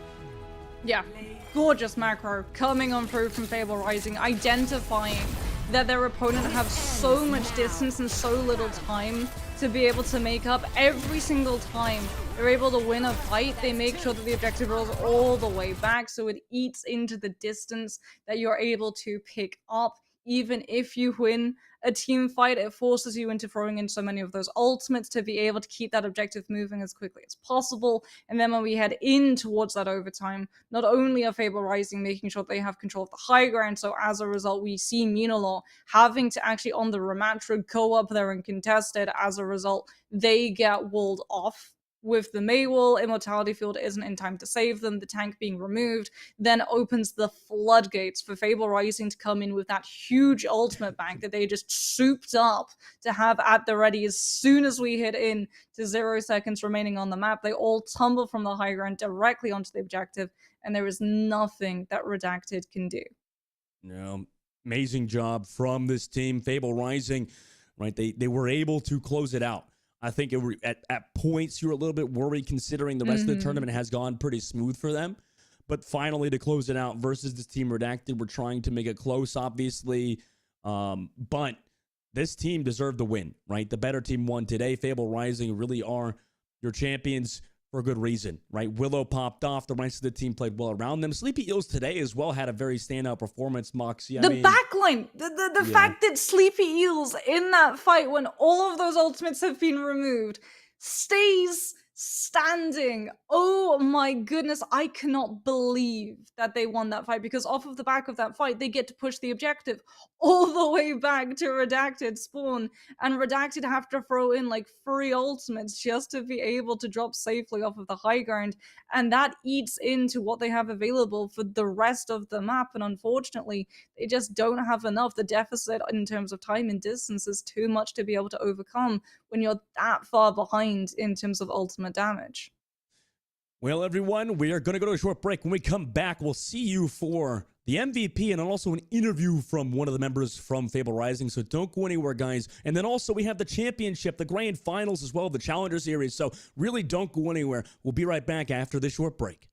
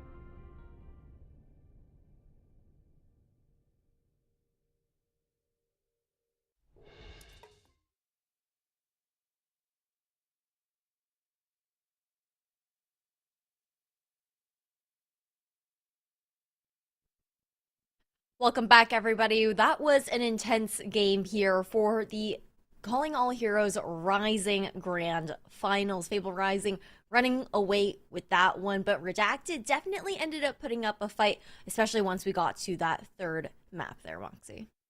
Yeah, I mean, there is going to be so many questions that always are when you finish on a push map, whether or not that first fight had gone in Redacted's favor and they had control of that high ground.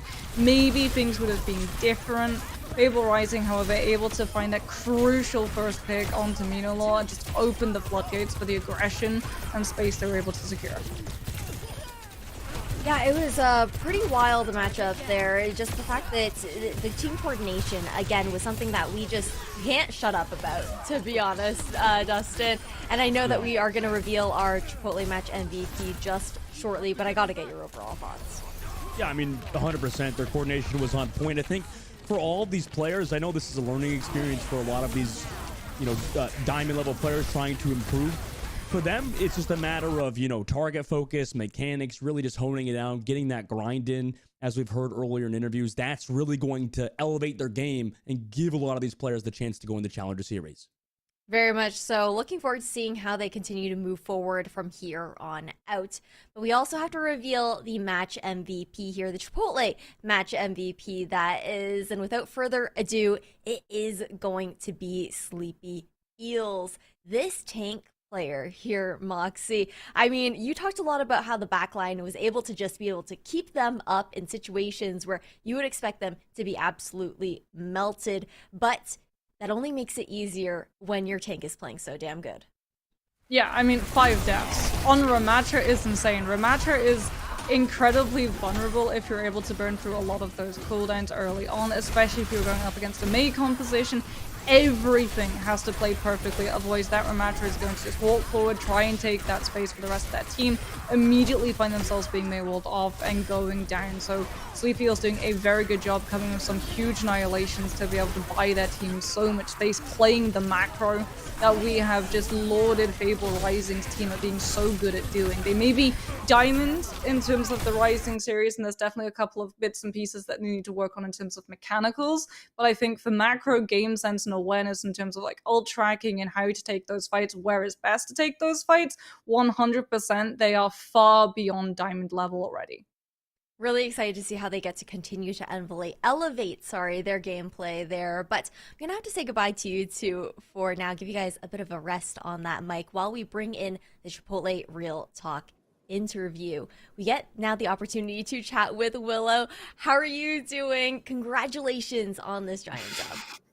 Thank you. No, I'm doing great. Today's been a calm day for me. Weirdly, coming into grand finals, it was like I'm not actually too phased. I'm not worried too much. It's been, I don't know. We'd played all these teams before, whether it was LFS or Redacted. We knew what we would be going up against. We knew that we could beat it. We'd done it before in scrims. We'd done it in qualifiers. We'd done it yesterday. So yeah, today, actually, of all the days, I was like, I'm the most calm I've ever been.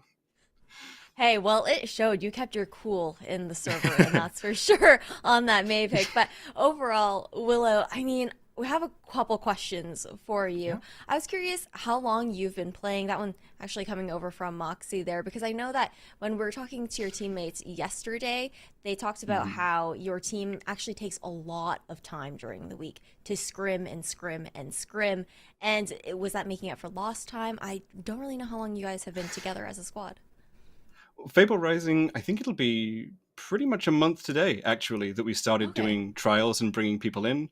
There were a couple of people who we had in trials who didn't make it, but pretty much it's just been the same 7 of us the whole time. You've got to see 6. I think it was mainly just Echo and actually today for broadcast, but yesterday you got to see B as well. We've only been really together for a month as an actual full team, but I've been playing a little bit longer than that. I know Monica came on yesterday and mentioned she's only been going for 3 months, but I have no excuse. I've been going for a fair bit longer. How much is a fair bit longer there? I was playing in the Overwatch 1 open beta on my old Dell touchscreen laptop trying to make Genji work, which was about as good as you can expect. It did not go particularly well. But yeah, all throughout Overwatch 1, all throughout Overwatch 1, just playing Mei the whole time, all throughout GOATs, all throughout every release, just Mei one trick. So good to be able to play it properly for a team now. I think we maybe saw what the result of that was. Oh, we definitely did. We definitely did. We're still looking out for that 360. That is pending a future I forgot. event for sure. You forgot? I forgot. We loaded into New Queen Yeah. Street, and I was like, oh, I just play the game. CB messaged me like, hey, you're running out of time, and I was like, Yeah. oh yeah, okay, we'll see. And then I just in one ear out the other. Forgot. It's okay. I'm gonna pull up my like Men in Black pen and just like flash that CB. Forget Yeah, this okay. conversation. You're not seeing Yep. this clip. All of chat as well. Willow did not forget. Yeah, no one forgot. It just I don't know what 360 you were promised. Yeah. A three. No. I don't know. Actually, I'm gonna go I delete have that no DM idea. right now. Yeah, wipe it. Wipe it from your memory. Never existed. No evidence. No receipts. None at all. But we also know, Willow, that you have a background in casting, and this is your Little bit. first time coming in as a player. So, curious, do you feel like that experience as a caster kind of influenced your ability to bring in bits and pieces into your macro gameplay and be able to add that layer to the team? I think it's kind of like one thing that's fed into the other. It's been like a cycle. So I started off as a player, trying to make that work. I'm barely scraping into Diamond even now, so it wasn't fantastic. Then I started casting. It kind of gave me the more outside perspective, looking at strategies, looking at the way that teams were taking fights and players were trying to, plan around ultimates with each other. In particular, it's really fun and interesting. It was something I had an idea of, but like seeing it play out in front of me was really enlightening.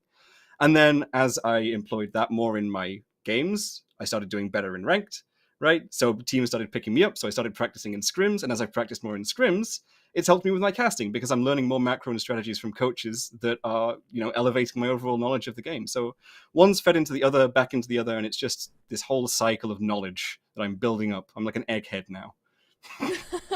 That's really awesome, though, just to hear that cycle to be able to come to fruition for you, almost like a bit of like a Ouroboros situation, like did the chicken or the egg come first, in that kind of sense. But also curious, I know that for the most part it's been best of threes here for your team, not having as much of that experience for these longer series. So having to deal with the stamina to go into a best of five, did you guys feel a little bit tired from that? Did that influence anything as far as like that mental or just like energy that you had for this matchup?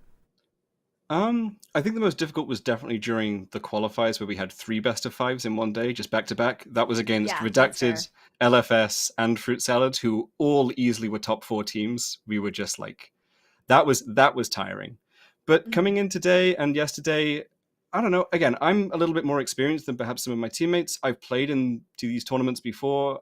I didn't really feel any kind of fatigue, but I think if we'd had to go through like the lower finals today and then also play like a best of 7 for the grand finals, it probably would have started to Yeah. get to me towards the end. That's where the tiredness starts to cut in. But honestly, I think I could have gone another few maps. I've got it in me. Okay. I'm fine. Up next. But do you feel that experience and whatnot? Are you sort of like almost taking on like a mentorship kind of position with some of your teammates because of your extra experience?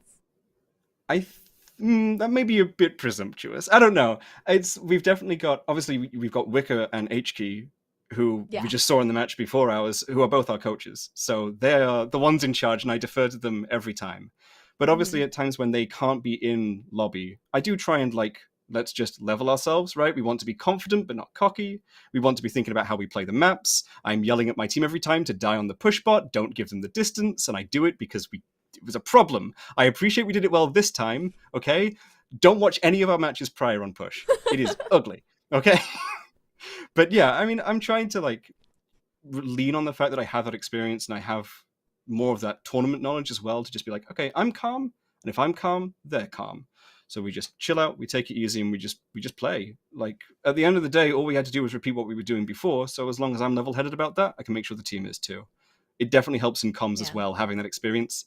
Previously, I've been on tank, like the main tank shot caller Overwatch 1 style. So being able to bring that forward onto the main now in particular, who's kind of like acting as the pseudo off tank to the SIG and the RAM, I think it's definitely helped out just in terms of having it in practice. But everyone on the team is great. It's not like they need it, to be honest. I'm just kind of doing it for the fun of it. Well, that's awesome. That's awesome to hear. And it's also cool to hear that you guys were able to make that adjustment on your push maps, like just continuing day to day, Eventually. trying to make that improvement. And it pans out Mhm. this time around, right? With an amazing performance throughout this third major.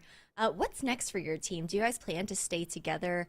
If that hasn't really been discussed, like no pressure No, either in no. that kind of sense, but I personally would love to see you guys continue the grind and hopefully make it up to that Challenger Series.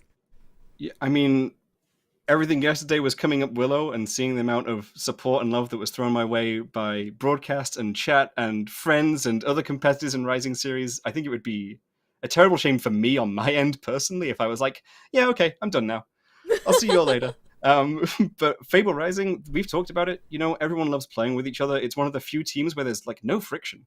No one's secretly mad at each other. No one's like, I kind of don't like this person. Like, we all just get along. It's been really nice and really natural. So I would be surprised if you didn't see any more Fable Rising.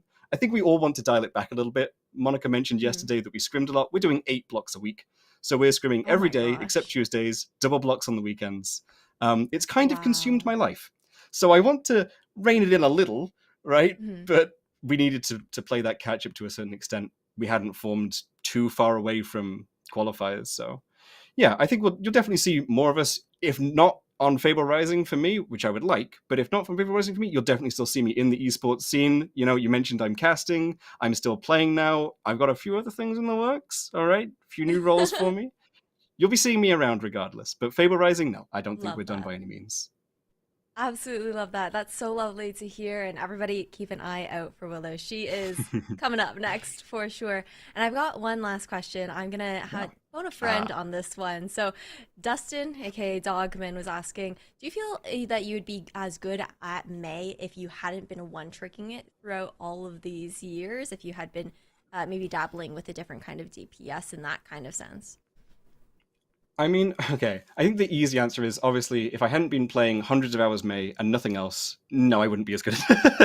You've probably seen that, like, I think it was called yesterday the cat among the pigeons in a pseudo tracer. That is not how you usually want to play that hero. And that is just forged through Yeah. hundreds of hours of playing this hero as, like, in solo queue quick play, whilst metas change and they come and go, and I'm just here playing May the whole time.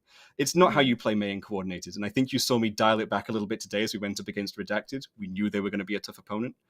But it's also like one tricking for that long and being able to just learn the game whilst you don't have to learn anything about your hero, just understanding what you're doing intrinsically and being able to focus entirely on everything else.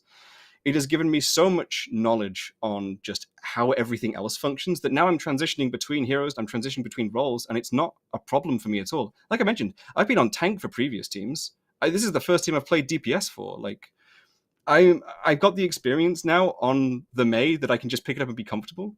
But it's given me the knowledge that I'm comfortable on flex support at this level. I'm comfortable on tank at this level. If you put me on hit scan, I can't promise I'd be as good as Casey, but I'd give it a go. Main support as well. It's not the best, but I can make it work. I'm pretty much comfortable on anything you could put me on, and I will attribute that to the amount of time I spent playing May and then using that knowledge I got of just learning the game to make it work for everything else involved and every other hero and every other composition. It's just, yeah, I don't think you would have seen perhaps as crazy of a play from me if I hadn't been playing May as long, but I don't think I'd be struggling. I'll be honest. That's fair. That's fair. It all comes down to that macro game sense. And then also, of course, just having that added comfort on a singular hero adds so much depth and layer to your ability to kind of just pull out those off situation plays, if that's Yeah, if off you situ- will, in that kind of sense. But um when it comes down to the last question that I have, I'm not sure where you're located at right now. So if you don't have a Chipotle near you, you can make up an order for what you think you would order, but I'd love to hear what your staple would be if you could order off the Chipotle menu. Well, you're right. There is no Chipotle in my country. However, I gave my code to my friend Nova, and I've got her order instead. So I'm assuming it's just the best order that you could possibly get because, you know, why wouldn't she get that? Are you ready for it? I'm ready. Okay, carnitas burrito, double wrap with tortilla, no beans, queso blanco, fresh tomato salsa, fajita veggies, sour cream, cheese, brown rice, with chips and guac, Mexican Coca-Cola. There you go. That is a stacked order right there, but that sounds pretty bomb. I'm not gonna There you go. lie. If you were wondering what the best Chipotle order is, yeah. that's it right there. And if you disagree, Chat, take notes. sorry, I've got bad news for you. Chat, take notes right now. Well, Willow, it was so lovely to be able to have a chat with you. Thank you so much for this interview. I want to give you a last chance to give any thanks or shout outs, and then we'll wrap up for today. Yeah, huge shout out to obviously our managing and coaching staff, Alison, Veronica, and Amanda. They have done a fantastic job. We wouldn't have made it here without their help. They have been instrumental to seeing the Fable Rising that you have before you as the grand finals winners for the Rising series.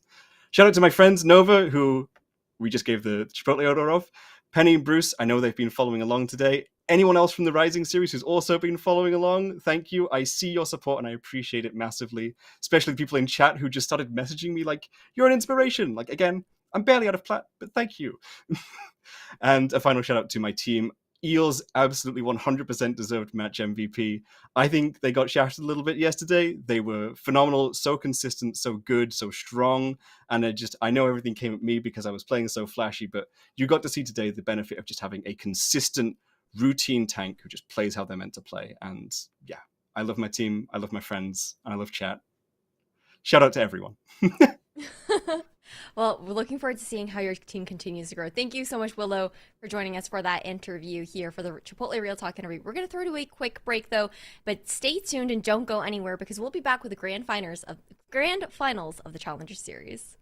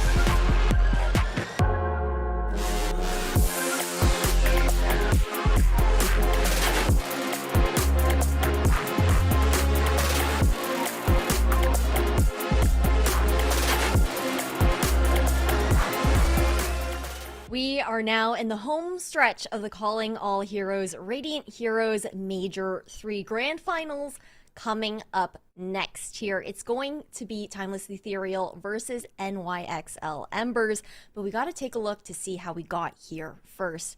Now, swinging over to the bracket, Moxie, these two teams have faced off before. Yeah, I mean, I said in the last series that I love rematches in grand finals after a 5-map meetup, because you can see a lot of these teams, they figure out some of the weaknesses, then they figure out how to counter those weaknesses, and now that we've had a little bit of time off, I think we're going to see some of these strategies change up yet again.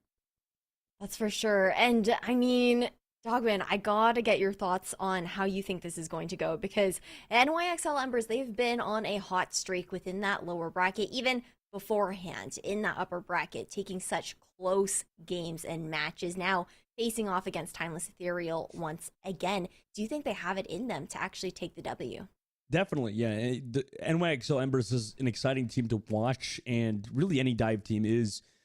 For them to beat down, Microwave earlier in the lower bracket as well. I mean, after Microwave had their own really good run, to come back now, beat the other dive team, go against Timeless Ethereal is definitely huge. However, this is a meta I do think that favors Sigma in general. Like, I just think the Sigma as a character is just so freaking, I would say, overtuned. He just has so much stuff, right? He's got, his whole kit is really, really strong. And overall, Timeless Ethereal obviously want to take advantage of him being prevalent in the meta. I was listening to everything that you've said there, and I know that it's going to be really interesting to see how that does go head to head. But I'm genuinely so distracted right now by the logo change on Timeless Ethereal. I was like, what does it say on the border? And I'm going to read it out to everyone. Timeless Ethereal team has finally reached a compromise on our logo design. We believe this evolution captures the essence of our team's vision while in court something after days of passionate debate and collaboration. So very interesting to see that come through, but refocusing now back on that, my pea-sized brain so easily distracted in that kind of sense. The classic Lucio hovers for all of them here at Moxie, but we know that this squad is gonna pull out some pretty typical compositions from what we've seen. Yeah, we know one of those Lucios is going to be a genuine pick. Everything else, however, is going to change up entirely. I mean, Timeless Ethereal, we've already talked about it. They're a very flexible team coming in, right? They can play a whole host of different heroes. Dustin's already talked about the fact that Sniper is most likely going to be on that Sigma, because I do agree he is incredibly strong as a tank in the current meta, especially if you know that you're going to be going up against an opponent who in the past has liked to push towards something of the dive variety. Yeah, it's going to be pretty interesting in that kind of sense, too. I think we also have to look out for Bun on that May as well. But now switching over to who they're going head-to-head up against here, NYXL Embers. This team is extremely flexible. We also saw the prowess of Anya, probably the most experienced player on this squad, Dogman, throughout this competition. Yeah, in the last series, that was... the last series that NYXL Embers played in the lower bracket finals, like you said, I mean, this backline was absurd. They did the unthinkable and clutched up against Microwave when really all was lost, right? It did seem pretty much impossible. Besides those support players, right? You obviously have HKey, which is definitely the best Genji player in the tournament. I think Zoe's definitely has a good shout, but HKey has been so consistent for this team, for NYXL Embers, just playing that, mid to medium long range and really never dying and generally just popping off. Very much so popping off. Had some insane reflex there as well on that Genji. We are pending the map pick here that is coming in first. It is going to be Samoa here for control. And right now, Moxie, we also know that NYXL Embers currently have the momentum behind their backs. Yeah, but Timeless Ethereal have the map pick. And as a result, they're going to put us onto Samoa, which is going to benefit the Sigma. You can get away with running things like Doomfist or Winston, but it's definitely a lot harder into a map type that benefits one of your hardest counters in the game currently. That's for sure. Well, I am going to send you guys off, though, into this matchup here. We're getting straight into it. Again, it's the Challenger Series Grand Finals here for Calling All Heroes. Ooh, thank you, Ash. Going into Samoa, map number 1. I mean, Timeless Ethereal running that Sigma composition's been a consistent. Moxie, other side, pretty much just a full dive team, right? I mean, we know exactly what both teams are gonna run. I don't know, early predictions. I know we haven't done predictions like all tournament, Moxie, but early predictions maybe leading into Samoa and maybe the full series. I mean, Timeless Ethereal, they picked this map specifically. They know it's where Sigma is at its strongest in terms of those control types. I think Timeless Ethereal takes this first one, and then I think we're going to start to see the counter-picking come through. NYXL Ambers, they're going to pick a map that is incredibly beneficial for something like Genji Dive. They've seen that in the past, Timeless Ethereal has struggled against it. We have seen multiple counters that Timeless Ethereal have played and put into the board in terms of things like the Sombra, the Echo, the Tracer. Either way, we're definitely in for one hell of a matchup. Chat, make sure to claim your Chipotle code. Checking down below. 2,000 free Chipotle burritos and bowls available now, guys. So make sure to claim yours. Texting GWT994.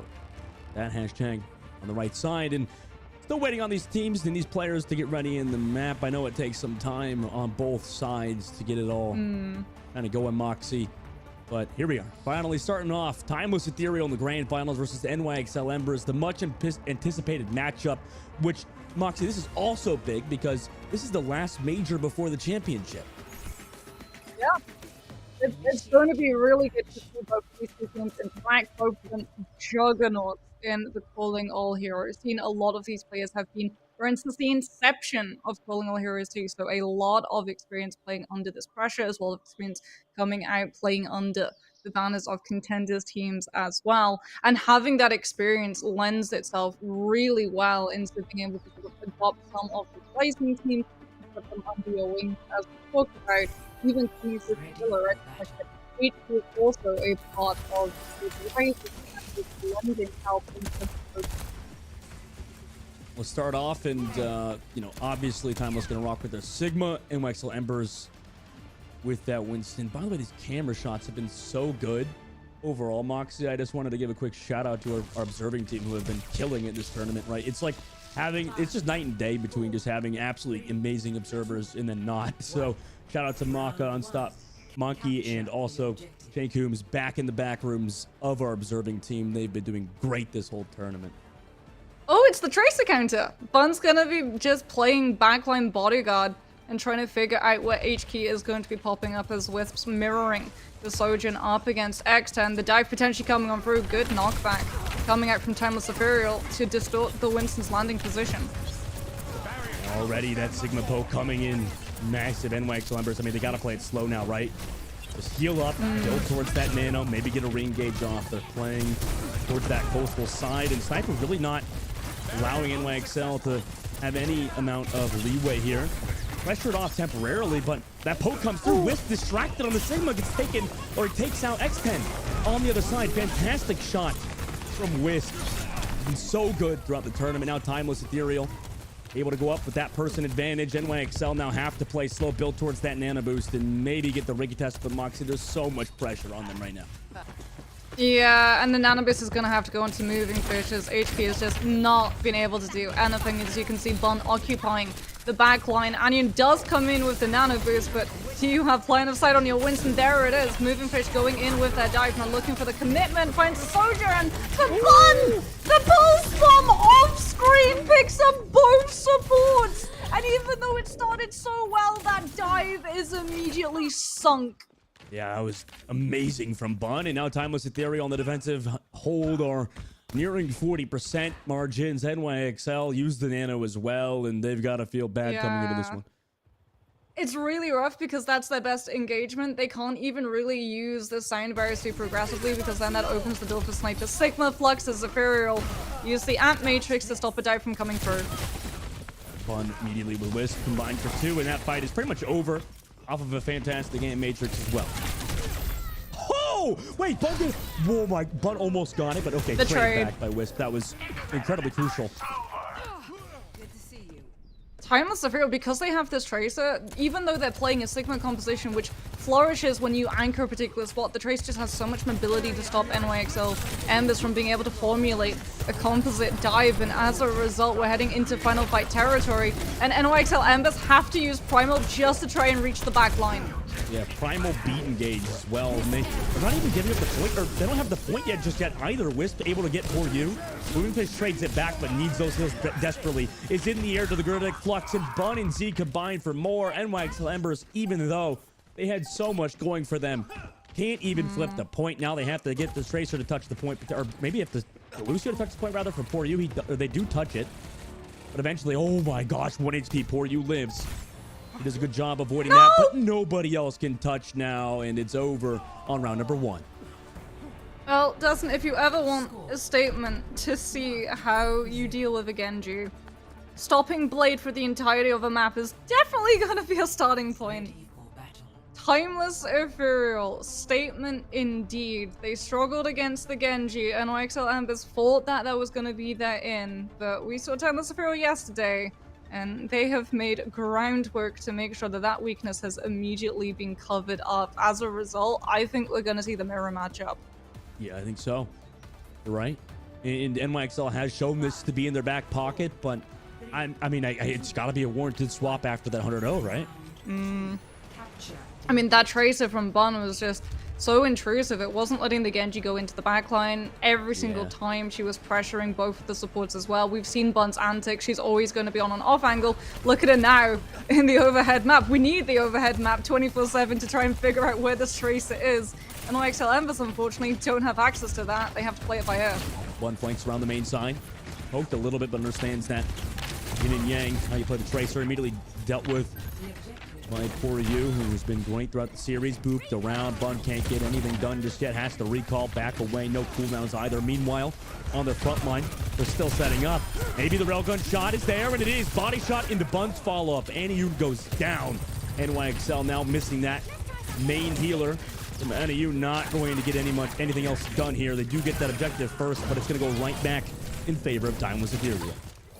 Yeah, Halo removes moving fish as Bun and Sniper collaborate to pressure Poryu, so the Lucio is not there to aid the Sigma in the disengage, and as a result, Timeless Ethereal will be able to find the flip. Only 15% of the point picked up for NYXL, and crucially as well, they had to bunker their position up on the point, not getting a lot of that poke damage, so their ultimate charge is so far behind Timeless Ethereal because Bun's already got a pulse bomb. He's got a pulse bomb but no recall, so has to back up for now. Down to 1 HP, but is able to live. If those heals up and it's a second from health back or something along those lines. Immortality field already popped, so that's something for NYXL to move forward with. Now they're going to have to deal with that pulse from Bun, like you said. Coming through now. Just takes out the Immortality field. Nice job from Aniyu there. Amplification Matrix here to also capitalize, also counter amp from Timeless Ethereal. Railgun shot from Wisp is there.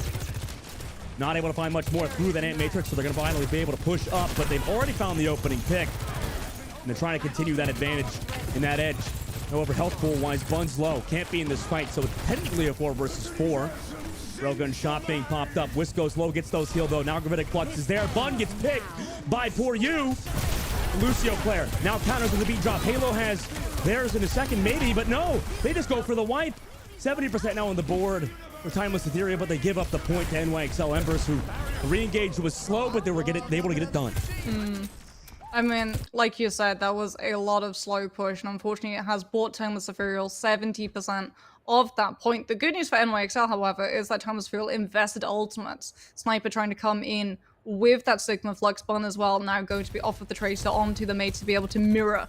HQ does not want to give that advantage of the Maywall solely to NYXL Embers, especially on the recontest approach with the threat from the overclock. Oh, the Maywall is there. Able to get out though, nice movement. Manipulate the headlocks. Meanwhile, Sniper walled off at main, gets the Immortality field. Beat drop, counter the Gravitic Flux from Halo. Good job from her. Now, Timeless Ethereal pushes in. And Mike still have some ultimates though. And there's none for Timeless Ethereal. They need picks without ultimates. Can they do it? Blizzard in immediately after.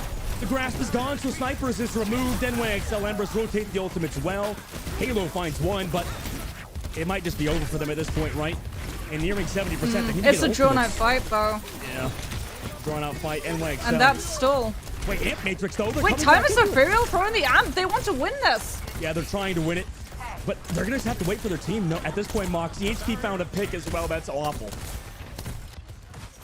I mean, maybe you use the amp to try and keep that forward position right next to the point so Bun has an opening to throw in the Blizzard. Either way, you don't have the amp into this next fight. Anyun is going to have hers. We're in last fight territory. This Blizzard from Bun has to be exceptional as she's looking to find the off angle. Almost found the kill onto X10. Well, immediately Amp Matrix as well on the left side. Blizzard though to counter it. Shift's gone. Are they able to get away though from the Blizzard? Nobody caught out. Beat drop, counter engaged from Poor You. No ultimates for Timeless. Only a railgun shot. A pipe dream for Timeless Ethereal. HT finds one. X10 finds another. And 2 down now for Timeless Ethereal. It's pretty much over. Unfortunately for them, the macro did not go their way. NYXL tie us up. Moxie, we're going to Volcano for round number 3. Yeah, we are indeed. This is potentially where we're going to see that dive composition come on out as well from NYXL, but I don't know, you found value in the mirror matchup. I'm really hoping we're going to continue to see these two Sigmas butting heads, because you can see that NYXL Embers, they ran out with the Mei. They did lose a little bit originally with Bun being able to control so much of the spacing as a result on the Tracer, not a lot of shutdown potential every single time she shows up as well. She's pulling your attention, diverting it away from the mirror into the Sigma. But NYXL Embers very quickly just realized, okay, the Tracer's presence is annoying, but it's not always going to translate into a kill as long as we play together, and as a result, Bun was forced to swap on off. And there it is, NYXL Embers not running the dive, deciding to mirror once again. It's looking good so far. Kinetic grasp to walk through the Mei wall here. At the choke point, Bun meanwhile taking an off angle with Wisp and Duo doing quite well so far in the overall series, but it is this round number 3. Wisp gets the first shot on the X10 through that off angle. Bun's there with the follow-up. Poor You and X10 back to the spawn doors. They go. And NYXL Embers, I mean, yeah, they're just going to get staggered out here at this point. Timeless Ethereal will get the first cap, but they want more. They're getting the stagger kills first before going to the point. Well, they have one on the point. Yeah. So it's very slowly gonna tick up. It was Halo. She was assigned objective duty as everyone else. And for the more flashy plays of holding ultimates and grabbing some of those stagger kills, and now NYXL Embers are gonna have to force themselves through some of these devastating chokes. You can already see Bun priming up that wall, trying to figure out which angle of approach the team is going to take as they decide to go for main. X10 takes a bit of poke from that disruptor shot and a body shot from Bun, which by the way is close to close to the Blizzard. And Z also Ant Majors coming up as well. Moving Fish taking a lot of poke, should build that Ant Majors for Anyun. But getting poked down towards that point. NYXL trying to avoid now the Ant Matrix. Actually just going for a bit of a retreat for now, slowing down the team fight and re-engaging potentially. I mean, they can rubber band back in. Anyun is going to have an amplification matrix of their own, and that's exactly what she's going to now throw in. As off of the back of it, X10 denies the Sigma presence on the fight, and NYXL Embers can get aggressive. Yeah, railgun shot for the Ant Matrix. You're not going to live through that. Bun, though, well, actually just goes down too, so it's just such a consistent offense now for NYXL Embers as they're able to reclaim the point and find the stagger kills. X10. Those mechanical shots on this Sojourn, the tracking is on point, Dustin. Yeah. As also on point is the ultimate bank. NYXL Embers are going to have 4 out of 5. Timeless Ethereal are going to have to part with at least one of them to secure a safe passage through choke. Yep. Railgun shot in a second as well, built up for X10. Always have to be wary in the neutral game.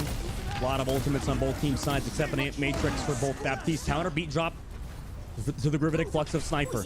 So the immortality is held on to Blizzard now committed from Bun, but it just kind of segments off the point for now. Meanwhile, counter from HT, who was flanking the whole time, and frozen on the front line is Sniper. That's huge. To continue this, NYXL wants to pop the overclock as well as, Wisp pops the overclock to try to counter it, but no kills found just yet. HT, though, is found by Halo. Although no Sniper in this fight, so can they win without them? X10 finds Bun too, so they keep trading it. Doesn't matter if Timeless finds one because X10 is there to find 3. NYXL Embers hold on to the point. That earlier kill onto Sniper is absolute art. the Blizzard, the counter Blizzard coming through from HQ falls, and then Poryu comes in with the boop on the Lucio to knock the Sigma back into the freeze, and as a result, Time and Sephiroth do not have a tank to be able to shield nor shift them from the damage of that overclock. Now, however, NYXL Embers only have the amplification matrix. Time and Sephiroth also going to have one of their own mill used on NYXL's Embers side. Should signal Time and Sephiroth getting to use that BAP ultimate, but it's shielded. A huge majority of that damage absorbed by Booming Fish. Yeah, all of that pressure, however, because the Ant Matrix resulted in Poryu going down. Thought that Lucio player, the re-engage is going to be slow. Rock slows down NYXL Embers, and yeah, they're just going to back up now, understanding they have the advantage to come back in through. Poryu coming back into this fight as well is going to be incredibly close too. Has sound barrier time with Sephiroth, making sure that X10 doesn't get it off angle to try and slide in for a cheeky kill onto that backline unnoticed. Blizzard being built up for Bun. That's the only ultimate in the game besides a beat drop coming up for Poryu. Meanwhile, HT going very aggressive, but nothing there to save them. Maybe an immortality field out of Ice Block, but Blizzard here now. No Ice Block for the Blizzard. HT barely gets out of it though, so the Blizzard doesn't find necessarily any direct value. 90% of the board as well. Timeless Ethereal coming up with ultimates for you. Could counter, beat, engage whenever. But they want to save it for this Gravitic Flux from Sniper. There it is, counter. Now they also have the Ant Matrix. No Ant Matrix on Timeless Ethereal's side. We want too many ultimates. 97% of the board now. Accretion to stop Sniper on this engage. But counter Rock there. Moving fish so low. Immortality field there in time. Ant Matrix here on the main side as well. The counter beat runs out from Halo. Sniper goes so low. Counter Gravitic Flux goes into the Baptiste. Shuts Z down. Can't even live with the immortality field. Overclock from Wisps. Can it find anything? There's too many ults towards the point. Too many members for NYXL. They need to find the kills and they can't. X10 shuts it down. 98%. Nobody else to be able to touch. NYXL Embers win on map number 1. Smart gameplay coming on through from this team. Even though X10 doesn't manage to find that isolated target in the backline, right? Immediately they get spotted out as they try and rotate.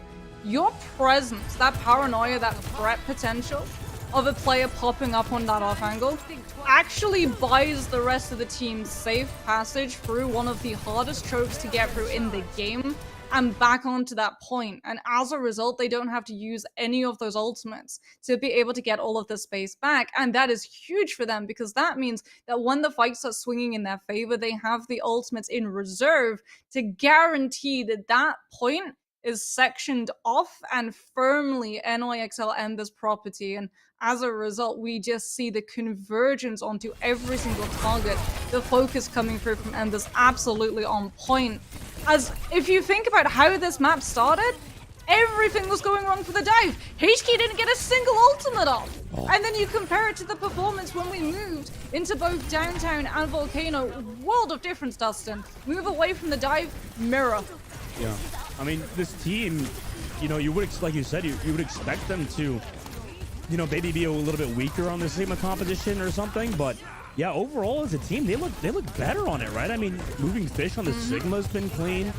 Onion really has been, like, arguably the best flex support so far in Challenger Series, so yeah, you're right, Moxie. They look so good on the Sigma composition, and now, you know, there is some discussion I think this team has to have, too. I mean, yes, the next map pick's going for Timeless Ethereal.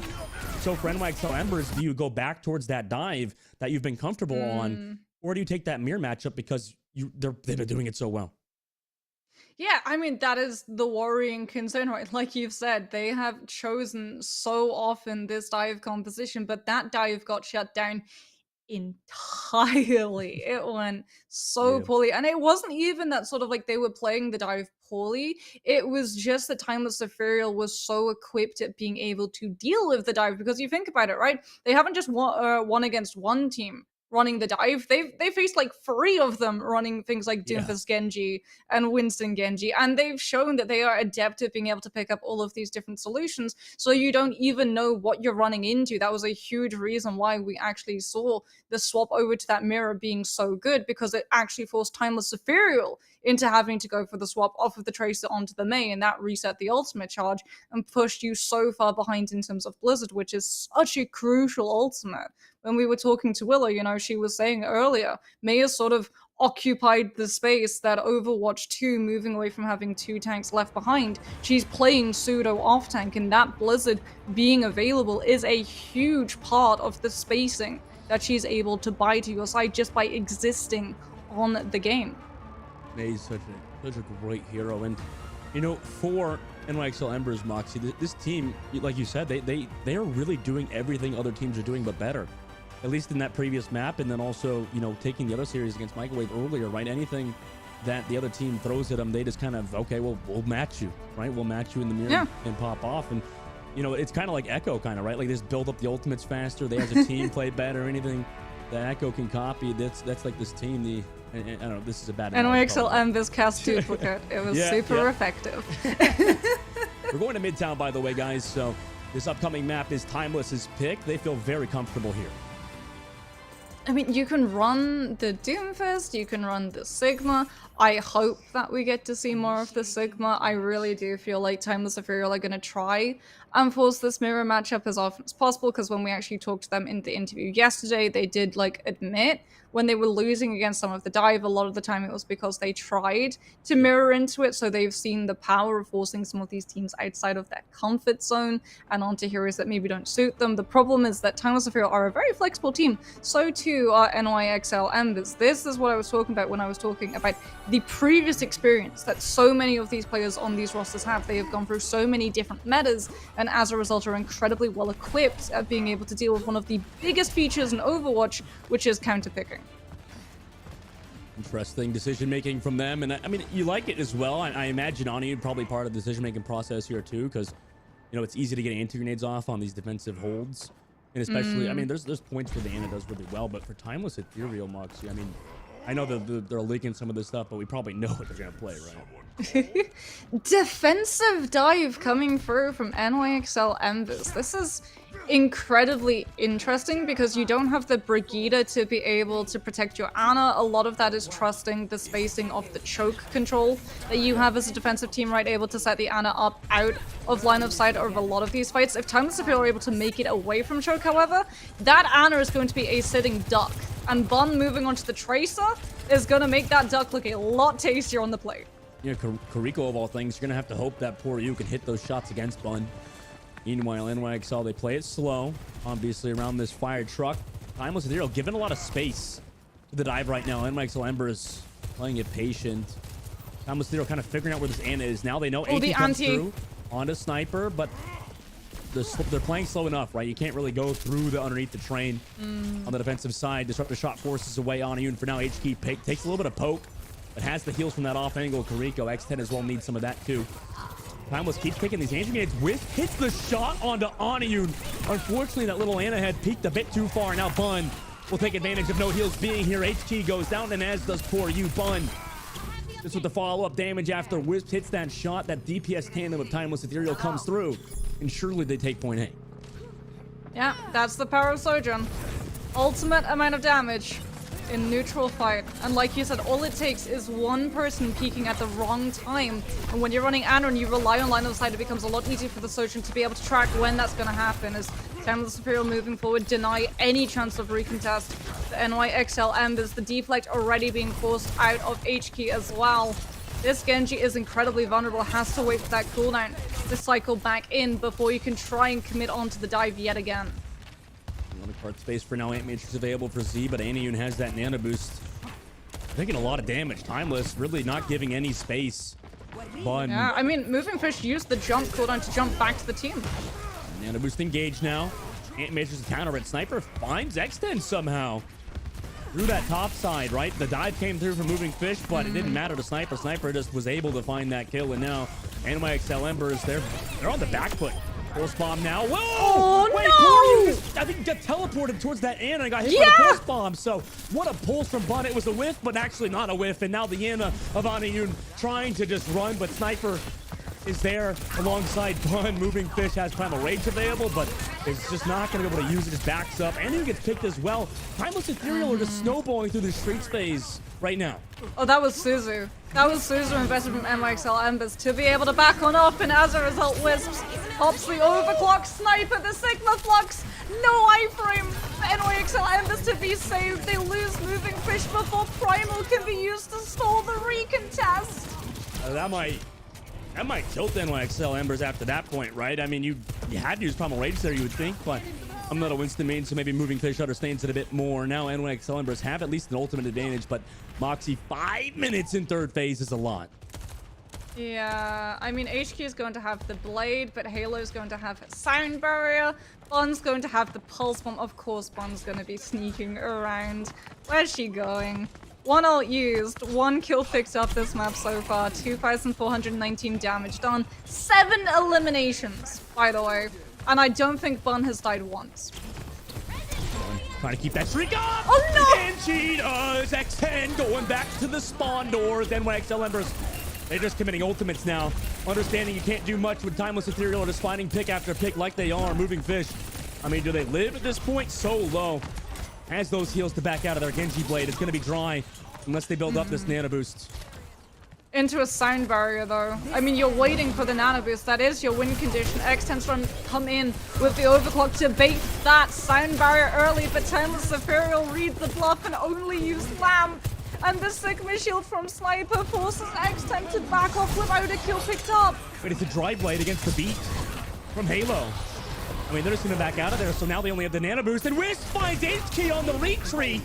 What a consistent player Wisp has been for Timeless Ethereal. Moving Fish with a nano boost. Can they find anything more? X10 finally able to wake up on this map. It's been tough for X10 to get a lot done. But that's going to slow down Timeless now. Yeah, Nano Winston into that Sigma, so you're not able to disengage with the shift. We're going to see the jump come through from Moving Fish. Orion does have that Kitsune Rush, but where's Bun? She's got another Pulse Bomb. She's 2 for 2, 100% elimination rate on that ultimate. HQ just used deflect. That Winston bubble is gone. Force out the Suzu, and you're in the clear. Good to go with another. And there it is! The stick! Oh my goodness, the power slide from X10 just carries them over it. And X10 hits that shot too, so it's traded 1 for 1. Bun had to play it slow, but there we go. Wisp again hits those shots, pour you down. Might not need Bud in this fight if you have Wisp with the overclock. Moving Fish's Primal Rage is being melted. And eventually will die to Z as well, so with that pressure, they're going to be able to get the Bun back in this fight. There's no tank on the payload.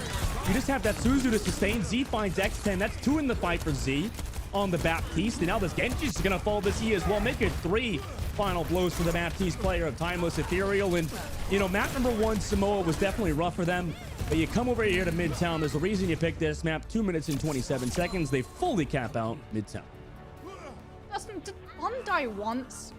Yes, actually, yes. She died just there. Once, yes. At one time. But throughout the... That's insane. Like, you have to remember as well, NYXL Embers, like, they purposefully picked the Kiriko over the Brigitte. Okay, here's our stats. Bun died yet once. 13 eliminations, 1 death, 4,406 damage. That's insane. Look at the whole team, Moxie. Like, nobody died. 2. Yeah, they had 2 deaths. I mean, well, you have Immortality Field, you have Sound Barrier, you're denying NYXL Embers from being able to have the stars aligned for that Nano Blade to be able to come through, right? HQ was looking for the opportunity, but Genji had to dry blade to try and deal with Wisps up on the high ground. As a result, the Nano Boost went onto the Winston, but everyone from Timeless Ethereal has the mobility to be able to kite around it, and then you have even more pressure going onto your backline with Bun still being alive and present, so Moving Fish has to use a huge majority of the Nano Boost to just zone Timeless Ethereal away and can't chase after, because if they do, the team can't commit after them. Like, it's a really rough situation. It's why I wanted to see NYXL Embers go for the Sigma Mirror, but they keep thinking that that dive composition is going to work because they've been able to use it to beat Timeless Ethereal before. Timeless Ethereal on the attack, gonna stick with this. Meanwhile, NYXL Embers realizing maybe what they realized on Control, which is to just mirror against Timeless. Maybe have X10 able to match up easier against Wisp. NYXL Embers. You know, they're stuck underneath the choke point at the moment. Timeless Ethereal just kind of poking out down below, taking the neutral game. Sniper actually in a very aggressive position considering where he is at the moment. Walled off. Now Engage comes through. Counter rock. Moving Fish slowed down. Immortality Field already committed from NYXL Embers. So that cooldown remove gives Timeless Ethereal the edge. But you always have to be aware of these Sojourns. Like during the neutral game, they could hit these one-shots. Meanwhile, that duel is happening on the coastal side, and Bun's able to find H-Key on the front line. So with the Sojourn fight on the right side and the May fight on the front, Bun's able to win it. Yeah, it's amazing. Timeless Ethereal, Sniper Shield breaks before Moving Fish, but Moving Fish is the one who has to cycle through both the Shift and then your Immortality Field from Anyun first because of all of the damage and poke that you're taking from Wisps and Bun, who are miles ahead of their mirrors in terms of the ultimate charge. Off of the poke, however, that you've sustained, Anyun is going to have the Amplification Matrix, but Timeless Ethereal has so much scenery to be able to outlive and use to block line of sight on the window when it pops. Mortality Field Matrix here committed by Anyun. Next 10 through it, able to find Wisp, so that has been a massive pick. Now Gravitic Flux to slow them down for now. No kills though because the fact they're missing Wisp. Wisp just got the respawn, now has to come back. NYXL Embers and Matrix to slow down. They just need to buy some time for Wisp to come back. And that's what they do. Yeah. They've done that. They've slowed the fight down. NYXL Embers, all of that momentum that they had of picking that Sojourn up and potentially having freedom to move into these line of sights has been removed entirely. Bun and Wisps coming up to their ultimates in this fight as well. Moving Fish has the Flux, but it's unfortunately going to be stopped in its tracks by the sound barriers. NYXL Embers just haven't found an in onto the point yet. The Sniper comes through to harass X10 to the back. Gravitic Flux to Moving Fish with the beat drop. Both beat drops pop. Overclock here from Wisp. Tries to find some kills. He's walled off for now. The Blizzard is here, but two are already dead. Bun's already dead. Through the Immortality Field, a nice wall for Moving Fish to also keep X10 alive during that Blizzard. So Bun's Blizzard unfortunately goes to waste, and now NYXL Embers with all of the advantage looks to go towards that point. Now Halo and Sniper actually make a play themselves to find Anyun. That was big. HK able to trade it back though. No more Baptiste, so a lot of the heal's gone now. Sniper goes low. They need to find kills now because they're going to lose in terms of the sustain. Wisp able to trade HK, but Moving Fish will trade back Wisp for you also in the Halo. Bun's able to find one, so Timeless are trading it, but eventually, yes, NYXL Embers come through and capture point A. But those trades pressure NYXL Embers enough into throwing in the Blizzard in the fight. As a result, you're not going to have that ultimate. You now have to have X10 just move forward aggressively, try and just reserve this position on the high ground, cement the Sojourn on top so that Timeless Field do not have access to it. But the second that you take pressure from that Mei, immediately X10 is forced to just power slide and regroup with the rest of the team, especially when Bun hits the headshot like that. Yeah, they were definitely a little bit off center there, trying to go for that window results and then just kind of collapsing. Now 3 minutes left for NYXL attack. Sniper continuing to just apply this pressure onto NYXL Embers, hold them in their spawn for as long as possible. And that attacking team is now walking into a choke. They don't have control of either lane of high ground. We can see Timeless Ethereal trying to establish Sniper up on the other one. Unfortunately, that Mayol not quite tall enough for the Sigma to be able to get on top. Still, Ludovic Flux now onto the Lucio player, and the rest of NYXL Embers. X10 will go down. Ant Matrix was here for NYXL Embers too, so that's going to be a wasted ultimate. In the grand scheme of things, NYXL Embers kind of crumbling under the pressure at the moment as Timeless Ethereal just pressure them back to the spawn. You can see how much value Timeless Ethereal hold in this choke as well, in the fact that they actually overlap both Blizzard and Flux to be able to determine that fight, because now it resets. NYXL Embers yet again going to be walking into a setup Sojourn who's going to be able to chunk damage into you, build that railgun charge up, and find the first ult fire before X10 finds an angle to be able to come in with an overclock of their own. Sniper drops off the high ground. Gives it up for now. HQ walls them off as well, so I might actually end up in a kill. However, Immortality Field is here. Destroyed immediately by X10. Overclock now from Wisp to try to equalize it, with the beat drop is here to sustain. And X10 on the other side, able to get two. Alongside that beat drop, Halo has been so smart with that beat drop to hold on to it for later. And now a minute 30 seconds left in the street space for NYXL. And Timeless Ethereal, because they had that chokehold, because they had that prior high ground, not only do NYXL Embers have to use both Sound Barrier and Overclock to get into a position to be able to use them, they also burnt so much time in those rotations of cutting Sniper away. As HQ just waits to see Bun not gonna be the target. Have they? There's no way you don't spot this mate. There's no way you don't spot this mate. What is going on? There we go. What?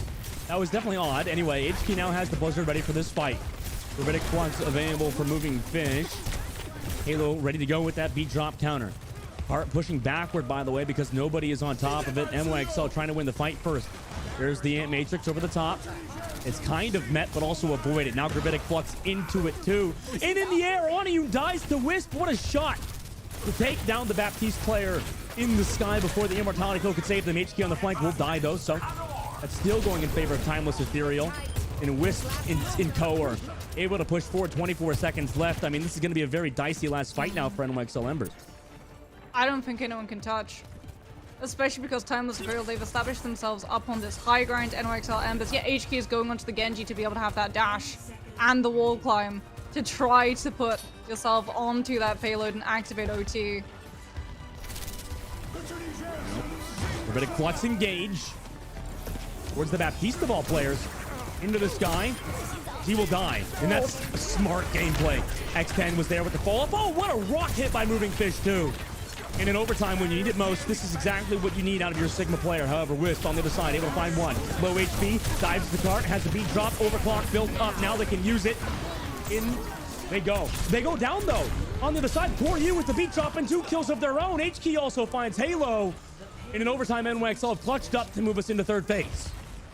Yeah, Moving Fish, absolute MVP. Using that Sigma Flux, knowing how close Z is to the Amplification Matrix, throwing everything in to determine that that Baptiste goes down before the fight properly breaks out, and things like Immortality Field can save those players when HK tries to dash onto those low targets, and then the Genji becomes vulnerable without that exit option of the dash reset after a successful kill.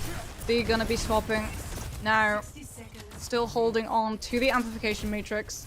As HK off of the Genji, mission done. Point C picked up, 53 seconds left. Into C we go. The Major's committed is a bit far back though, so Timeless is going to use that as a bit of a buffer while NYXL Embers play it slow too. They're going to come back in with their own and an overclock. I mean, they're going to come in with an overclock off of the back of it. Yeah. Well, and there's the amp. It's a very aggressive one actually. In the middle of the streets, but Timeless still able to stall the cart with Bun on this off angle. Overclock out of it here. Oh my gosh, what a Gravitic Flux to slow down X10, knowing X10 was going to be there. Bit of a blind faith. Gravitic Flux. It might not matter. Oh my god, but X10 whips a few shots and Halo gets out with her life. So now, NYXL Embers, with the dicey situation. Gravitic Flux counter Blizzard from Moving Fish. Into the sky, Z goes again. The target of these Gravitic Fluxes every time. I mean, what could Z do there?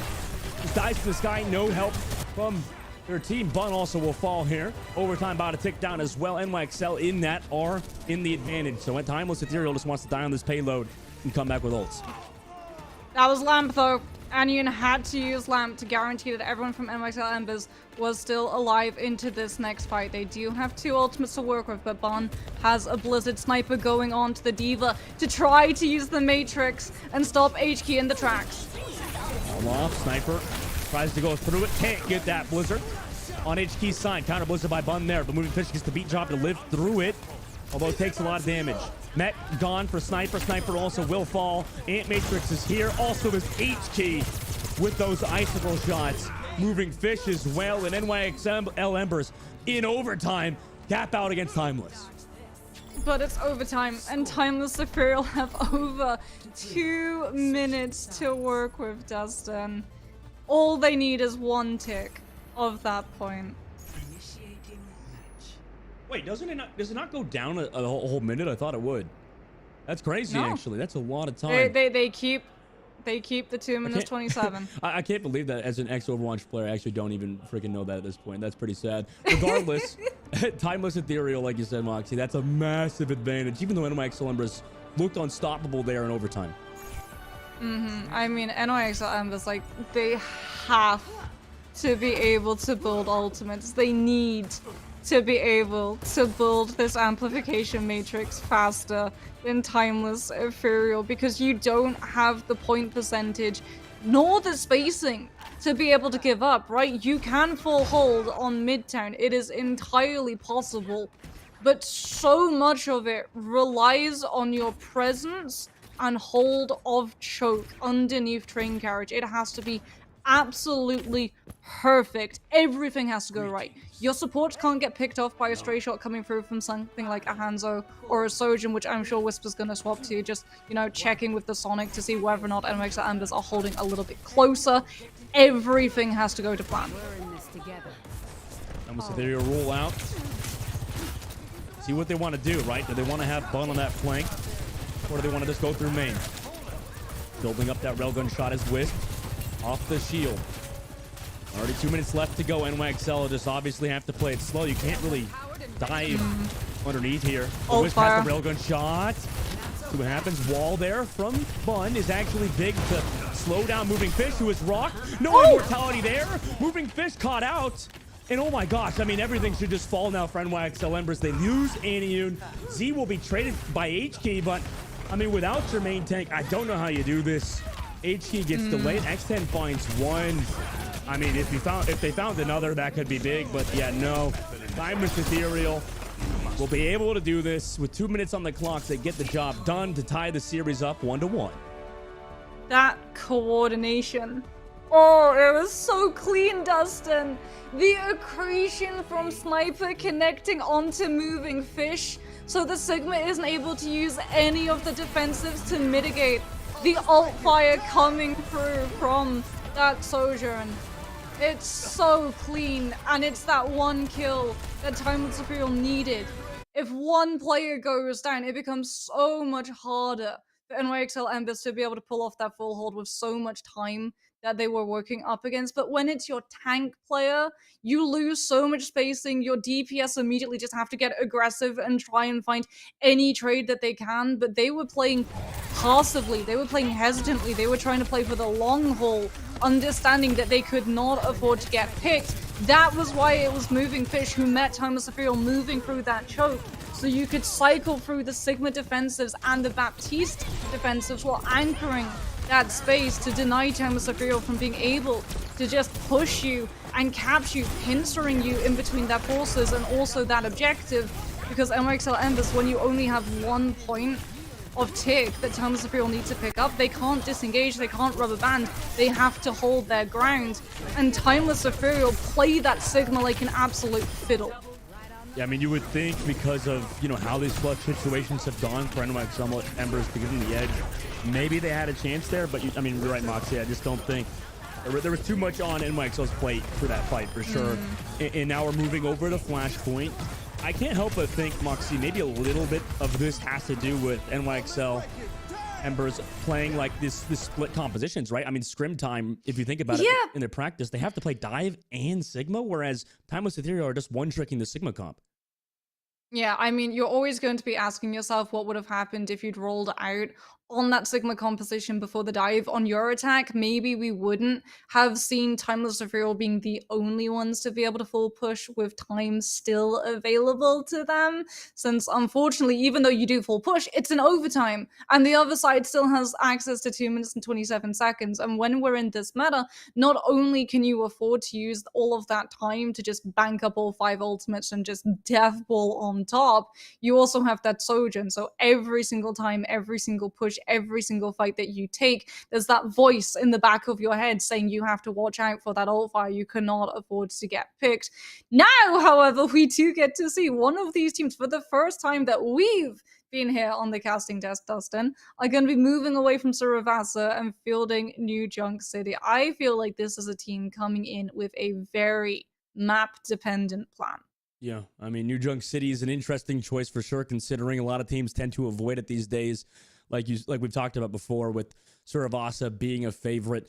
But it's fun. I mean, every Flashpoint is fun for me. I think it's the best map type for me in Overwatch 2 just to watch because of all of the top-down POV. We get to see the rotates. It really makes the game feel like a MOBA. Kind of like, I don't know if I can say this, Heroes of the Storm. Shout out Heroes of the Storm, best game of all time, but it's... I mean, it's a Blizzard IP, so I would say you can. I love that game so much, but anyways, it reminds me of like a MOBA in that sense where a lot of these players like are doing those long rotates. Yeah, like the lanes, and you can come in with some of those ganks, and you can definitely catch a couple of people unawares.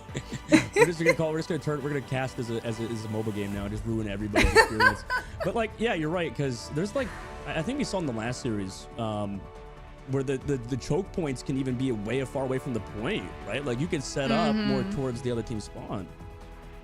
Well, you can make sure that even though some of these teams are coming in with these ultimates, like things like Blizzard, Annihilation, where they want to be played onto the point in these objectives, so that even if you don't win the fight per se, you still have enough presence in it to be able to find that flip and keep building a little bit of a percentage, and also deny the other team from accruing that percentage. If you proactively and aggressively take those fights away from that point, the team is a lot of the time forced into the really tough decision of either using the ultimates and losing their presence on point, or holding on to the ultimates and losing the fight, therefore domino affecting into the amount of percentage that your team is able to pick up. All right, so Embers, what do they want to run here now, Moxie? Did they want to play this Sigma composition? It looks like they do. Just Yes. take the mirror again. Yes, you absolutely need to be able to play the Sigma composition on this first point. It is indoors. If you're able to take the fight away from those chokes, the dive does definitely become a lot more valuable. But just having so much of the kiting arena to be able to move into with all of these corridors, Winston does not benefit from having that mobility stunted. You have to have the Sigma and the Mei. Nice walls from both Maze. Even Wisp is the one to find the first kill. X10 a bit focused on playing that frontline battle, which does get Sniper low, but the immortality field is there to keep everybody healthy. Now without HT, I mean, you're going to be down a lot of utility and potential damage from the Mei. But they still want to fight this. Point picks up. And like so Embers, yeah, the point is about to be picked up. Bun finds Oniyun too, and with that, Timeless Ethereal just able to snowball it right. That first pick really was to a detriment. Then Mike Sell. Well, it's not just that, it's the macro that follows as well, right? Z comes in, drops the immortality field, not because Timeless Ethereal are worried about losing one of their own, it's so that one of their own can rotate onto that point and immediately pick it up, and as a result, even though the fight's still going on, Timeless Ethereal are nearly halfway through the first point of New Junk City. Halfway through, 50% on the board now. And that's a lot of ultimates as well they built up. And, I mean, just positioning. Bun finds HK. And that, again, is awful for NYXL Embers because HK got picked off in the previous fight, resulting in them losing it. And now they have to wait again for them to come out of spawn to maybe get a recontest. I mean, are you going to be able to recontest through some of these really narrow corridors that may find so much value? Bond just coming in, spamming with those icicles, making it that NYXL Embers are going to have to commit a lot of those cooldowns just to try and touch the point. And that Mei wall, keeping them trapped behind their own amp matrix, denies the chance of that happening entirely. And they get staggered. I mean, that's awful for NYXL Embers. Timeless Ethereal, they're just going to get full positioning, right? You lose the Mei, which means that Timeless Ethereal, like you said, are going to be able to pick up that forward positioning on this next point. Defensive Mei is always going to have a lot more power. Not only that, with the stagger kill going on to HK, Timeless Ethereal are going to be able to cap the point out before NYXL Embers are able to contest. So no matter who wins the next fight, Timeless Ethereal is still building to that win condition. While they're early moving fish, nice job to find Bun. Finally, NYXL Embers get a little bit of stability here. They stopped Timeless early, who were just trying to Ant Matrix, maybe a little overzealous with their ult usage. NYXL Embers used two and Timeless Ethereals, well, also two.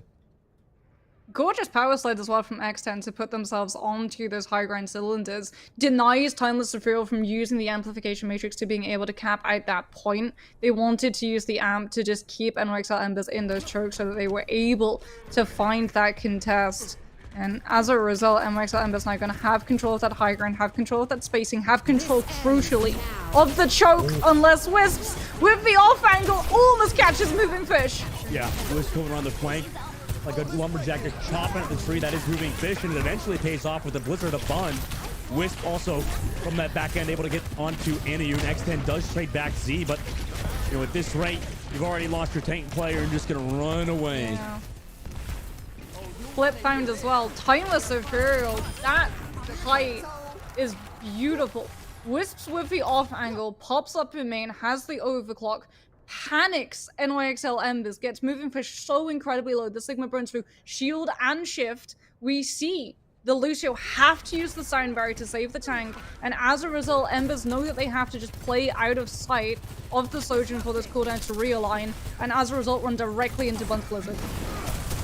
Carver's trying to slow down while there as well, so both cooldowns removed from Timeless Ethereal. And Moving Fish is stuck in the corner of the Bay wall. You hate to see that if you're Moving Fish, but now they just come through with the Gravitic Flux. HT also can get some help. regain back to normalcy. Over the top side, Sniper does have immortality field, so all this damage moving fish is negated. Understanding that looks to break the immortality field, eventually wears down. Now they come back through on a bun, but Timeless Ethereal doing a great job avoiding all the damage, and Poor You dies in the air to the gravitic flux of Sniper. Bun and Timeless Ethereal collapse on it. Overtime 6 down, now 2, and Timeless Ethereal bring us 2 rounds in. They are on round point to win Flashpoint on New Junk City. Sniper gets solo fluxed by moving fish, uses the shift, understanding the danger in the flux is not the damage off of the slam, it's being up in the air and vulnerable for that Sojourn to pick. So with the shift is able to mitigate so much of the follow-up damage. Timeless Feel now looking to be able to cut NYXL Embers off, establish themselves on the point. Bun's going to have a Blizzard, Wisps as well, going to have that overclock. NYXL Embers need a pick to come through from X10, but they just don't have the spacing to try and find that Sojourn, the angle, especially when the Sigma split. Blizzard Wisp there with the follow-up. Everybody's already gone for NYXL. They're just back to the spawn. And Timeless Ethereal again get this first point cap. I'm not even sure you found Z, but at this point you're dead. Timeless Ethereal take the point first. Yeah, Wisp found their mirror. X10 is denied the off angle. Moving fish, unfortunately, separated away from the rest of the team, kept separated as well by Bun and her Blizzard. HQ is going to have one of her own, but it's going to be really tough being able to get into position to use it because Timeless Ethereal now, they're playing that macro. They're cutting NYXL Embers off before they can hit these ultimates in to positions of power. Overclock flank and Matrix on the defensive hold. Can X10 find the kills? But they desperately no, it's Wisp without an overclock, dry, able to get one. Also, Halo is there to disrupt X10, and that fight is shut down. Overclock was used, as was Blizzard. I'd be in shambles if I was NYXL Embers right now. Whisper's gonna have overclock. Sniper's approaching with the flux. Timeless Ethereal are chasing the staggers. No! It's over. Both the Baptiste and the Sojourn going to fall late in the fight. We're approaching last fight territory. And you can see the Sojourn is gone. Extends onto the Tracer to try and recontest for as long as possible. I mean, HP just runs in, not even using cooldown. No overclock for the top side. Beat shot from Poor You is perfect. If the supports can pop here, it might not be over for NYXL Embers, but Wisp on the flank comes through with the overclock. X10's able to find one. Oh my god! The peel from Poor You.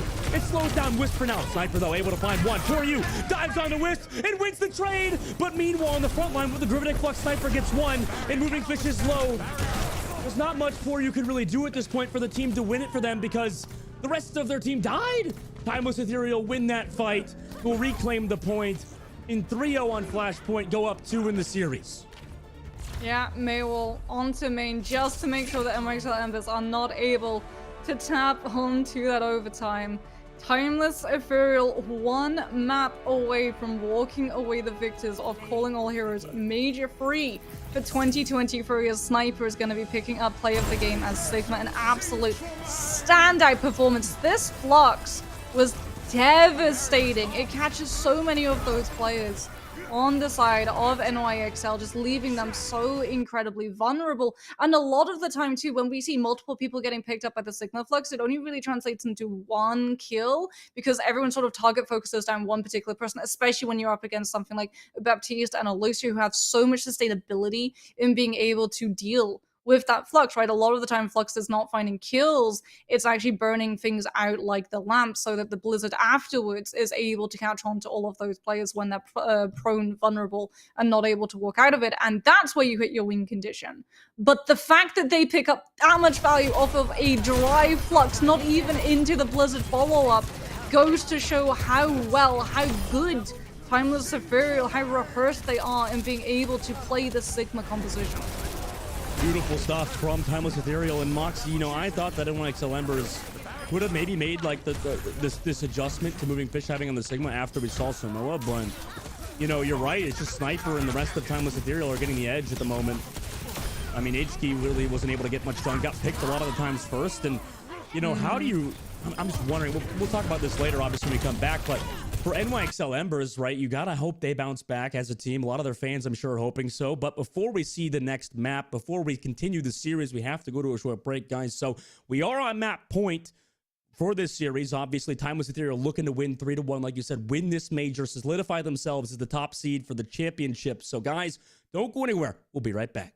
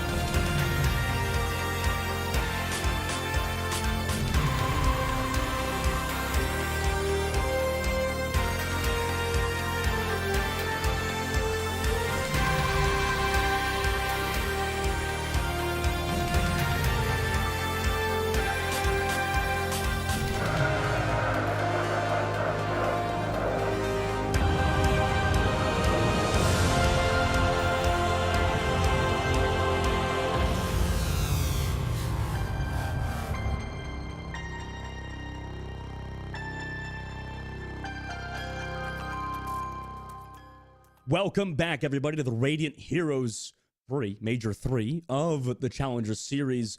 So far in this grand finals, we have Timeless Ethereal versus NYXL Embers. If you're just tuning in, Timeless Ethereal has a now map point, Moxie, Flashpoint went all in their favor. NYXL Embers seemed like they couldn't get anything done, and all of the momentum is in the side of Timeless Ethereal. Yeah, Flashpoint is one of those. I would say it's probably the most unforgiving map type currently in Overwatch circulation, right? You lose one of those players a little bit too late in one of those fights, and you're just not going to be able to recover. It was something that we saw Tons of Field being very good at being able to do. They would finish a fight, they would close it all up, and then they would just continue pushing ever so slightly, whether or not they found kills, whether or not it was just denying space. Either way, it was banking them up so much point percentage that very, very quickly everything just turned against NYXL Embers, like you said. Moving into push, however, it's potentially going to be more of the same in terms of momentum, right? You need to win this first fight, doubly so because it's going to be Colosseo that we end up going into. So I think we're potentially going to see both of these two teams run that Sojourn and literally just play footsie under the table until that Sojourn is able to either find a pick off of the ult fire or do enough damage that the team is then able to actually commit into the fight because they think it's going to result in a kill. Hot take, Moxie. I actually like Sojourn meta. I actually like it a lot. I do too. It's actually the best meta. Like, I'm sorry. I'm glad you agree with me too, because I know that, oh, I'm so tired of Sojourn meta. You know what? You're going to be really sad when we go to Ramattra meta, and we have Moira, and we have Reaper, and we have a bunch of dull characters. I'm sorry, not dull characters. Okay, very, you know, they just deal damage over time. There's not a lot of pop-off moments. And okay, we've ticked off the Dustin Moira rant. Okay, you're right. Yeah, I immediately it came up. Okay, anyway, Colosseo, like you said, is Sojourn's specialty. And like I said, I love watching a lot of Sojourn. I'm sure a lot of people in chat do. And Colosseo is a map in particular where I think, you know, there's a lot of back and forth and push in general, Moxie, but this one, I mean, I feel like compared to New Queen Street, it actually can have a lot of varied areas you fight at. Yeah, so New Queen Street, everyone sort of scraps over that high ground control, right? If you're running something like Sojourn, you want to be able to establish yourself there because then you can intrude and invade the other team's space, denying them control of that sort of miniature health pack as well, right next to Bus Shelter, which can be huge in terms of just making sure that you have control of so much distance of that objective incredibly early on, which pressures the other team significantly more running into the latter stages of this map type. Like you said, Colosseo is one of those where there are so many different angles of approach, right? You can flank through all of the side rooms, you can go directly down the middle. If it's a Sojourn, however, then we're going to be seeing both of those two Sojourns sort of post on up, try and figure out where the other is playing, build enough poke pressure into the ult fire to try and commit in with a shot, and then if that doesn't result in a kill, rinse and repeat. In fact, Dustin, you and I are very familiar with how long it can take for either of these two teams to feel comfortable enough to actually commit into a fight off of the pressure that Sojourn's presence brings. And both of these Sojourn players, too, Moxie, are really good, right? I mean, that can't be understated. Both X10 and Wisp are really talented, and, you know, you can even tell, I don't mean to mean this as like a dig towards the Rising series or anything like that, but definitely, like, if you want to, like, improve, right? If you're a Rising series player, you definitely have moments. A lot of these Rising Heroes players played very well, and they could hit those shots with the railgun shots. But when we watch the Challenger series with Wisp and X10, they don't miss, right? They don't miss in... Yeah, that's the thing, the consistency. Yeah. Some of the players in, like, the Rising series, they have that level of aim. Exactly. But it's only in these sort of pop-off, isolated moments. They're still working on being able to hit that peak so many times that it's not a peak anymore. It's just the natural state. Both Wisps and X10 are always in that natural state, and it becomes even more important for both of those teams to shut that DPS down as a result of how quickly a Sojourn can swing a fight massively in their favor. But NYXL Embers, they don't have a Sojourn, they don't even have a Sigma. They're going for the commitment of this dive yet again. Oh my gosh. I mean, an X10 on the Hanzo too. So no more Sojourn. There's more shield pressure at least with the Hanzo into the Sigma. I agree with that. Now moving fish. Kind of controlling the robot. Not really going for the dive just yet. Playing it passive. Just want to build up towards that Ana. It's interesting they also decided to really go with this Kiriko instead of Brigitte. You know, a lot of teams like to have their main support play Brigitte, but Moxie, we're in that neutral game that you talked about. Now the team making a move just yet. Timeless actually maybe set up on the right side, but yeah, both teams actually playing super passive. No, wait, no, Sniper's all the way over here. The dive is waiting, like you said, for things like the nano boost and also an anti-nade to potentially come through. Timeless Ethereal are waiting for the go sign from Wisps, a reward to come out from Bun. Either way, this objective is going to stay into the middle until either of these teams hit an advantageous spot. Oh no. Oh no, we're at the beginning of Coliseum again. Nearly a minute and 20 seconds off the clock. And the robot hasn't moved either way just yet. Is there going to be a meter on the board? Might as well hype something up here. It's very close. Come on. Yeah. Get there. We're not playing push anymore. We're playing seesaw. Moving Fish ready to go for a dive whenever. Oniu builds that nano boost. But Sniper threw that damage output they will do on that off angle. Already has Gravitic Flux, and you only have a Suzu to deal with it. Again, nearly 2 minutes off the clock now. Coliseum moment. Moving Fish ready to go on the front line. Poryu takes a lot of poke. Nano. Both support ultimates ready to go. Nano, like you said, ready to go for Moving Fish. Bun finds the opening pick on HK though. I don't know if they have the damage, even with the nano boost. Moving Fish trying to go in, gets rocked temporarily. Also Gravitic Flux here. Moving Fish, oh, what a perfect dive on a Wisp. Wisp caught out of position. That equalizes it up. Gravitic Flux is here though. Bun also has that Blizzard if they need it. Everybody backs up though from NYXL Embers. X10 gets poked low, but has the heals there. There goes the Ant Matrix, but it's into that Kitsune rush. Easy gets rid of Moving Fish. That's huge. A lot of that pressure gone, especially since Primal Rage was coming up. And yes, NYXL Embers finally has to back up. And in just a second, Timeless Ethereal will have the robot control. Timeless Ethereal will have high ground potentially if Bun is able to win out against X10. Anion, however, goes down. That has got to be NYXL Embers. Even if they had control in that 1v1 of the high ground, they have to fall back now. With that vein of sustain cut off. Wait for Anion to come back in. Concussion onto X10 with the accretion landing from Sniper. Immortality Field being forced as Bun gets aggressive with the Blizzard and drops down into the middle of the team. Bun! 2K. Disgusting. I mean, carry job right there by Bun. They get it. They have the ball rolling even more now, Moxie. Wisp as well, going to have the overclock to keep NYXL Embers sequestered up outside of their spawn, all the while that objective is getting pushed. If Timeless Ethereal get pressured, they can drop off of the high ground onto the low for sound barrier. This Dragon Strike tries to cut the team off, but it just disengages. They immediately drop from the low ground and it's gone. And NYXL trying to fight this aggressively, but Aniu's not with their team right now. Moving Fish still pops the Primal Rage. Gets the Baptiste away from their team. That's actually super clean. But eventually Halo comes back for the peel. Moving Fish understanding that and just backs away. Gravitic Flux into the side from Sniper, who goes aggressive without their team. Now looks for the Lucio on the low ground. No kills just yet. Their Timeless Ethereal. They're able to come back into this with some ultimates. NYXL do it as well, though. They've gotten Nano Blade, but really haven't been favoring it. ANT goes, connects on a There's no sound barrier, though. Yeah, no sound barrier means that should get some more value. Now the overclock comes out with, gets X10 back to the spawn, but HK trades it. The Blade finds one. Immortality Field is here, but it doesn't matter. Z gets taken out, and that's a big kill from HK with the Blade. And Onion still popped the beat in that fight as well. I don't know if it was necessary. Regardless, X10 swaps over to Sojourn now, Moxie. I think it's a much-needed swap. Yeah, 100%. We're going to see the ferry come through as well from Porian to be able to make sure that everyone from NYXL Embers is into this next fight. They're still not able to pick up all that much distance. Timeless Ethereal as well going to have control of that high ground as well as Amplification Matrix, but NYXL Embers should be able to just full aggressively push directly through it. Where it's going to be at its most concerning is when that window first opens. Well, the room on again. NYXL still down in terms of meters, down about 50 meters. Oh my god. Halo by HK. See you later. Amazing pick from Halo. He's been so good for Timeless Ethereal. X10 finds one on the retreat. However, you know, I don't know if they could do this without missing members of their team. At least they get an Ant Matrix out from Z.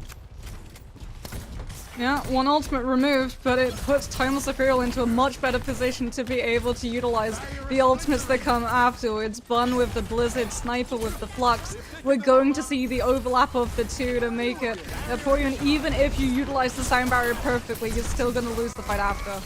Finally, NYXL trying to deal with Sniper, but X10's going to have to come back from spawn.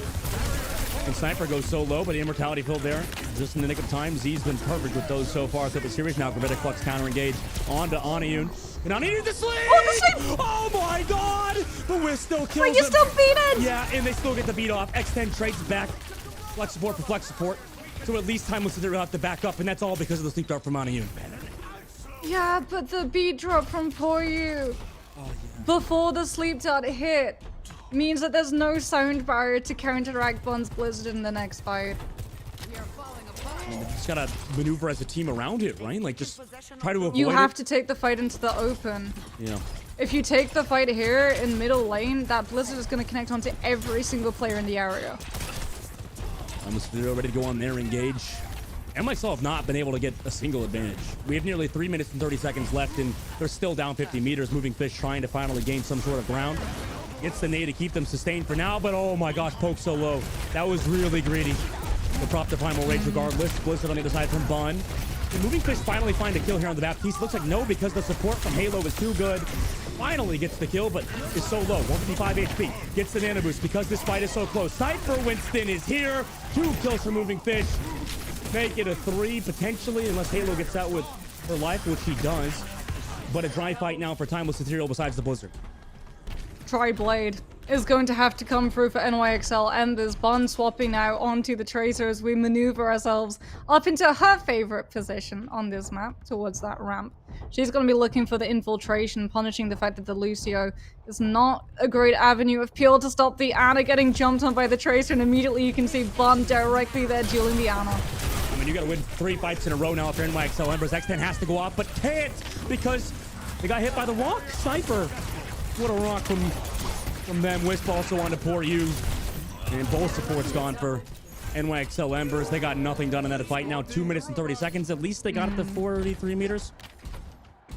But they didn't pull ultimates out.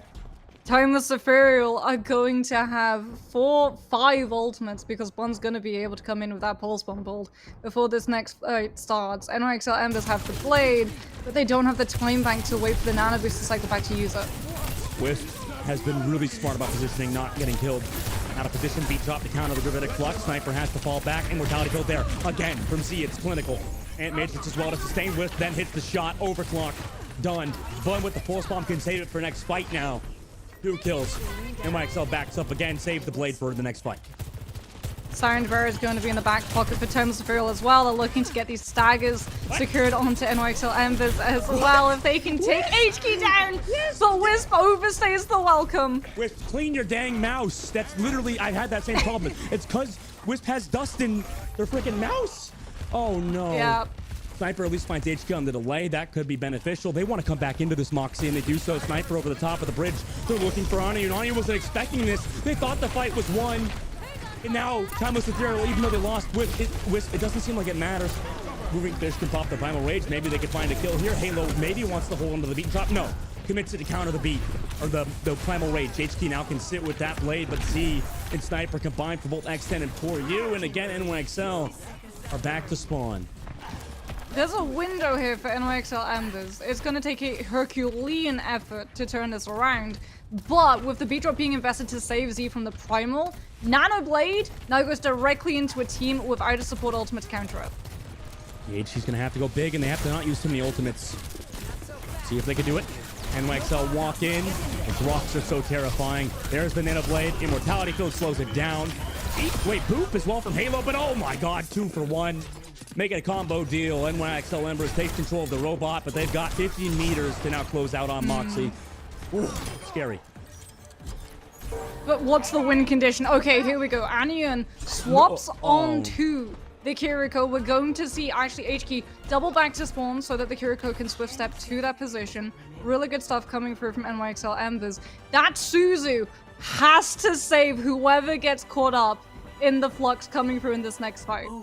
Yeah, X10 overclock on that side has to get kills, but it's against 3 ults nearly coming from Timeless Ethereal, right? Moving Fish on the Doom Fist. Could maybe do something. Overclock Popper. X10 wants to go aggressive. They need to win the fight. Hitting shots, but no kills. Now the Gravitic Flux is here. The beat drop. Just in the nick of time from Poor You. Ant Matrix over the top to sustain Timeless Ethereal. They avoid any kills coming through from this overclock. HT falls low to Bond, who's got the pulse, but it gets deflected. On the other side now, NYXL Embers. What do? They're sustaining at the very least, but no kills. Sniper goes low on the cart. Gets those heals. Bun in this 1v1 falls away temporarily. NYXL actually still relatively healthy. They've got Dumult in the second. And Oniyu's got the Kitsune Rush, but Wisp with the overclock has been big before. The robot's still in their favor. Now Moving Fish dives in. The slam dunk onto Z. Now Wisp, I don't think they get much done here. on the low ground. Goodbye! Moving Fish is insane on Doomfist. 3 kills in overtime. When it matters most, they do lose Exit at the very least, but they've got so far to move. You've got a Kitsune Rush though. Anyun has the ability to set up both the Genji and the Doomfist to have those cooldowns far faster. Timeless Fear will know that there's one fight left. They swap Bond onto the Bastion, understanding that NYX Embers with the Doomfist. No more Winston don't have a bubble. There's the Kitsune Rush.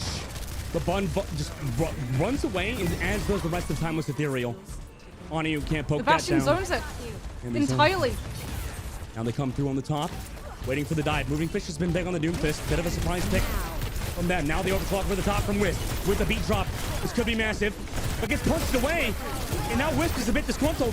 Through it, has the beat at least to sustain, but the overclock nearly ran out. Moving Fish stopping it for now. Did Moving Fish just fall off the map? No, okay, did get found by Z. Oh, yeah, did get booped off the map. And without Moving Fish, HD pops the blade. Without their teammates, though, I don't think they get anything done. And Timeless Ethereal are your Radiant Heroes Major 3 Grand Finals champions. It's so close, Dustin. It's so close. Unfortunately, in the true nature to push, so much distance had already been picked up, so much time bank already burnt down, that even though NYX Ember started picking up that momentum with the Doomfist, there just wasn't enough time, wasn't enough meters for them to be able to equalize the amount of distance that had already been picked up prior. Timeless Ethereal, once again with the macro, they understand one more fight is left. Kitsune Rush is going to be online for the other team. They have to use the Bastion to zone it, because Kitsune Rush looks at the ultimate deficit between these two teams and just mitigates it entirely. You get to do so much more damage, so much faster in the middle of that rush. You would have been able to build every single ultimate that NYXL Embers members were missing if the Bastion had not been there for you to take advantage of. Timeless Ethereal with such a good heads-up swap. They know that the Bastion's going to be vulnerable. They decide to go for that burst potential. And as a result, that winning condition that was there ever so slightly, that glimmer, Dustin, of the series continuing, entirely poofs out of existence. And Timeless Ethereal find themselves the winner of the Major 3. So good, Timeless Ethereal. Through and through. Both these teams were so close, Moxie, like you said, even though it was a 3-1 series.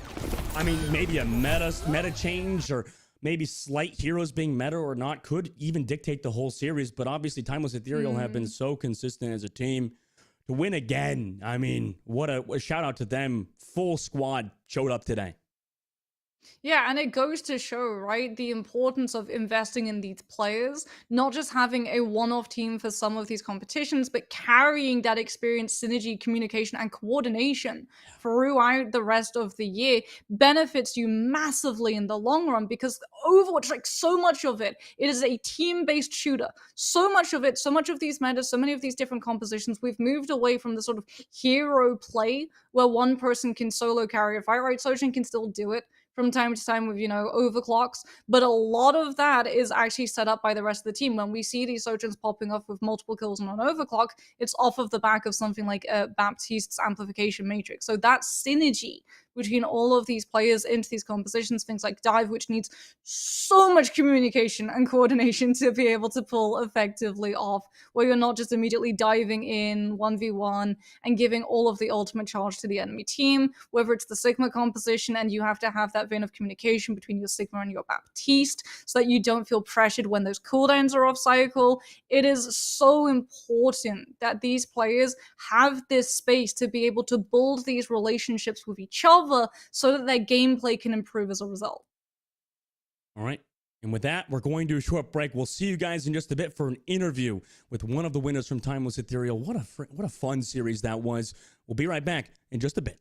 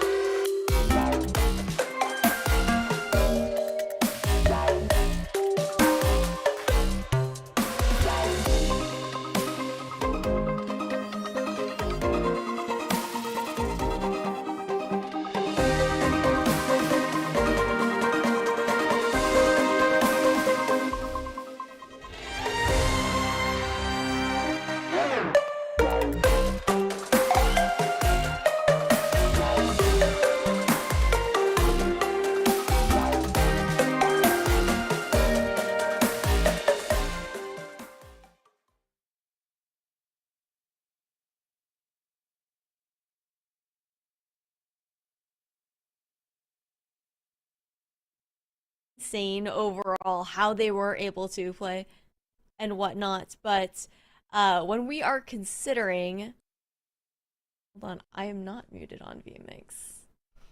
Ooh. Hello, hello.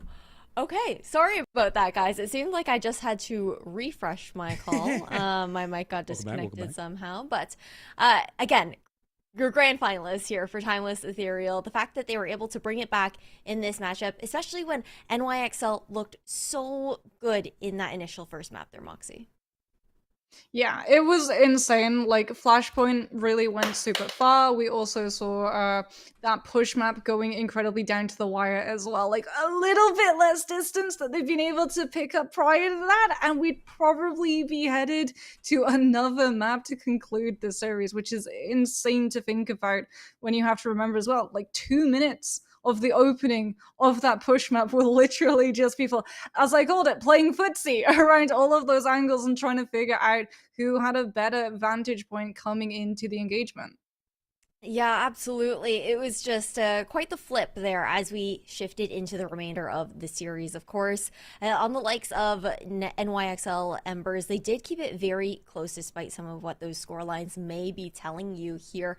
But we do have to shift into the Chipotle MVP, but not only the match MVP this time around, it is the Chipotle Finals MVP, the one that gets to win Chipotle for the entire year, and without any surprise here, it's going to be Button Dogman. Yeah, deserved for sure. Although I think everybody on Timeless probably could just share this. I imagine Buns is totally fine just like giving the MVP to everybody because I mean they all played well. Bun, yeah, Tracer was crazy. That pull spawn to pour you. Slightly luck, slightly skill, but also the pull stickies in general, and then also on May, huge right clicks, massive in general with the positioning, the blizzards. It was just clinical from Bun, and the rest of Timeless Ethereal deserved MVP for sure. Absolutely. And just so you guys kind of know how this works, this is a community vote kind of situation here for the MVP. I know previously it was more so off the statistics, off performance. And of course, Bun did absolutely perform within these matches, within the entire tournament as well. But it's community sentiment at the end of the day that grants her this W. And a big thank you for Chipotle for offering this MVP prize as well. But overall, I mean, I got to hear a little bit more about your thoughts, Moxie, about how this entire series panned out. Because when things started off, it really looked like it could go either way. Yeah, I mean, when it started off in Control, especially that first map of Samoa, it looked a little bit rough for NYXL Embers. I'm not going to lie, right? They were coming in, they were trying to run this dive composition. They'd found a lot of value previously against Timeless Ethereal, but since then, we'd seen Timeless Ethereal being able to not just deal with the Genji dive, but really be able to keep such a good handle on it to the point that not a single ultimate came through from HQ on that first round. And then when we saw the mirror swap come through, suddenly things started picking up, and I was really hoping that we'd see a little bit more of the mirror matchup. But it looks like, Dustin, your theory was that this is a team that probably had to split their attention and scrim multiple different compositions. There's always going to be one that you feel like you have a much better handle on your comfort composition. So when we headed into somewhat like Midtown, where dive is still perfectly viable, they decided to sort of backstep into what they were more familiar with. Unfortunately for them, all of the win conditions were just a little bit too predictable because dive, no matter what route you try and take to it, at the end of the day is always still going to be around things like the Nano Blade and also the Winston engagements, which are very easy to be shut down by a Sigma composition. Yeah, especially when that pressure is being put on the back line as well. But we actually get to call in now to our Chipotle MVP in the Chipotle Real Talk interview. Hi, Bun. How are you doing? Congratulations on being our grand finalist champions here for the third major of Calling All Heroes. Hello, thank you very much. I was just wondering, I mean, overall, we saw some incredible things coming from your team throughout the entirety of the season, like the undisputed top dogs, if you will, within Calling All Heroes. And I was wondering how your team actually felt going into this grand final series, knowing that the last time that you had faced off against NYXL Embers, you were able to knock them down to that lower bracket, but it did come down to that fifth map. I think we're pretty confident in our ability to beat them. We actually thought they would play more of like the Doom and Winston, and when we were like warming up to prep, we played a lot of Sim Bastion actually. I'm kind of sad we didn't get to bring it out, but yeah, we were pretty confident we could win. So we saw a lot of you both on the Mei, but I think most prolifically on that Tracer trying to get into the backline and jump on things like the Ana. A lot of the time we see some teams run a Brigida alongside the Ana to prevent that from happening, but NOXL Embers decided to field the Kiriko instead. Did this change up in support line change any sort of way that you would rotate and try and take those engagements against the Ana? Um, yeah, kind of. Like, I don't really try to go for Ana directly necessarily. Like, I try to like take important map space, but it's like it's scarier when you're against the Kiriko because the Kiriko can fight for it. So yeah, that it changed a little bit. And Bun, I mean, overall for you, you make that you swap over to Tracer and May. That's like been the consistent kind of for that flex role. How have you felt throughout the year making that swap over, like just constantly playing May, constantly playing Tracer throughout the year?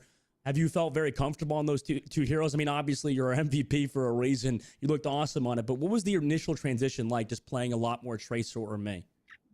So like the past few weeks, I've had to play more Tracer because a lot of the teams in Call, they started playing like Doomfist and Winston. Like a lot of them, I think, tried to avoid Sigma Mirror, and we found that it was like really hard to win with May. But like if I just swapped Tracer, everything was fine. But yeah, like I wasn't really used to playing Tracer in that situation, so I had to learn a bit.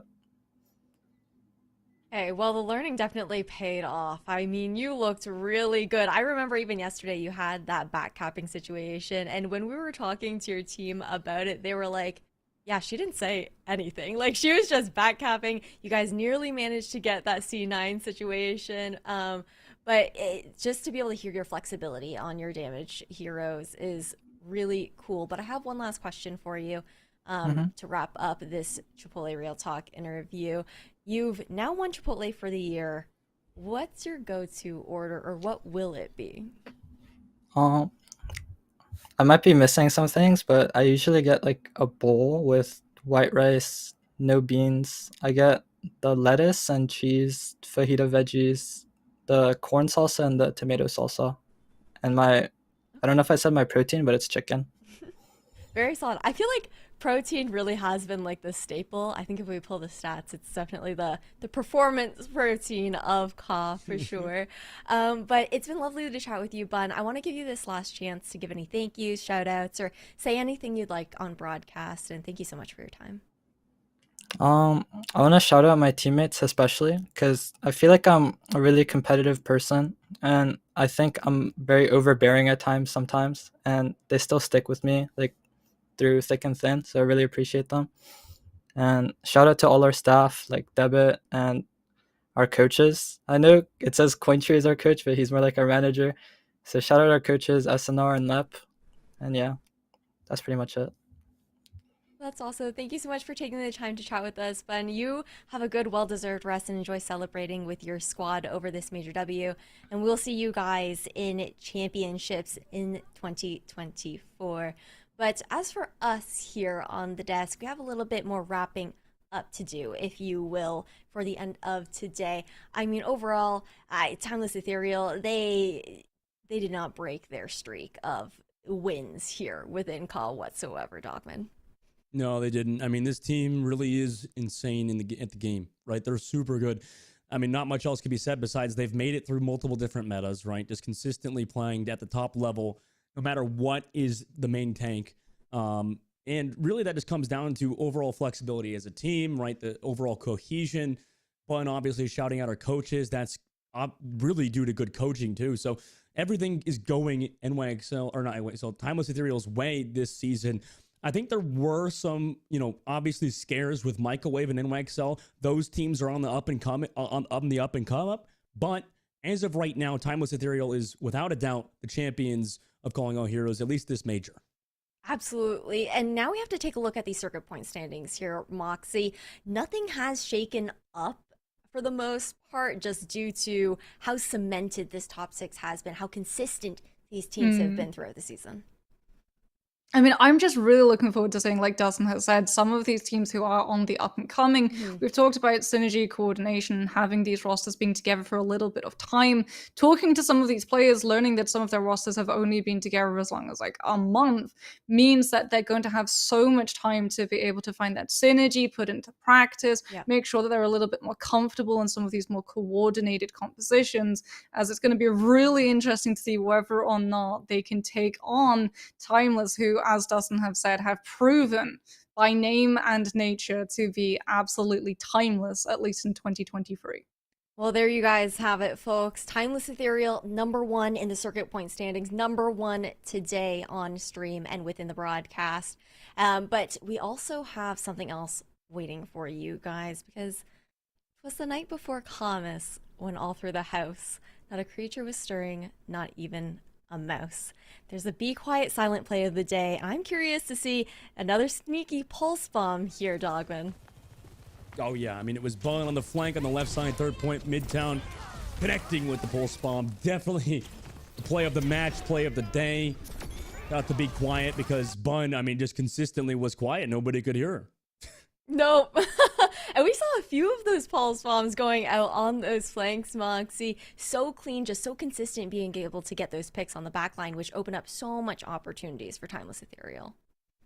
I mean, the double pulse bomb opener on the first map of Samoa, like, as the dive came through and your Winston is coming being like, well, Anna, I need the heal, I need the heal, bubbles on cooldown, jumps on cooldown, I need that line of sight, and then you just look at the kill pin and you're like, oh, okay, Bun had a pulse bomb, and she got literally every single member of the backline. It's not often as well that you catch both the Anna and the Lucio. If it's a Brigida, tends to be package and parcel because of how close they're playing next to each other.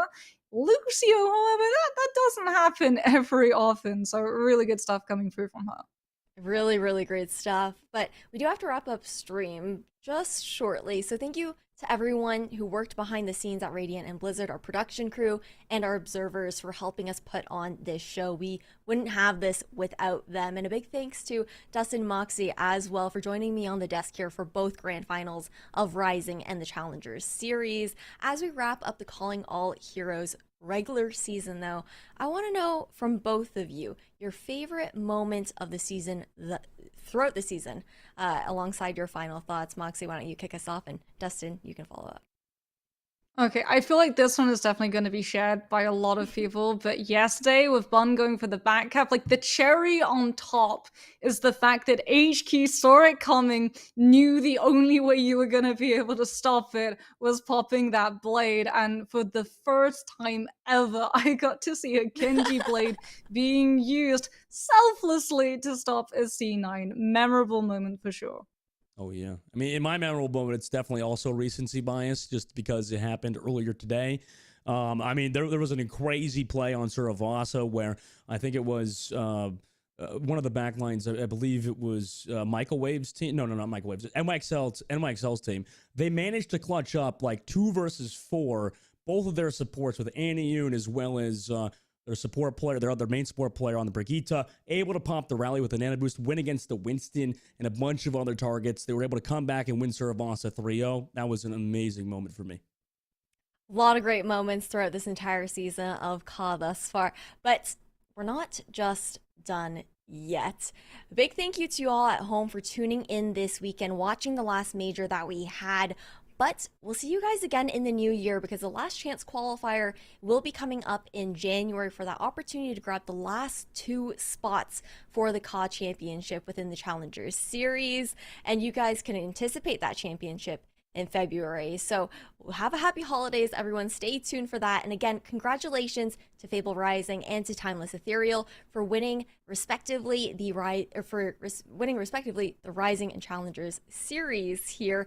And again, to Bun for being that Chipotle MVP of finals. Happy holidays and have a good night, everybody.